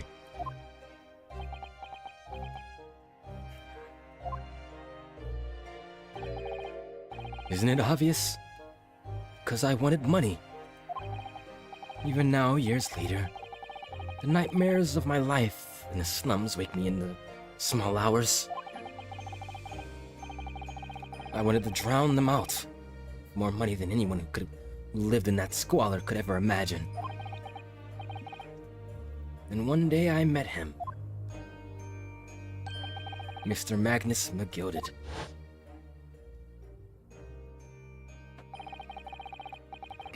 Oh, I gotta do the voice again, bro.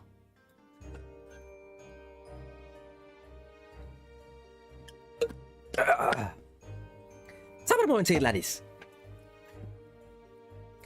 You're a fiend with a quite a talent, so you are. I have money to throw your way if you're interested. All you need to do is go along with me little plan now.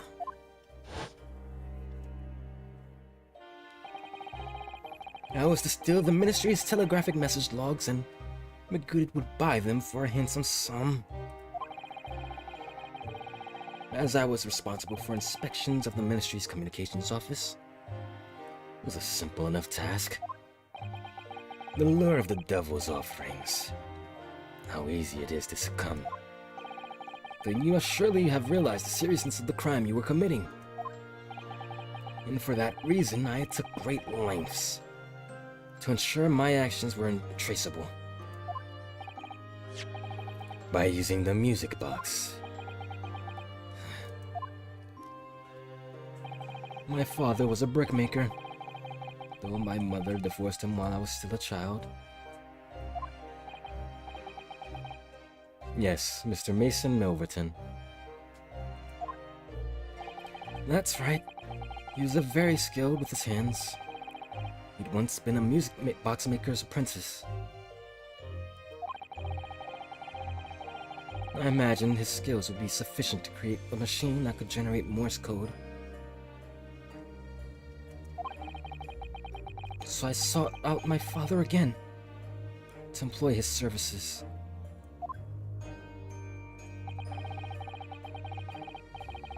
It was the first time I'd seen him since I'd left the slums 10 years earlier. Huh.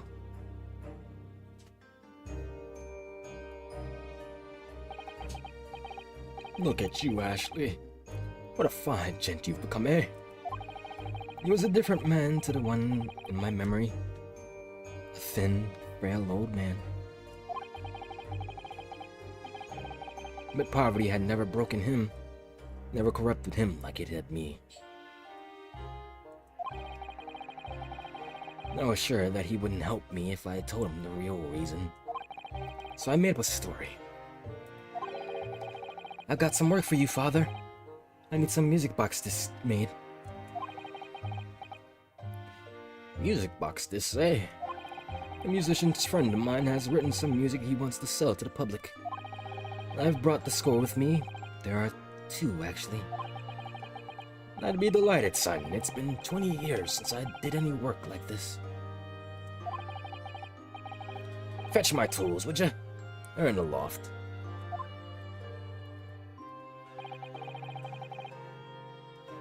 That's how I had him make the 2 discs. Thereby splitting the information in 2. You were taking considerable precautions, indeed. It was to protect myself as much as anything. It meant that I could deal with McGilded in 2 separate transactions.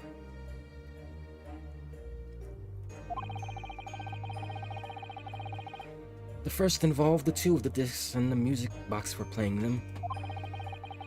I exchanged them with McGilded for 10 guineas. Then on receipt of the second disc, he would pay 1,000 guineas. So, what happened on the omnibus 2 months ago? Was the second part of the deal the exchange of the second disc? Yes. I sold the man information that way a number of times already. It seems he became reluctant to part with his money. But that doesn't quite make sense, Mr. Graydon. For why was it that on the omnibus 2 months ago? Your father, Mr. Milverton, was the one dealing with Mr. McGilded and not yourself. When I received 1,000 guineas after my first completed deals with Mr. Gilded, I decided to give 200 to my father for his troubles.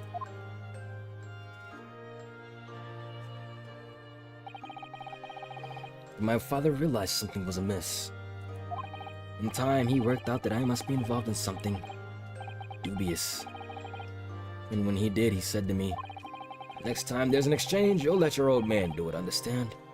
Damn, he figured it out. Otherwise, I won't take your money anymore. He sacrificed himself for you.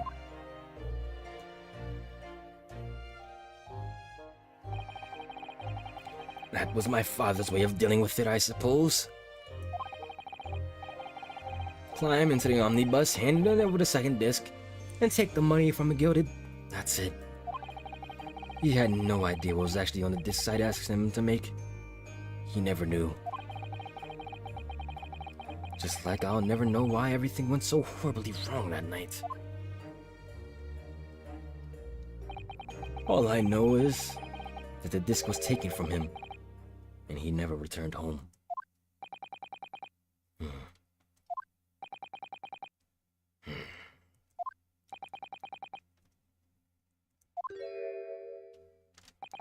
It was only then that I found out what sort of monster McGilded really was. So after 10 years of not once uttering it, I swore on my father's name. Whew! To exact revenge. Revenge. As anyone with even the remotest knowledge of the man would no doubt will be able to imagine. McGilded brought all his wealth and influence to bear in the most despicable of ways. To crush any semblance of justice in his trial. So we were cooked from the start. Crime scene was tampered with, evidence was fixed, and the witnesses were bribed. That trial 2 months ago was a farce from start to finish. My feet had barely touched the bridge of Shoyo back then. And I walked into that hornet's nest, completely unaware of that sinister background to it all. I'd made plenty of money out of my dealings with McGilded by then, so I'd spared nothing in my arrangements 2 months ago. I knew exactly who to hire. If you're willing to pay the price, there are people in this city willing to do anything you ask. McGilded himself had shown me that. Are you saying that? I think you have the picture now. After he twisted everything to his favor in this courtroom to ensure he walked free. I took matters into my own hands and delivered the justice that monster deserved. You burnt that up. You burnt it up. That tragic accident following the trial here months ago was planned and executed by yours truly. Makota's death that day was caused by this man.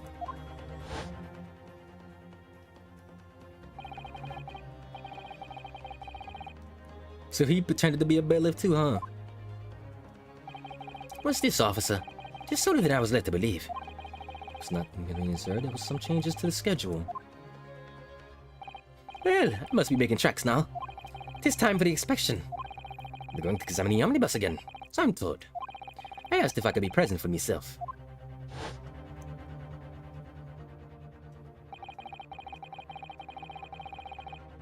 So that policeman came to tell McGill that he could examine the omnibus again.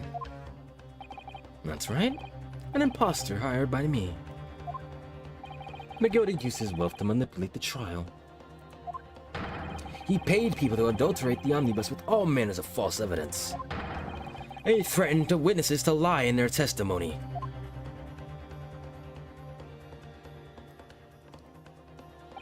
So I gave the man a taste of his own medicine. Once the omnibus was doused in paraffin, one of my sham policemen ushered Bjorn inside, sent him on a one-way journey to hell.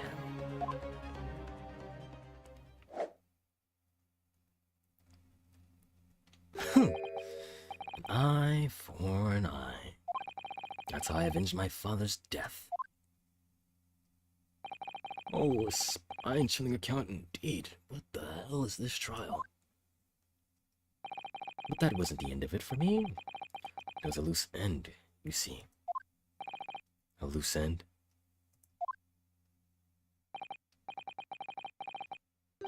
Yes, I should think it's obvious. Second disc, which my father had taken to exchange with Miss Gilded.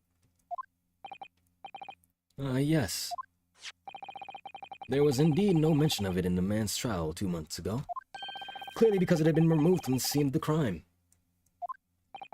When I realized it was missing, I remembered something. Something from the first time I dealt with McGilded.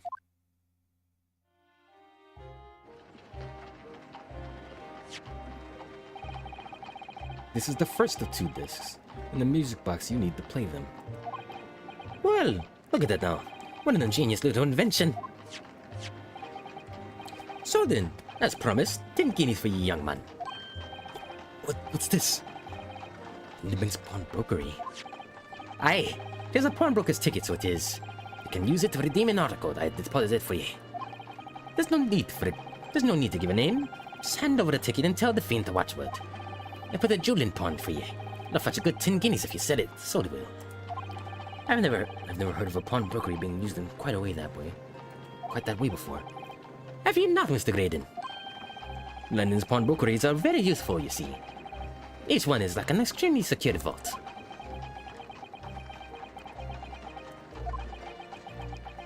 Explained it all. So I knew that if I had taken steps to hide the disc, it would be in that pawnbrokery somewhere. And that on the night he killed my father, he must have entrusted a ticket to someone. To Gina. I remember now. When we first met you at Winterbanks that afternoon 2 days ago, you had a description of Miss Lestrade written down. How did you know who you were looking for? In the trial, that pickpocket's testimony was clearly peculiar, and anyone could see that. I realized immediately that she was another of Miss Gilded's pawns, that he must have threatened her somehow. I was fairly convinced it would be her who had the ticket, so I started to make some inquiries. I had a strong suspicion the girl would come out of the woodwork on the redemption deadline. And he was absolutely right. And yes, sure enough, she did. All I needed to do was wait until the girl went to Winterbanks to redeem the articles. But unfortunately, she redeemed only McGilded's overcoat, and the 1 disc that was in the pocket. The all-important music box with the 2nd disc inside was missing, because it had already been forfeited 2 days earlier. but I was unaware of that fact. Had I not been, I could have avoided my nighttime excursion. Meanwhile, as our investigation into the stolen government secrets was progressing, we picked up on the fact that McGilda was involved.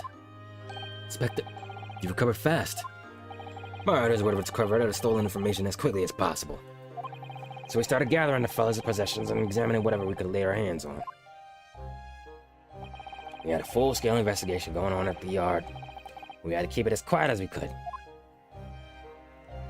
Then, when the inspector here took the disc from me in the pawnbrokery that day, I become nervous. I was sure the music box and the second disc were there, in the shop somewhere. So I knew that it was a race against time. I had to find those articles before the police could. So that's what prompted you to break into the place that same night. With the help of your old friends, the Skoken brothers.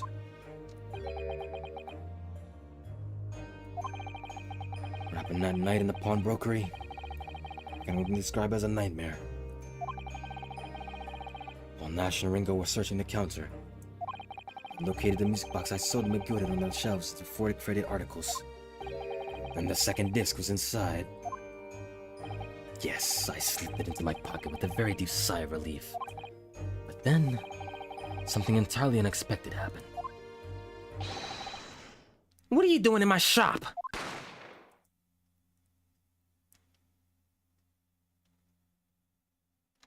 A gunshot rang out in the shop and I felt a sharp pain in my left arm. The broker fired his gun and the bullet pierced your limb. Yes, exactly. But unfortunately, I decided to bring my own gun with me that night, just in case.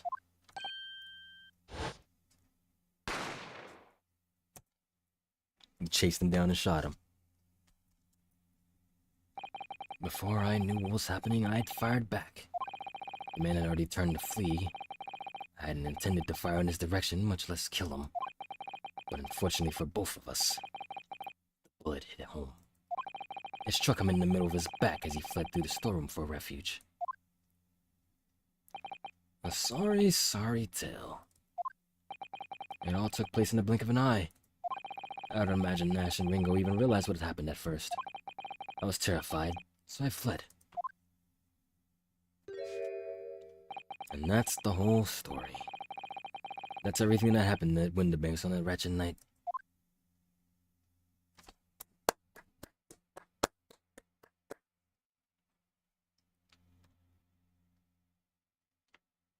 We've done it.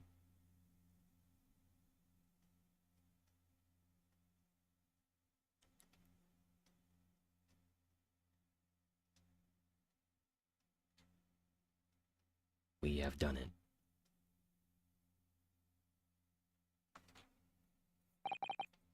Earlier, you called McGilda a monster.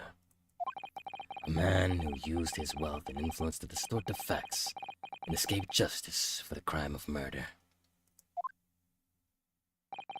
What tragic irony. What you have done is exactly the same.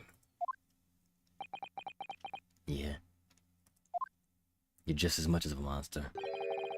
You've become the very monster you saw and despised so deeply in McGilda.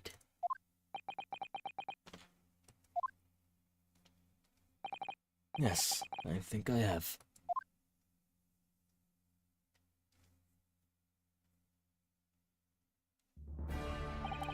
Well, this has been a long and exhausting trial.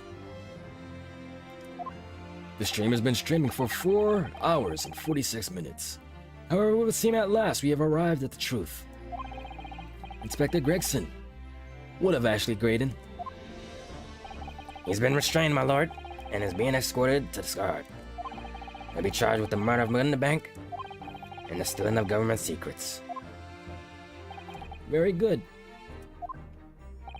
And you, Inspector, regrettably, you will have to face charges yourself. Yes, my lord. Of course. You're cooked, buddy. It transpires that you were complicit in helping a criminal escape justice. That fact remains whether or not you were doing so in the line of duty. The crime is a serious one, Inspector. and it's inexcusable. Now to the defendant, Miss Gina Lestrade.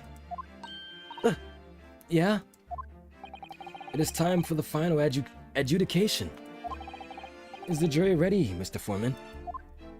Yes, sir. Creative Squadron standing by, sir. This is really it now. The last push, the final call, the finishing whistle. My men are ready to deliver their verdicts. Thank you, Mr. Foreman.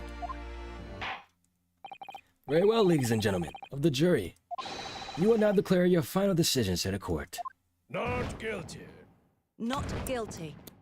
Not guilty. Not guilty. Not guilty. Not guilty.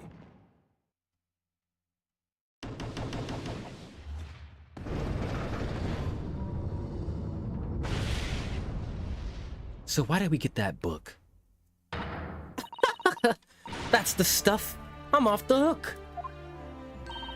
Finally, Bruno, you managed to do it. Finally is the word. I really wasn't sure if we'd come out on top for a while there. Huh. Susie was right. You're the best lawyer in the world.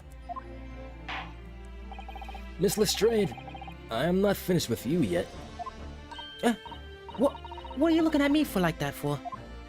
Before you start enjoying your freedom, there are certain other crimes to consider, 2 months ago in my courtroom, no less, you gave false testimony, did you not?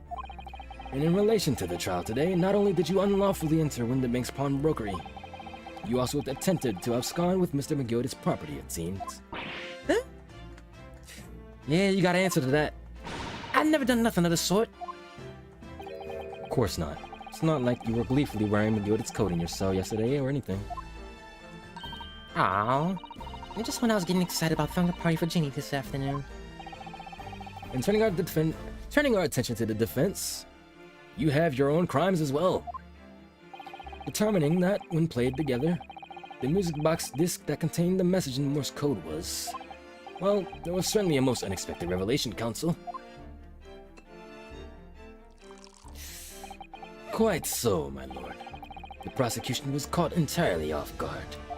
In fact, I think we should applaud my learned friend's courage here today. I propose a toast to demanding that government secrets be disseminated before the entire courtroom. Very sorry about that. It was the only way that I could get Inspector Gregson to admit what he'd done, so... If I may say something on that point... Isn't that... Oh, it's, oh, if I may say something about that point, it's, about the sounds produced by the music box before. I do wonder if that was really Morse code at all. What? What are you saying, madam? Oh, well, it's just that I'm really rather fanatical when it comes to Morse code, you see? So much so that the world seems to be covered in dots and dashes to me, in fact. Goodness, madam, an unhealthy level of obsession one feels. I must say that, in my opinion, the sounds produced by those two discs were nothing more than that. A meaningless series of two different tones. What? What? Can that really be? It wasn't Morse code at all? What type of code was it then? Huh. My lord, the defense would like to listen to the music box again. Are you off your nut? How many times do I have to tell you? Those discs contain ministerial secrets, sunshine. This courtroom is not an appropriate forum to discuss the nature of the government's communications. We know McGill conspired to trade the national secrets with our enemies. Secrets acquired from Mr. Gaydon. Now that the man has admitted to his crimes, we have no need to pursue the matter further. It's really going to bother me. Iris? Miss Lestrade? Yeah, my lord. That which you have seen today in this courtroom has been extremely disturbing. Falsified evidence, intimidation, perjury, a grim catalogue of depravity. An appalling experience to befall any child. Come on, ain't nothing I don't see most days in the back slums. I beg your pardon? If you're weak, You pay for it. That's just how life goes. Gina. But look, I reckon I've worked something out of today. The world ain't fair, but if you want it to change, you've got to start at home. You got to change how you are yourself.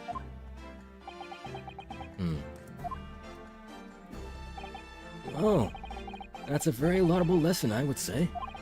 I really look forward to the born-again Miss Lestrade never gracing my courtroom with her presence again. Now, with regard to the murder of Mr. Poplin the Bank, proprietor of a pawnbrokery business on Baker Street, I hereby declare the defendant, Miss Gina Lestrade. Let's go. Hoo-wee. Not guilty.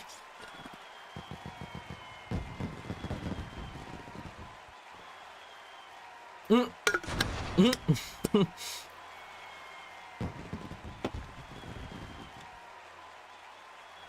was wondering where I was coming from.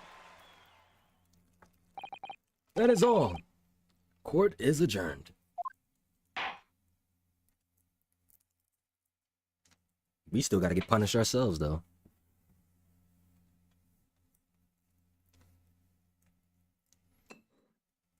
Oh, he put his cape back on.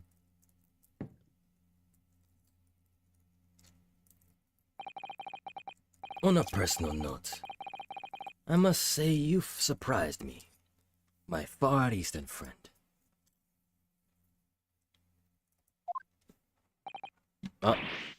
Oh!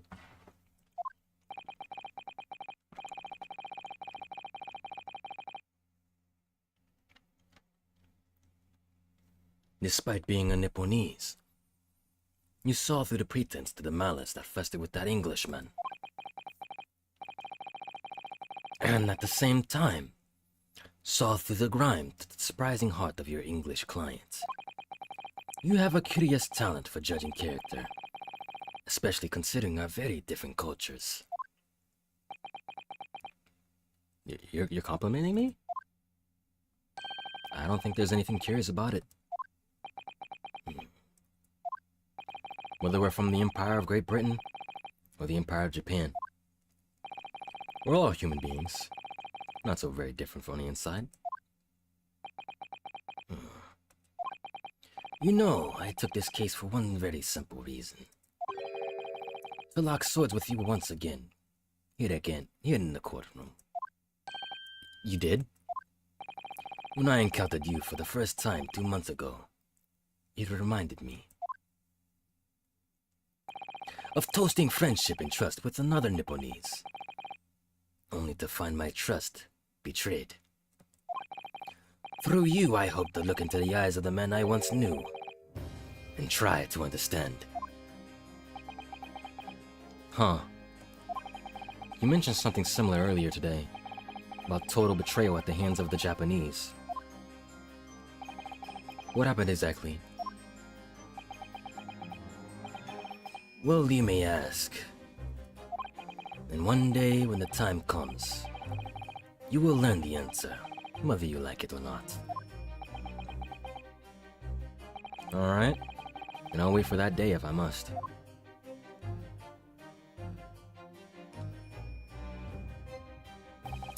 Coming to be known as the Reaper of the Belly, and my retirement from service 5 years ago, it gives me cause to wonder if our meeting has some deeper purpose. So, farewell, my learned Nipponese fellow. Until we meet again. Yeah, what's up, Wiz? What's good, what's good?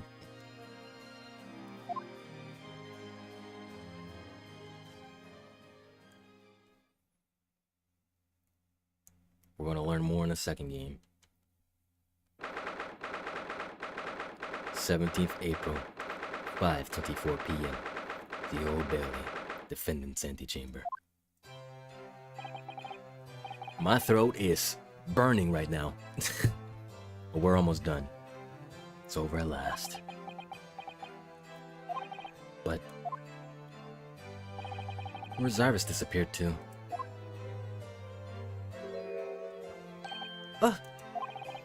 Congratulations, Gina. Knew it all along. Knew that you were innocent. Well, you did what you said, Mr. Nara Odo.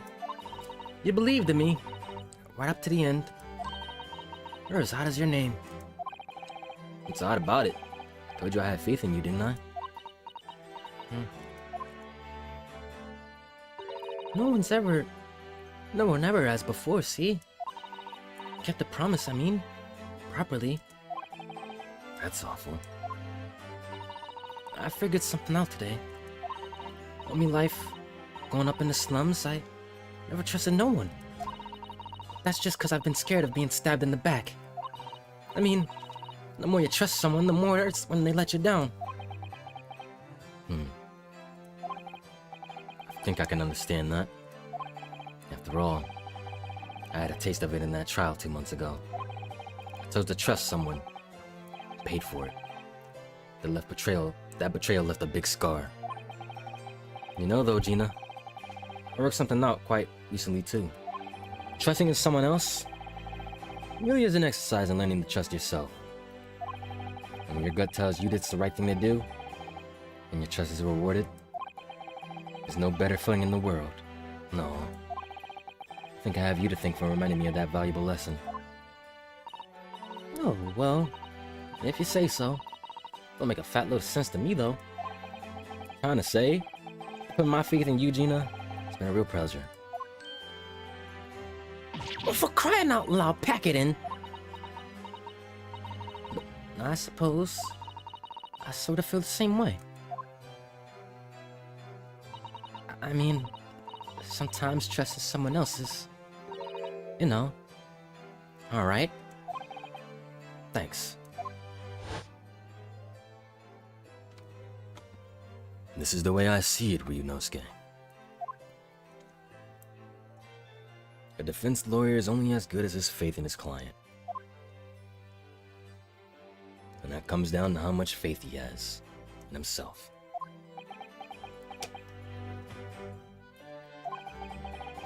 After this experience, I'm starting to feel like I understand what you mean. Kaz, am I living up to your expectations? Am I turning out to be the lawyer you believed I could be?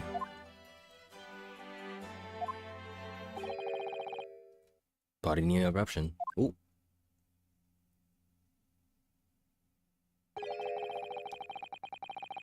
Oh my gosh. Why did you go back into the uniform? What the deuce does a man have to do?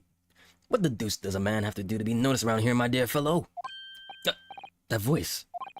It's too late for that voice now, Mr. Naruhodo. I've been standing here patiently in the corner of the room for an eternity. Yes, it was me all along, I would have said when you finally noticed me. But you people with your incessant babbling. Ah, Mr. Sholmes. Yes, it was me all along. You see? Still a clown at heart, but you did help out. You clutched up. I'd assumed you'd been taken back to the hospital, to be honest. Indeed I was. But I managed to escape again. Oh. I happened to be aware of one or two foibles of the doctor who was tending to me. I really made my knowledge of them known to the man, and he happily issued me with a leave of absence. How very above board. But enough of my adventures. That was a fine victory, Mr. Naruto. Your tireless efforts justly rewarded, I feel. Congratulations are in order. As a close friend, I tip my hat to you. Oh, thank you. Huh. Some great detective you are. Great at being cold as ice, maybe. Have I hurt you in some way, Miss Lestrade? While you've been having a snooze in your nice soft bed, some of us have been fighting for our lives. Oh, well. That bullet did cause me to lose a substantial amount of blood, it's true. So I have indeed been feeling somewhat cold. Not perhaps as cold as ice, but well, have a feel. Could you take your hands off my neck, please, Sholmes?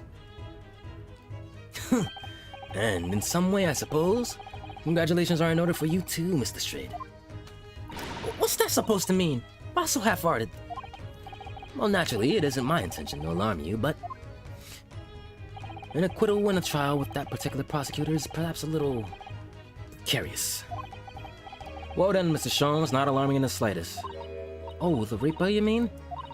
Because anyone who's found not guilty in a trial he was working was dead anyway, is that it? The very point I was trying to make. As exemplified by the fate of Mr. McGilden, in fact. But of course, I pay no attention to such irrational drivel myself. So why did you say it? Yeah, well, it don't bother me. Oh, really? Of course not. The way I see it, the Reaper's a bit like I'm upstairs. Him upstairs? You mean like God? Yeah, I'm upstairs. Him upstairs knows what's what, right? He knows what people are on the inside. You would have got the wrong end of the stick. There's some coves like that bug trotter, but are rotten to the core. At the end of the day, I'm upstairs. Him upstairs makes sure they get what they deserve. I suppose that's one way of looking at it. Fine justice is one thing, though. The Reaper taking matters into his own hands and claiming lives is another. Well, I ain't like the McGilded of this world, so I ain't scared. I got principles, see?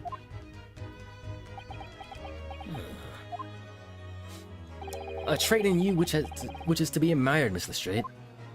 Oi! Just give it a rest, alright? As I was saying, congratulations are in order. The news of your acquittal was very welcome news to me indeed. Ha!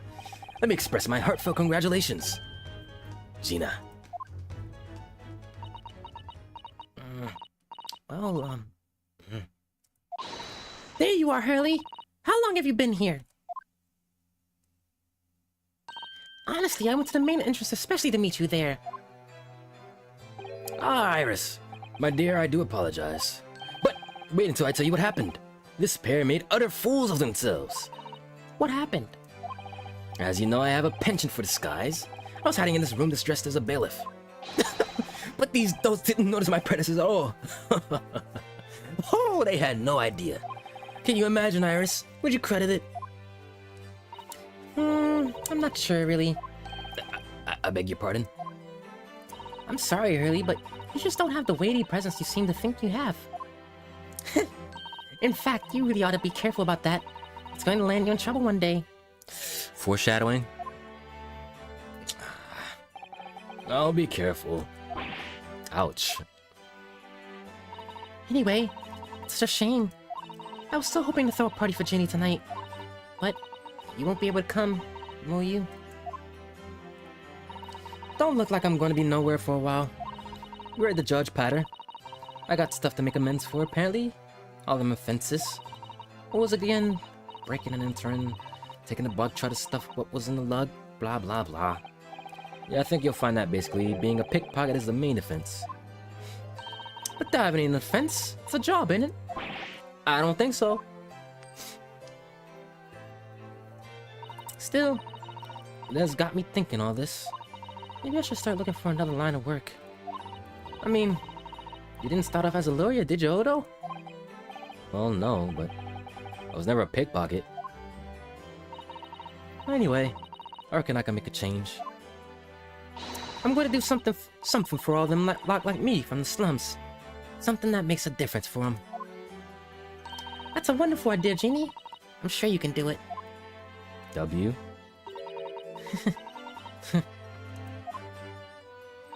What is it?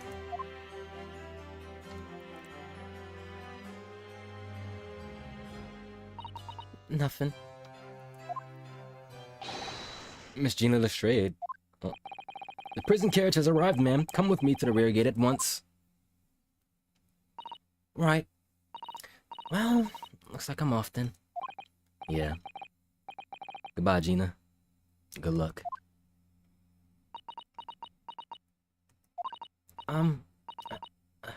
Odo? Yeah, what's up?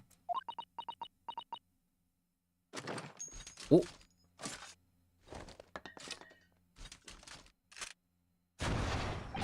Ow! What was that for? I don't know. I mean, I don't know what to say, so...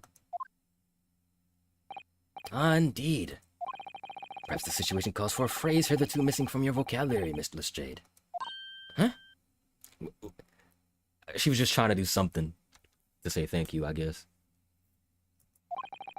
On occasions such as this, I would recommend a simple thank you. Oh. Oh, yes. It's good advice, Ginny. Right, I see. Well, you can do it. You can do it.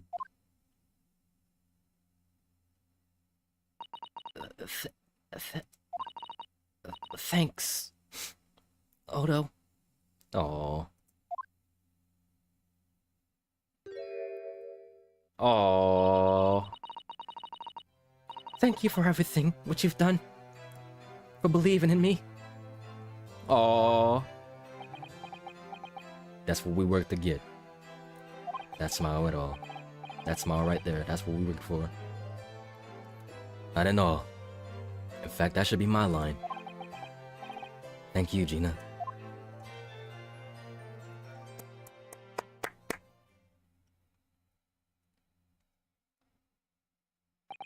Well, there she goes. Wonder if I'll ever see her again. Well, well, quite the indomitable pig purse. Oh, I nearly forgot. I bought a paper outside. It's a special edition, and this trial is all over the front page. Pickpocket's innocence proven. Isn't it wonderful? You should have shown it to Gina, Iris. She would have been thrilled. Oh no. How silly of me. But anyway, would you like the good news or the bad news? Not again. Well, what do you say, Bruno? Hurley? As usual, I think I'd rather get the bad news out of the way first. Absolutely not. I have no intention of listening to anything but good news. And there you have it. How people answer the questions says a lot about them, doesn't it? Let's not go there. Alright then, maybe let's start with the good news this time. The rain has finally stopped! It was a record level rainfall, apparently. Well, that is good news indeed. We can journey back in greater comfort. Alright then. What's the bad news? The huge storm has left the seas very choppy. The channel in particular is awful, so sailings out of Dover have been delayed by a day or more. Wait, Dover? So Sue's trip is delayed. That's right. If we head to the station immediately, we may still make it in time to wave Susie off.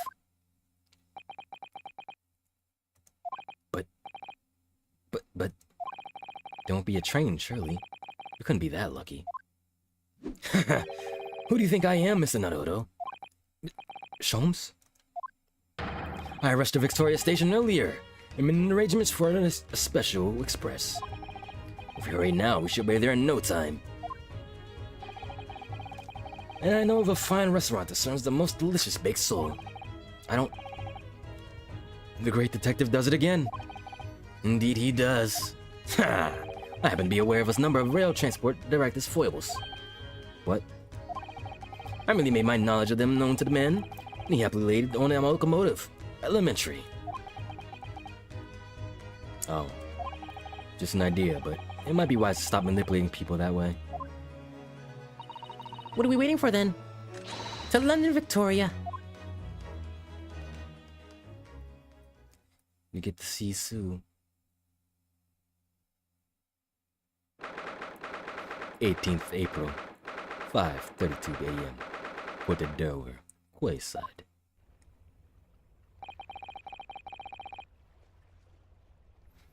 That took somewhat longer than I anticipated. Susie's boat must be about to leave now. Miss Sue, where are you? Over there, look! Looks like she's reading something.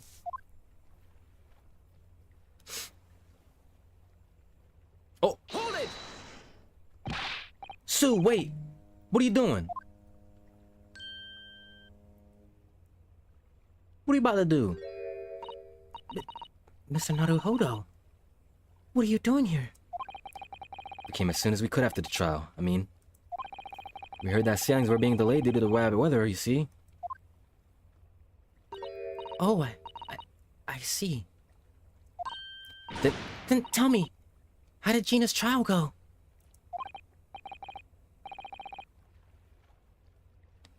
It went well. She was acquitted.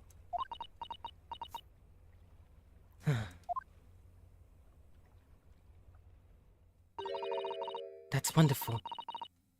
Really wonderful news. It is. I know you were worried, but you clutched up. The book you were about to throw into the sea. It was your Encyclopedia of British Law, wasn't it? Oh dear, I was hoping you hadn't seen that. I'm not worthy of practicing law in any way now. So, I was saying my final farewell. No, no, no. You proved yourself. You clutched the fuck up and helped us. We're saying goodbye to law? You? Susato-san? Would I be correct in assuming it's because of the peephole, Miss Susato? I deliberately altered the scene of a crime, and then I tried to hide the fact. What I did is utterly unforgivable. That reminds me. How did you even come to have this, Susie? On the evening of the incident, Mr. Sholmes had invited Gina to dinner, if you remember. Oh yes, we had a wonderful time. Well, Gina gave us a little introductory lesson, didn't she? To the art of pickpocketing, I mean. You stole it?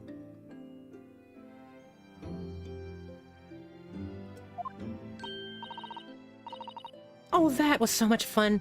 I stole Bruno's armband. Yeah, please don't do that again, Iris. That band's very important to me. Well, if it's so important, you should pay more attention to it. You didn't notice for ages.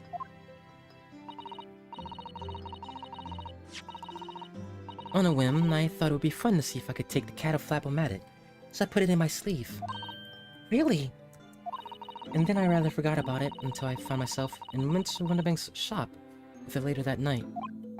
It was just in your sleeve? And then...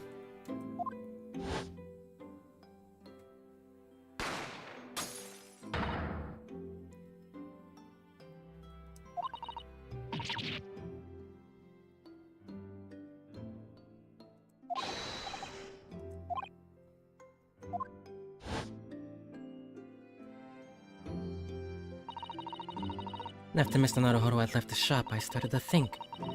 That door started to prey on my mind. The storeroom door, you mean? Yes. If Gina was anywhere in the shop, I realized it could be only behind the door. And at that moment, the little device I had up on my sleeve sprang to mind. I was so worried about Gina. I simply had to know.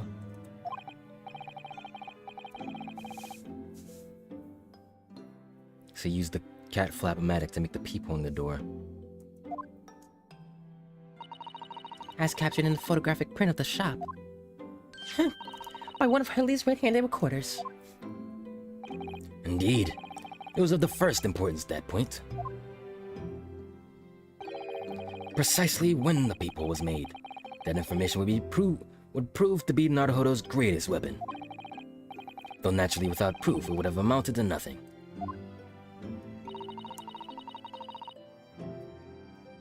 But when I looked through the hole in the door,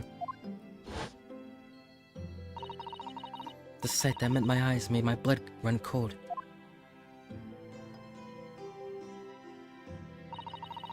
Thoughts started to run through my mind. I remembered that trial 2 months earlier. The trial of Magnus McGilded. I thought about how he had manipulated the evidence and arranged false testimony to secure his freedom. It made the British justice system feel very dark and sinister to me. And then a terrible thought occurred to me. What if What if some wicked criminal was planning to do the same thing now? She was ahead of it.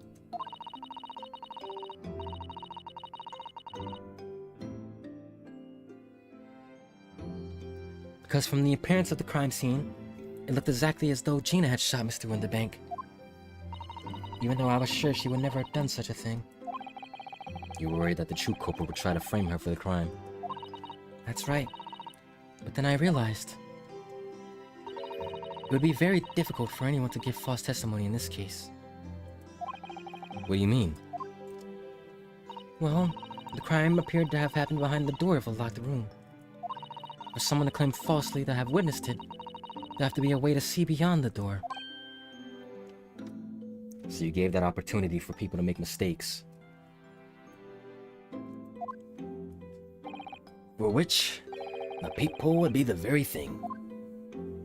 Only the peephole I had made wasn't actually there until after the crime had been committed, of course.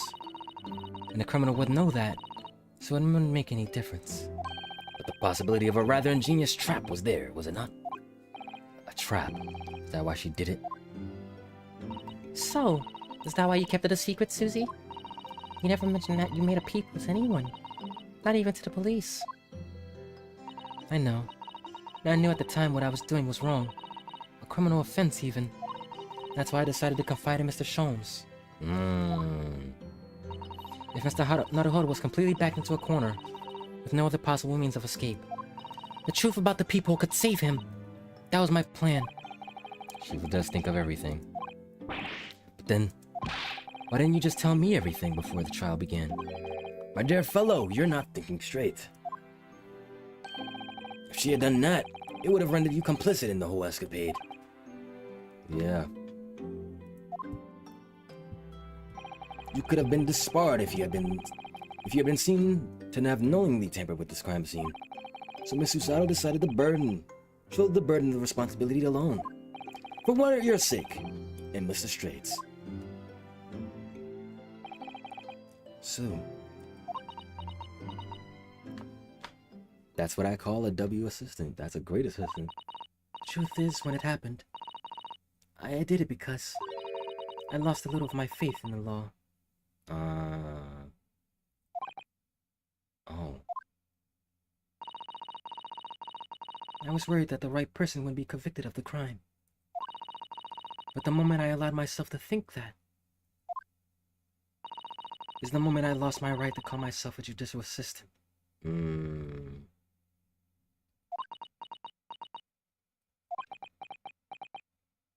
She lost faith. What you did isn't comparable to what he did. Graydon is the one who lied on the witness stand, using that peephole as a way to implicate Gina. And besides, if the peephole inconsistency hadn't existed, I'm not at all sure she would have been acquitted in the end. You literally saved this. Miss Sue, what you did saved Gina's life. Oh, with your kind words, Mr. Naruhodo. You've saved me too, from my regrets.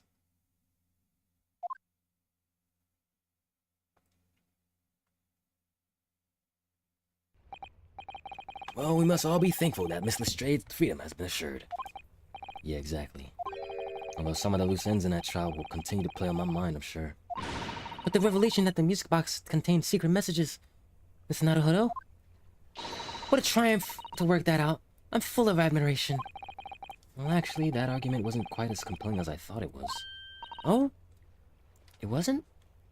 It's a different type of code. There's a communications officer among the jury members, you see? Telegraph operator. She said that the majority of the sounds on the disc were just meaningless tones. As one would expect. After all, we are talking about secret government communications. No doubt they were written in cipher, so avoid being readily understood should they have been intercepted. Cipher?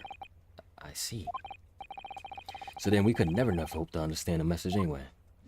Ah, nonsense, my dear fellow. Quite a zero-pipe problem, I assure you.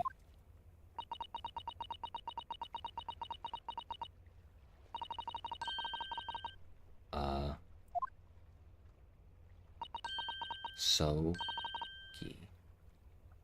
Asogi. What?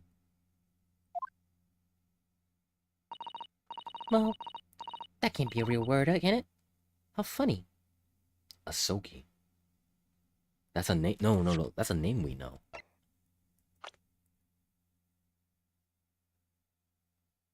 Isn't Kaz's name? Is it Kazuma Asogi? It's Kazuma Asogi, right? Wait, Iris, what did you just say? Oh, I just said Asogi. Does that word mean something to you? Means something. Asogi was the name of my best friend. What? But how? How do you know that name, Iris? I wrote it down during the trial before, when the messages were playing on the music box. She transcribed it on the fly. She really is a genius. I thought the message probably wouldn't be written out in plain Morse code, so I tried various ways to interpret it. Whatever I tried, the words just didn't seem to make any sense. That is, in English at least. It was Japanese. Oh. It suddenly occurred to me, you see. There's more than one Morse code, not just the English variety. Various countries around the world have altered and added to the Morse code to use it in their own languages. I don't believe it. Are you saying... That's right. I've only actually seen a chart of Japanese Morse code once before. But I think... it's based on the Iroha pangram, isn't it? And you mean to say that in Japanese Morse code the message said Asogi? You are one smart little girl. Yes, I think so. Sorry, I don't remember all of that Japanese Morse code. Iris, would you let me see that? Sue, do you know it? Do you know Japanese Morse code? Yes, I spent some time studying it. Because I'm quite sure Morse code will become ever more important for an international communication. Then might I recommend, my dear madam, that you focus your efforts on the English version? Be that as it may, Iris, show me the message, please. What does this have to do with... What does this have to do with Kaz? Of course.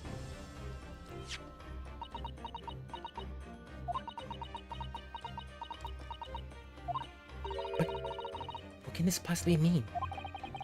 Whatever's in that long sequence of supposedly meaningless dots and dashes. It's made a color drain from Susato's face. There's no doubt that this message is written in Japanese Morse code. So the British Empire has been using Japanese for its secret communications?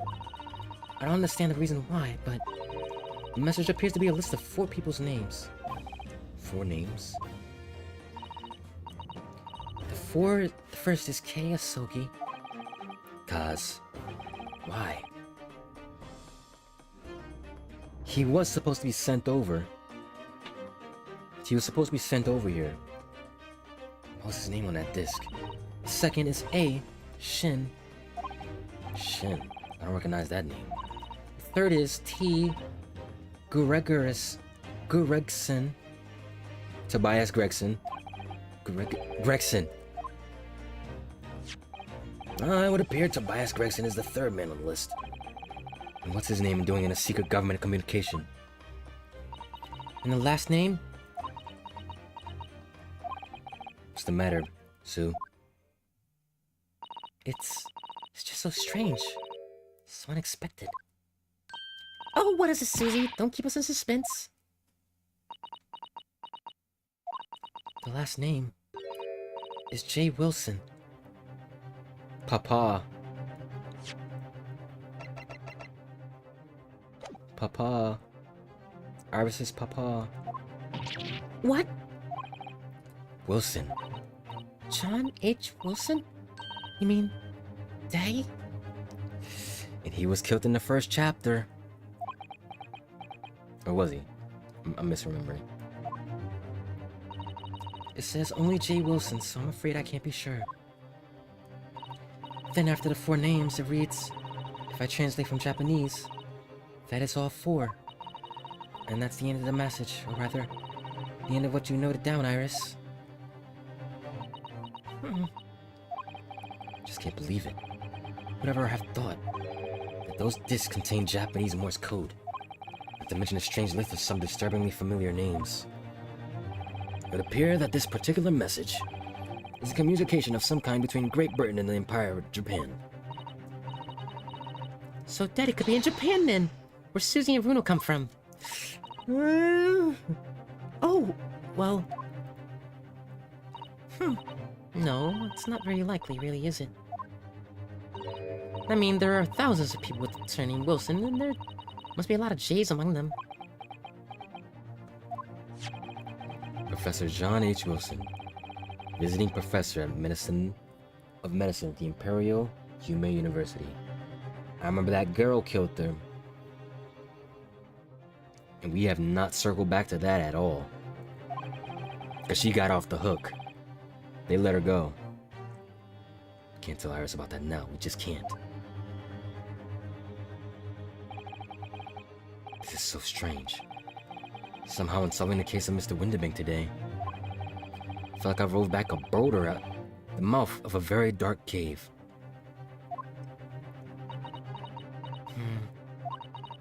I do wonder if perhaps it's a dark cave that we shouldn't go wandering inside.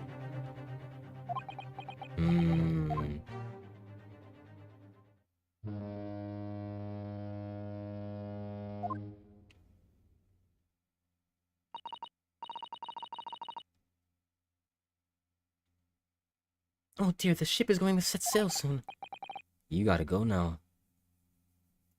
Seems so. I'll sail on that same ship first to the port of Dunkirk, in France. Then I'll change onto a larger passenger vessel bound for Japan.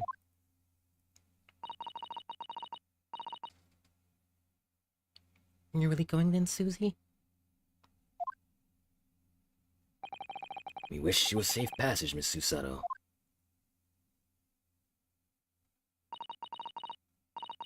Thank you so much. I wish you all the very best. Sue. I had hoped to have you always at my side to guide me and support me. Mr. Naruhodo! Please, come back soon. As far as I'm concerned, you really are the very best judicial assistant in the world. Aww.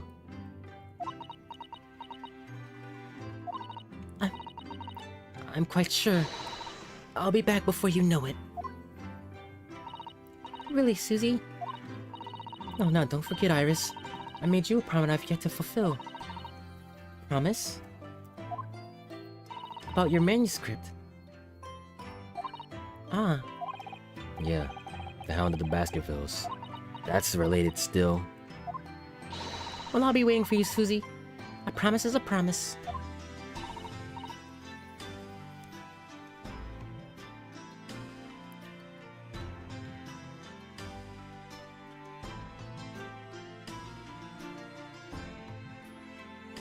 definitely, Iris.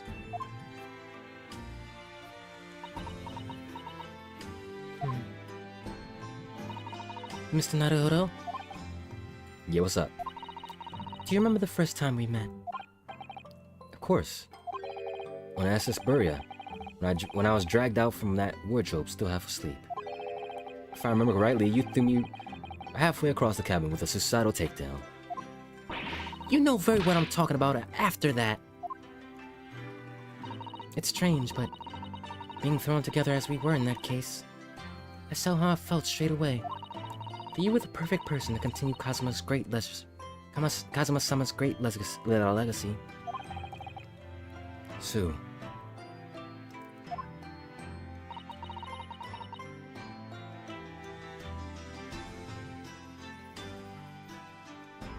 And my instincts were right. I really want to believe, no. I'm sure that. I'll be back soon. Farewell until then. I'll be waiting for you, Sue.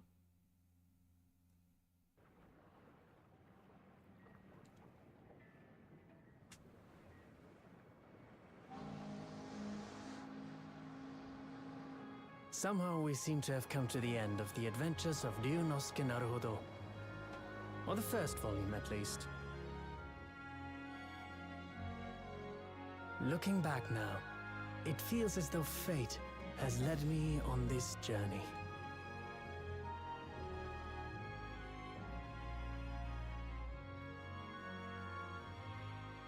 Fate led me to becoming a lawyer, to traveling halfway around the world, to meeting the great detective.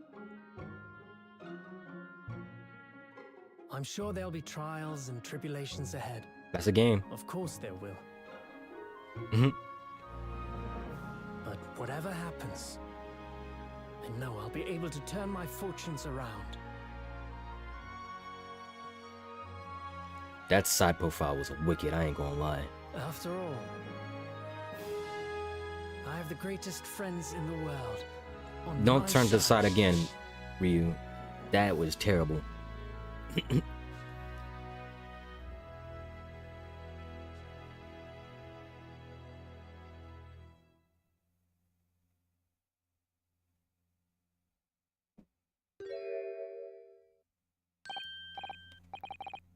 Yes, Mr. Naruhodo.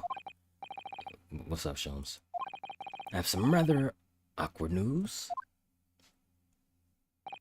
The railway company has decided to sue over the special express train, apparently. Of course. Huh? It caused such a commotion on the line, all the other trains had to wait at stations. But really, we would have never made it to Dover in time otherwise. Anyway, I explained everything, and how it was all your fault. You pinned it on me, you fucking clown. Huh? Are you about to get the iconic? I believe a formal complaint should be delivered to your office tomorrow. But not to worry, my dear fellow. According to Miss Susato. You love defending yourself in court. Huh? It's alright, I'm perfectly happy to testify. He really didn't look like the sort of man who would do something so outrageous. See? Mrs. Sholmes? Yes. A word, if you don't mind? Why, certainly, any word you like. Blow it out, my dear fellow. Oh yes, I love Runo's words, and I know just the one he'll use here. I really must say. Objection! There it is. W game. This really feels like a first part 1. Wow. That was a long ass trial, but it was a good one. I'm not reading anymore, my throat hurts, bro. That was a long trial.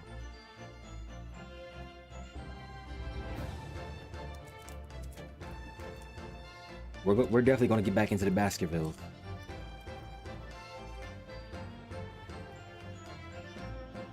We're definitely gonna get back into them.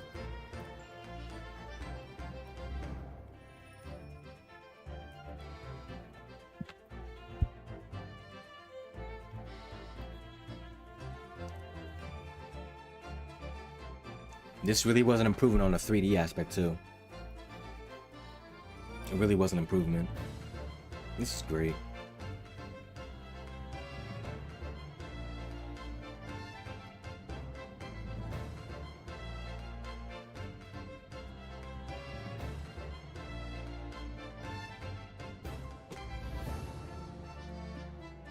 Ouchie, wow. I haven't seen you in forever.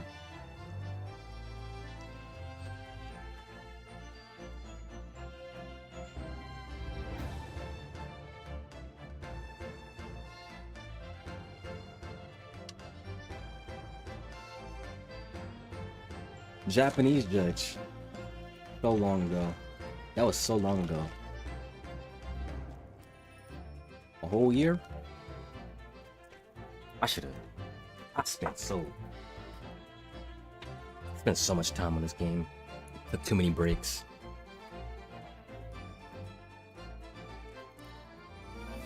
Oh, Suzuki! I took way too many breaks.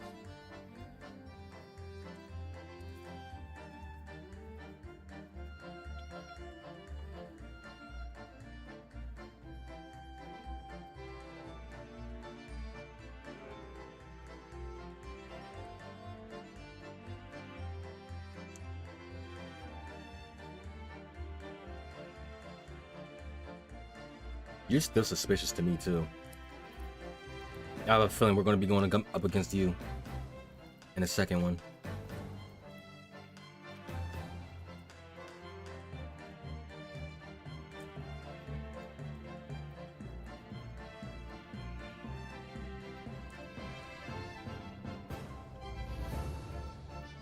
You're too iconic to be treated like this. You're going to be a key player in the second game.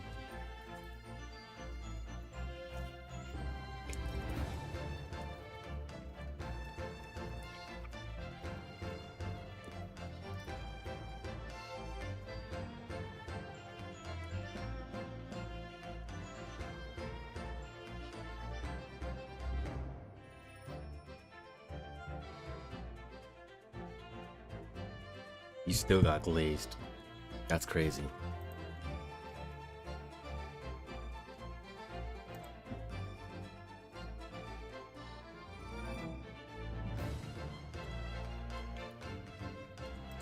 Man, oh man, my throat hurts, bro.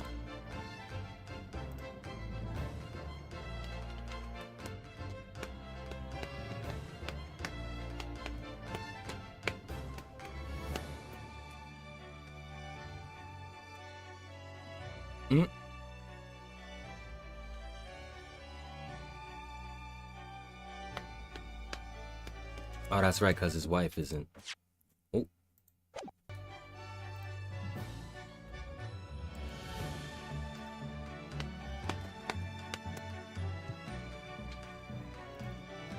Abuse.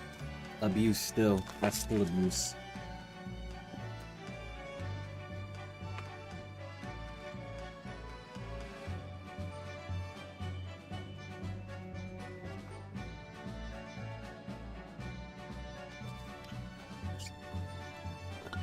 Very charismatic characters too.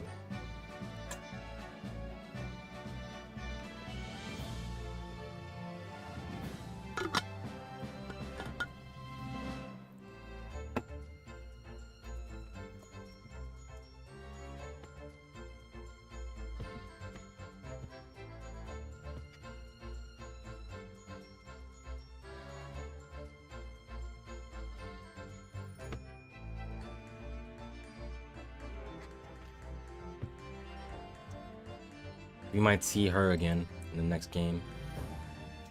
She might be free. Who knows? After her time.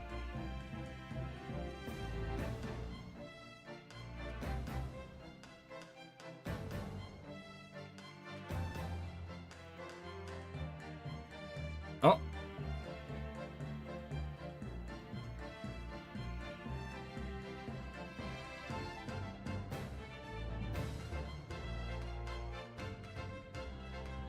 Wow.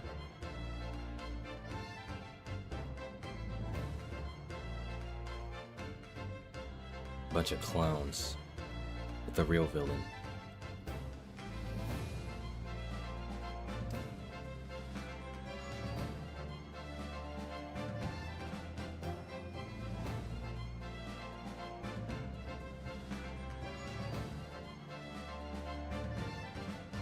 And would you look at that? I just checked Twitter. Today's the 10th anniversary of the Great Ace Attorney. Wow.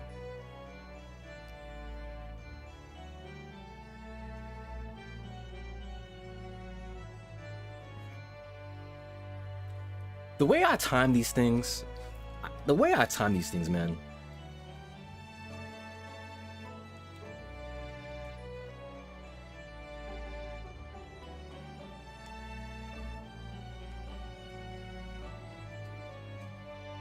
Aww.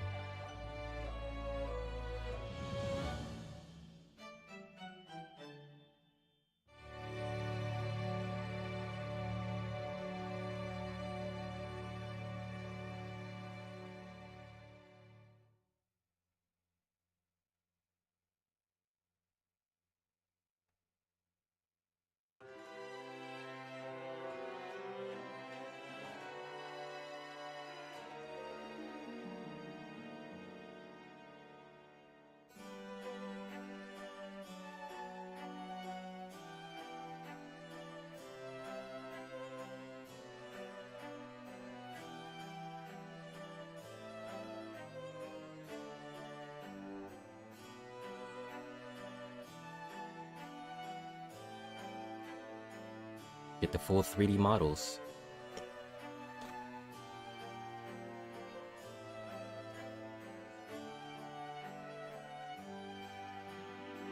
Her. Her. We did not circle back to her. At all. We did not circle back to her.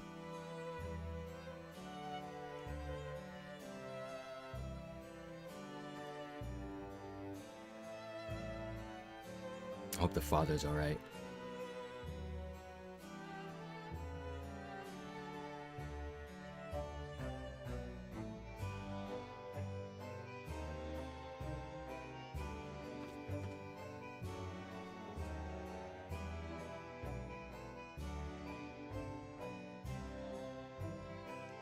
Oh, wow.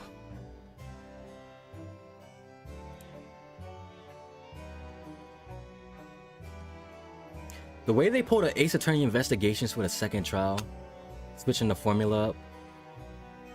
Oh. R.I.P. Kaz, wow.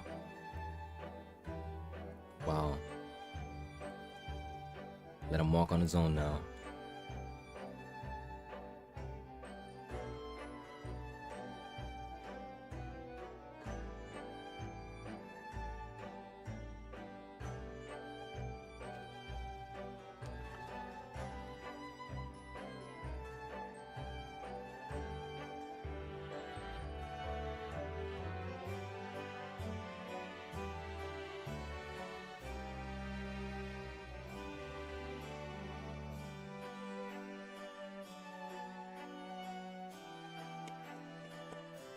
Great game.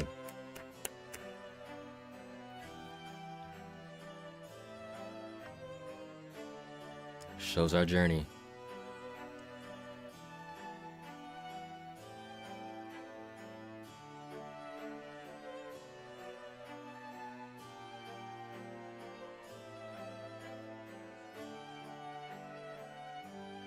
Try to fuck us all over.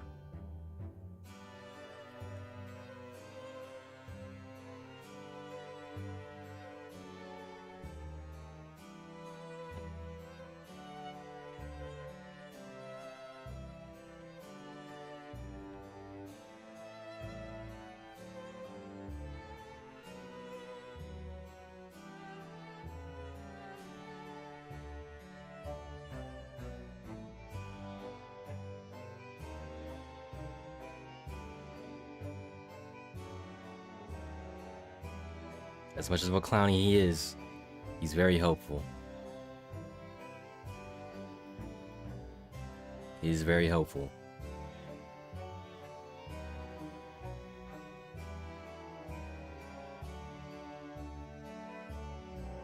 I did not notice he had... Wow. Because we never got to look at his feet. That's crazy. That don't even match, bro. Have some actual shoes on to go with that suit.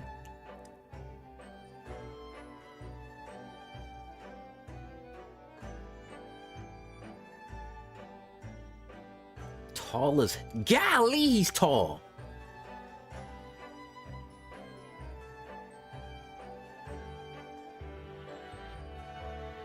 Oh my... He's doing the pose.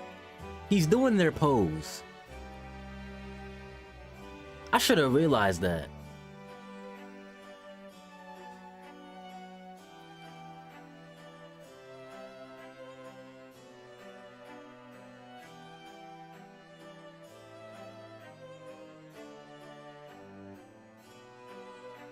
It was more dramatic, but he was doing their pose.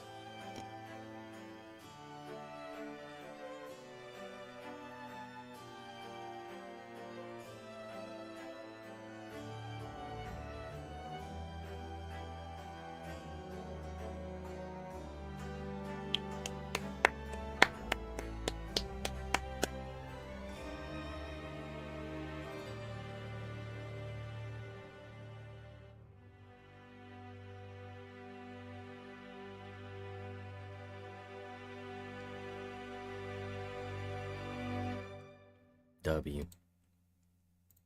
W, man. Finally beat it.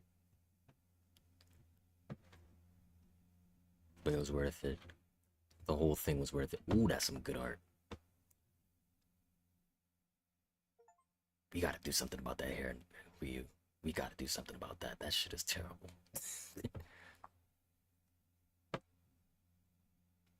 Them side views do not help you, bro.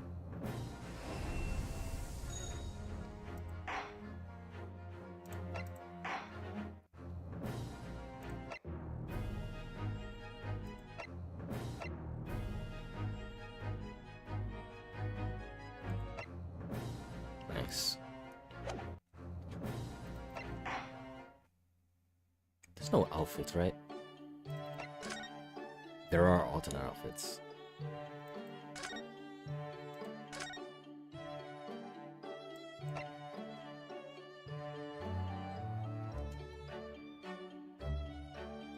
Only available in 2 short extra episodes.